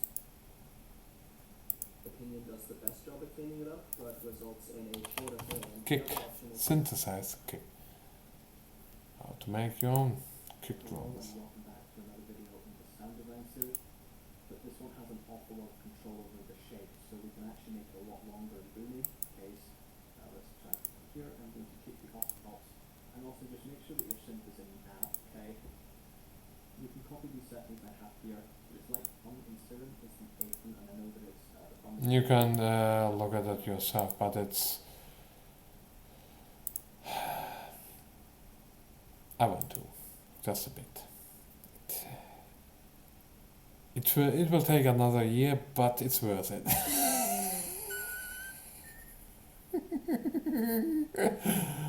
Yeah, I'm going to start Vital, and yeah, how do I incorporate the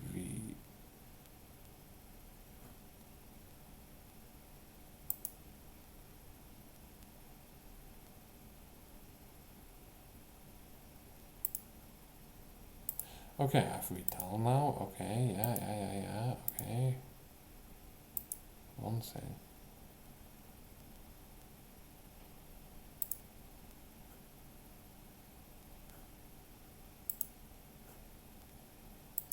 How do I get vital?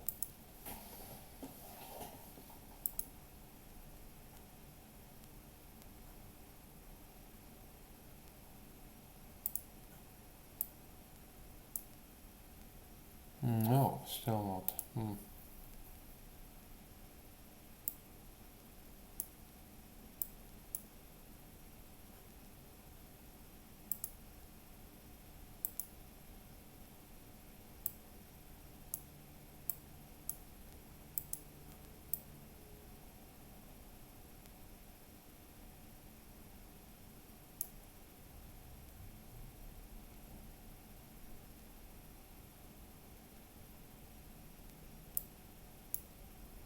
Wait, what? How does this work? Why do I... Both up! Oh!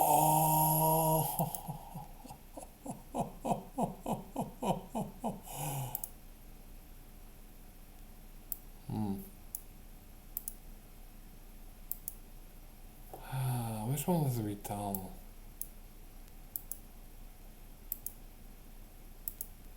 Still desktop.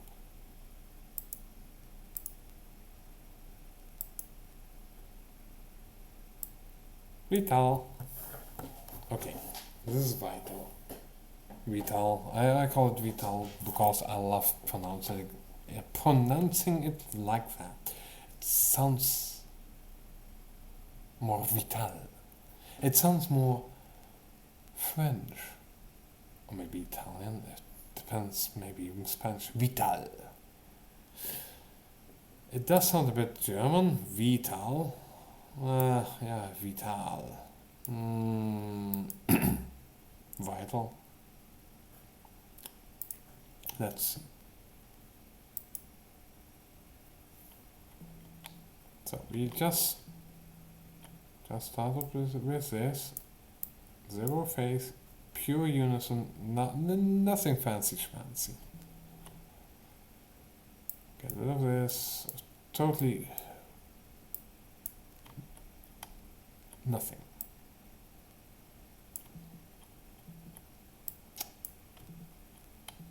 Abrupt.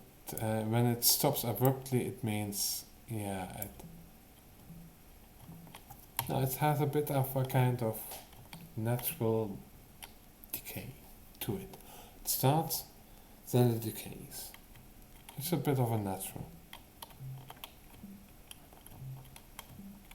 I think, okay. Now look at this. I'm going to go to envelope. I'm going to do the tempo really short, maybe like this. Let's first look at that. This is an LFO, low frequency oscillator. Doesn't really matter that much. What I need is the pitch here.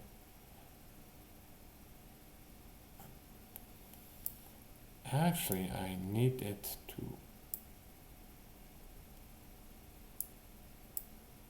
maybe just go like that, and then this goes like this. Okay, now it goes out.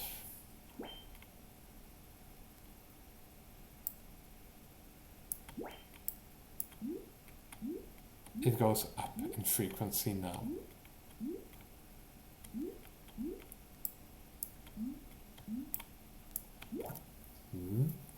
So, low frequency first, then it goes to a higher frequency, goes to a higher frequency, goes to a higher frequency. Ooh.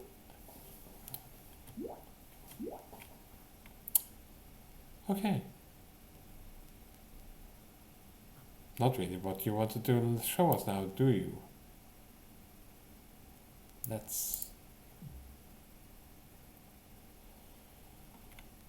I didn't want it to be like that already.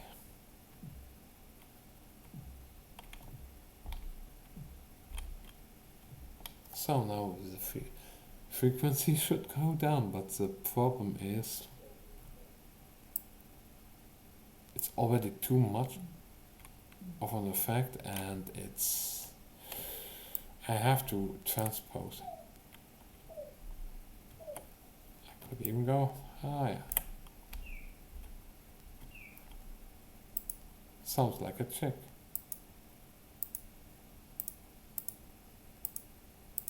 Let's get rid of the geometry of Whistler waves. I don't know whether that's true or not. That's the problem. It's so much, too much to. It's like just a gish gallop. Someone, but this. No, but it could be something else. There's always an answer for everything.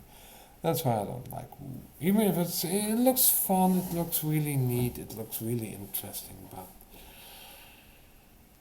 you find out it's just nice geometries, and that's it. Whistler waves.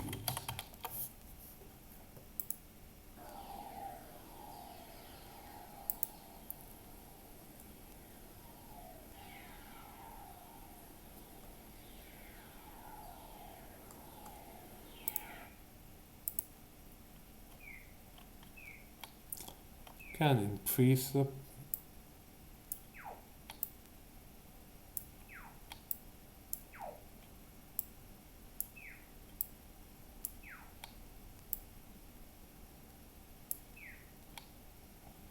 other thing is I can even go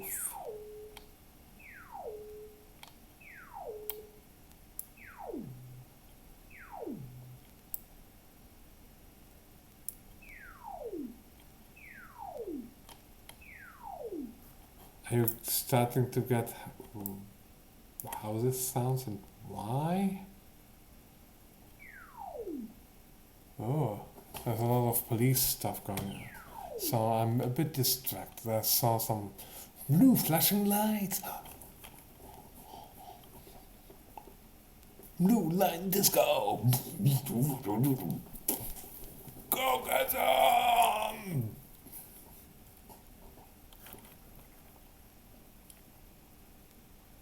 All cops are besties.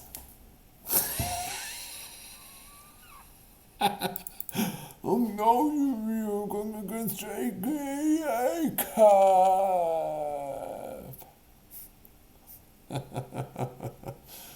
Yeah, if that angers you, me making fun of stuff, you're in the wrong place. Go off somewhere else. Go play with some Woo. Go and have an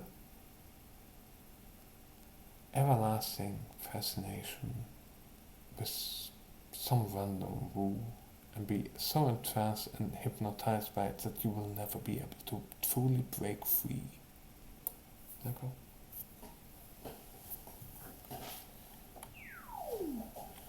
So, there's a certain frequency where it starts and it just goes down.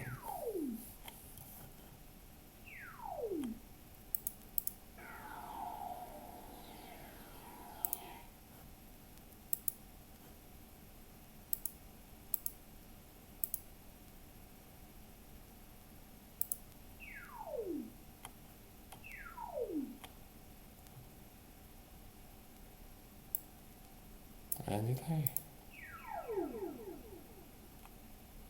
Wow, actually sounds kind of spacey.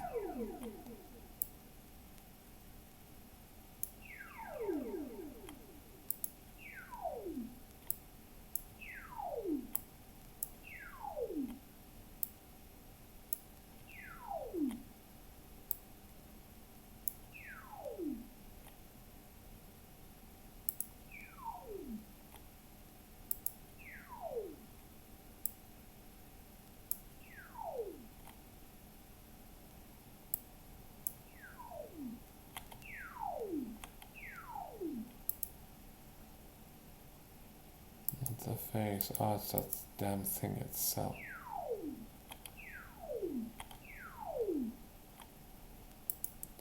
But the flames was better.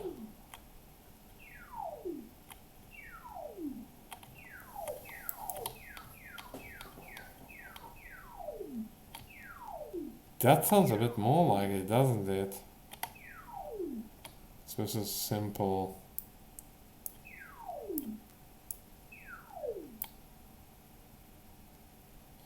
Oh, so offset must be about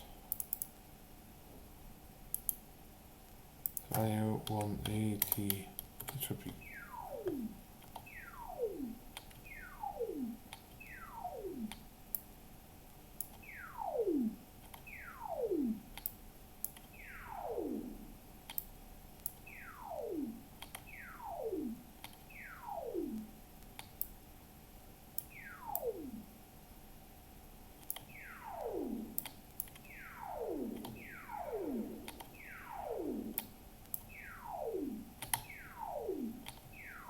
Well, that sounds a bit more like it now. Let's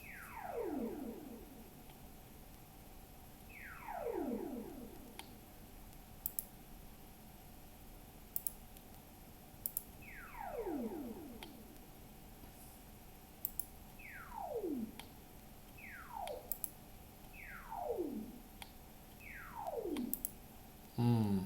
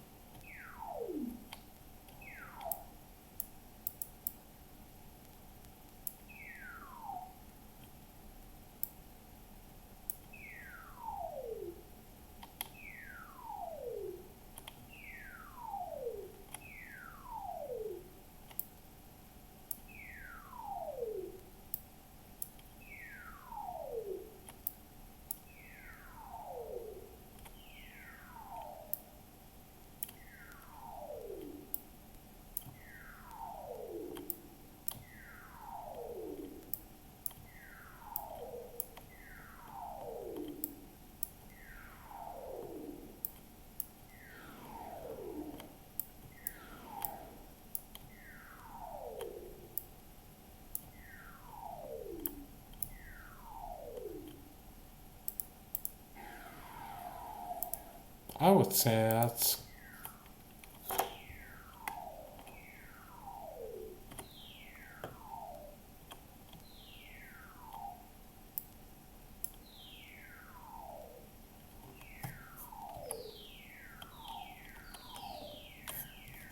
yeah, maybe a bit of delay. Maybe first we have some distortion even.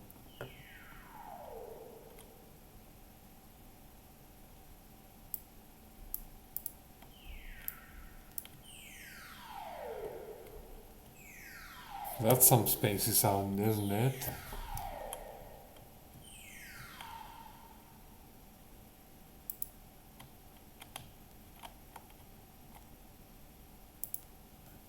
Right, let's.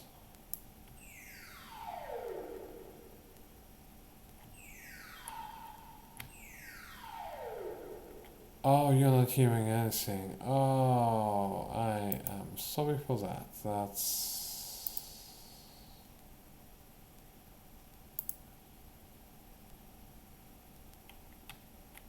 Weird. Hello? Oh. Hello. Okay. So you did hear me, but yeah, I think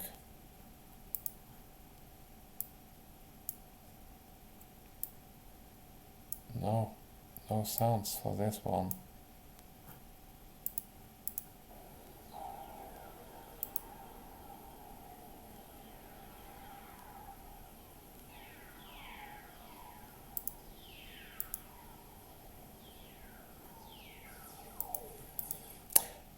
I think I mean, this video here, yeah, you can watch it on your own, you can listen to it. I did some stuff here. I heard it. You most likely didn't hear it. Squat on. Maybe something faint in the. But yeah, you have to believe me on it. I recreated the sound and then made a kind of cool preset on it.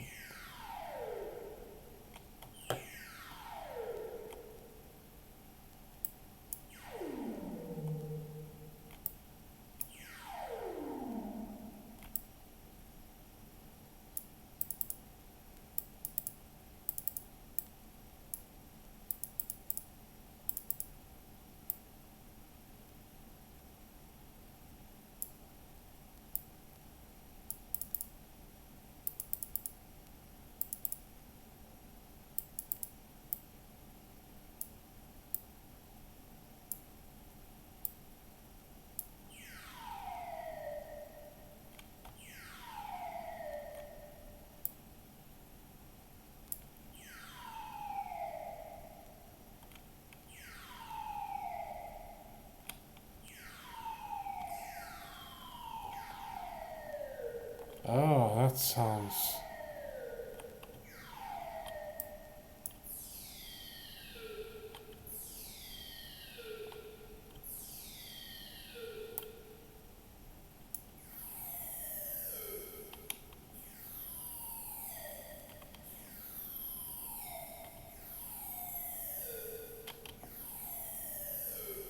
Jeez, that's kind of a banger, I would say.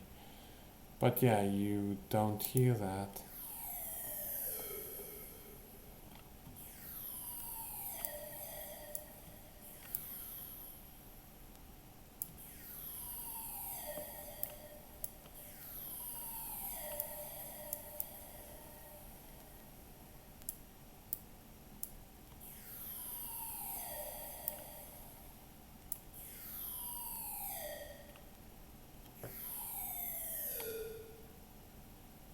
Oh.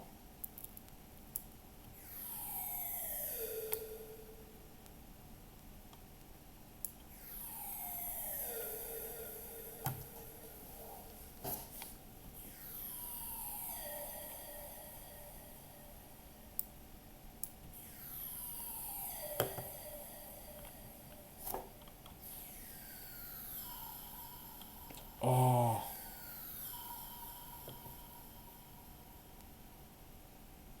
I'll say this.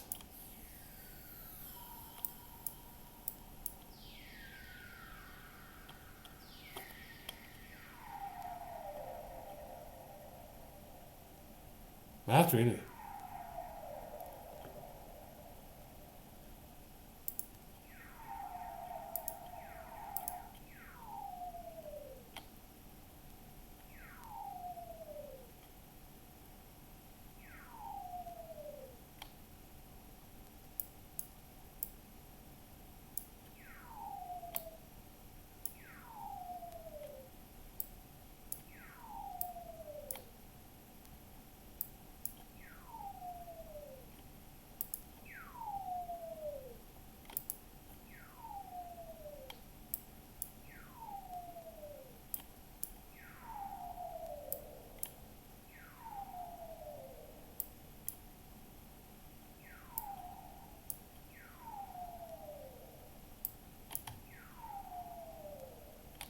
Hmm.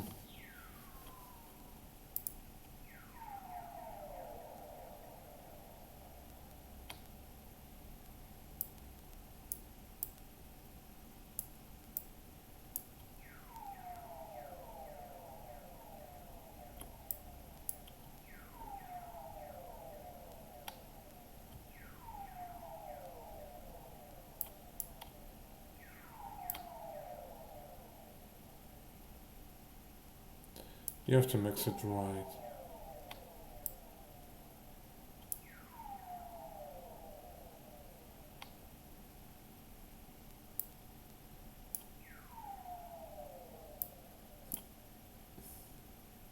I'll be honest, that feels really sad and depressing.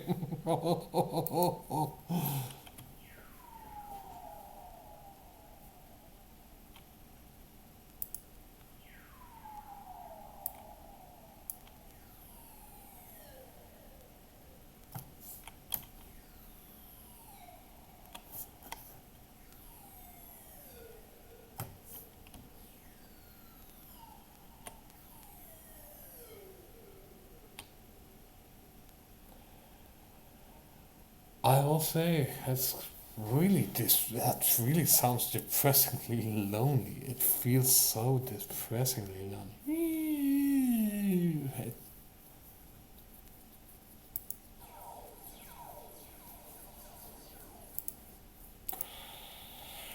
But that's yeah. But again, I'm just thinking around with some sounds, and you're just seeing me doing some stuff. I think it's time to shut it down, all down, and get ready. I'm actually becoming really tired, and rightfully so. It has been At least 13 hours. 13 and a half hours now. Some good old time fun. Look at that. Isn't that cute? But it's, oh, it is what it is. What is right and what is wrong? Nah. What is good and what is bad? Nah. What is true and what isn't true? See, that's the thing. Let me wax on, wax off. A bit more philosophical on you. What is truth? What even is that? You say, oh yeah, whatever I see, that's true, yeah. What do you mean with what you see? You might say, this is true. What do you mean this is true? This is a battery. Yeah, the battery is truth.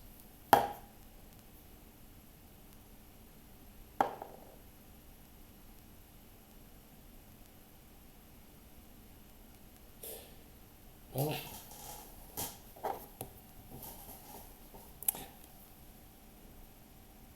I think there's a bit of truth in that, and if people proclaim this to be the truth, I don't know what I really mean, but I could construe it like, I perceive sensations. I know that I have a kind of mental imagery always coming in that I perceive, but this is not the reality itself, but a representation of whatever is out there, and I somehow trickles in via my eyes, somehow gets converted into electrical impulses, somehow generates an inner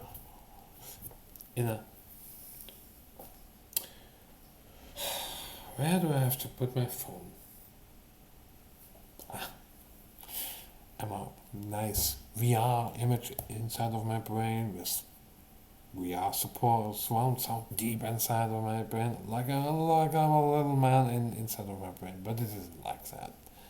But at times it feels a bit like that. Okay. I know the difference between this itself and how it feels, how it looks. Does it make any sound? At least nothing I can hear. So it's a sound nothing. If I let it drop, I can hear some sounds which tells me some stuff about the material structure. Now, what's inside of this? I could tell you. Eat it. It's a yummy surprise. But then I would be lying to you. No, kids. Don't eat these. It's far worse than Tide Pods. There's a surprise inside that's far worse than Tide Pods. This is really far worse. It's only if you're a really evil gremlin, then you need to eat those. And then you're gone, goblin. If you're one little evil goblin, spawn of Satan, maybe then. But even then, most likely you will know not to eat these. For you are, most likely, someone who's not a dum-dum and doesn't follow all the trends, no.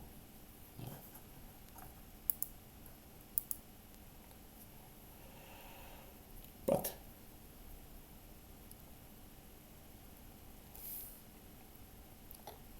it looks like one object, and in some ways you could call it one object, but it's a composite object made out of all kinds of different parts, which have their own place within this thing called the battery,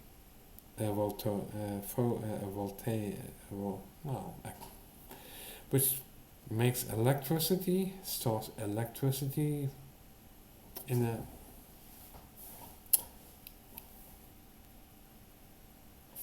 how should I say it? It's some chemical reactions away from making electricity.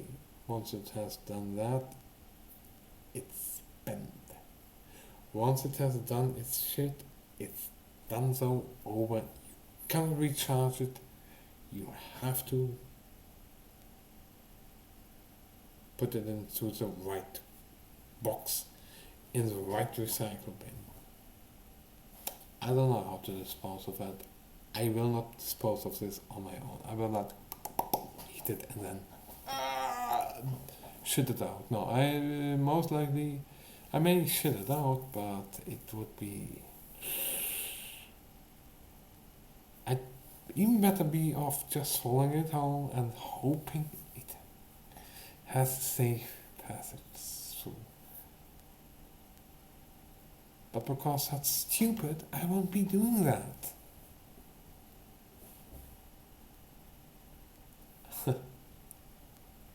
That's why I have the dear viewer, to be a willing guinea pig. You can have this one. Just pluck it from the screen and eat it. Good luck with that. Try to eat the one in your screen. Lick with your inner tongue. Oh, it is magnetic, some parts. But the thing is, you don't understand the true nature of this. Oh, but you don't understand. Well, I do understand certain parts of its true nature a bit more than you do. Just like Electro Room says, mediocre knowledge. I have more than a bit of knowledge. I have a bit more than mediocre knowledge in certain areas. Trust me.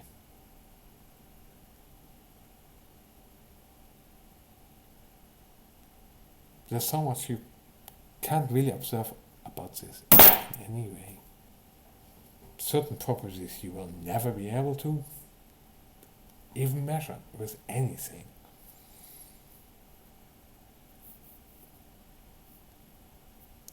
What is its dielectric constant at trillion electron volts? Or at the Planck's constant? Don't know. Maybe there's no refractive index at those kinds of energies. But at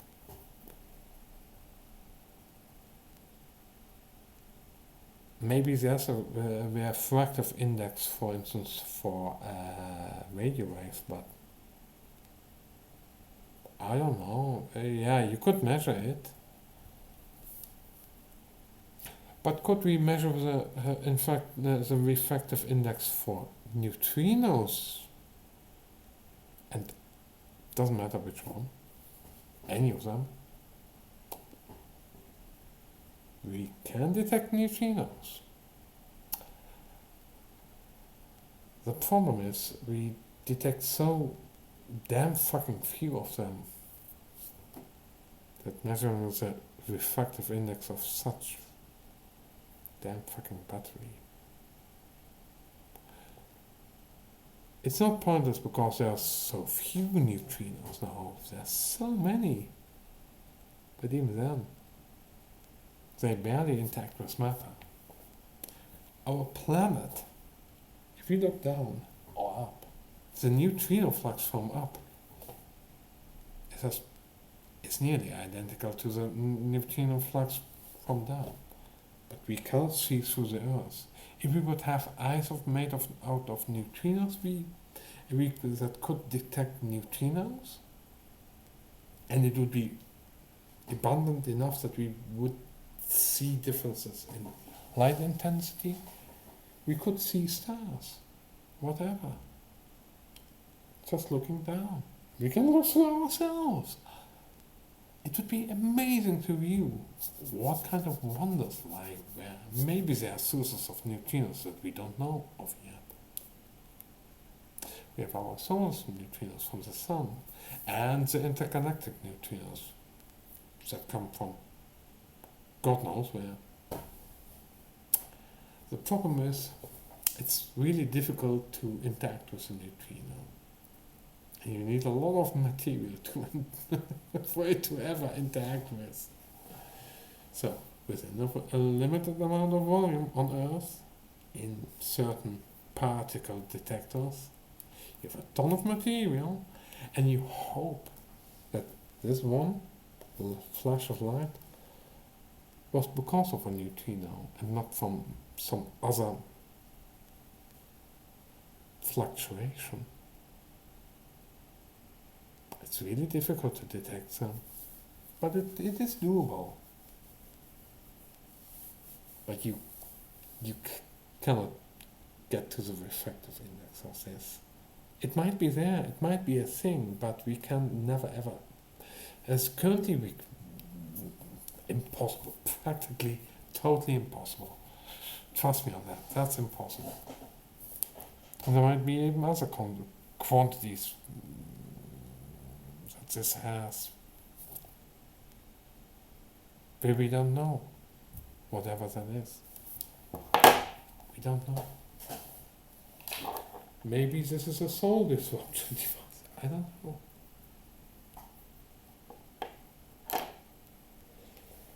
But what I do know is that there are certain things that make this actually a chemical hazard.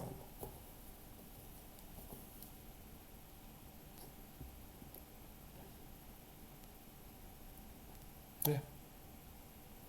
And the one that I have in my hand is not the one that I see in the screen. The one that I screen is just a representation of the one here. And the one that I see is a representation in this deep-seated virtual reality monitor device.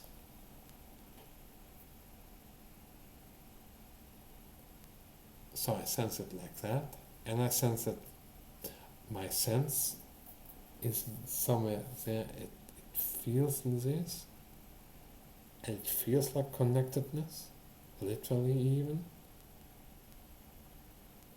But it's just pressure sensations of nerves. Only says I have pressure and that it's not that much or enough, or it's becoming painful now, and I have the pressure sensation. Feeling warmth, feeling cold, feeling hungry, feeling lonely. Oh no, lonely is it's an emotion. Nothing else. Yeah. It's been 5 hours with this session. It's time to say goodbye. I hope you had a lot of fun. I enjoyed myself. This actually is something that I won't do all the time. I've recorded a lot of videos, but I privated these videos because I'm not saying that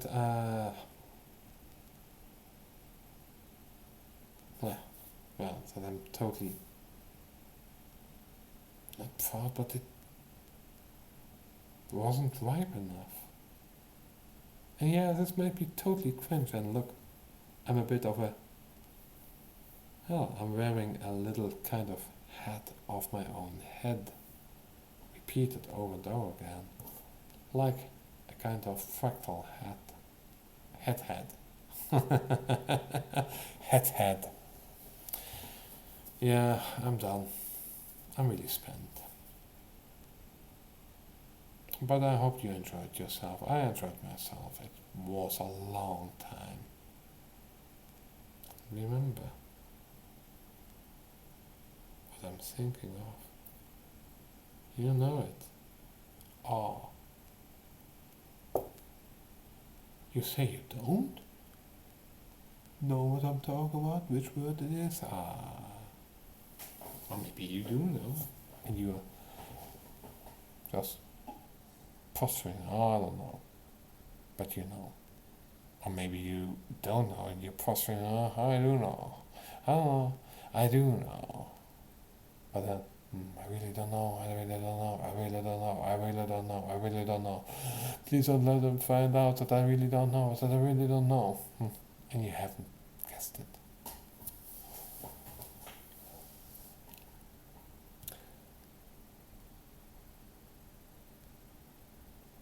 Comment, like, subscribe, do whatever you want to do. If you are this long in and you haven't been totally bored out of your fucking ass, and you're enjoying it, hey, good time, and bye.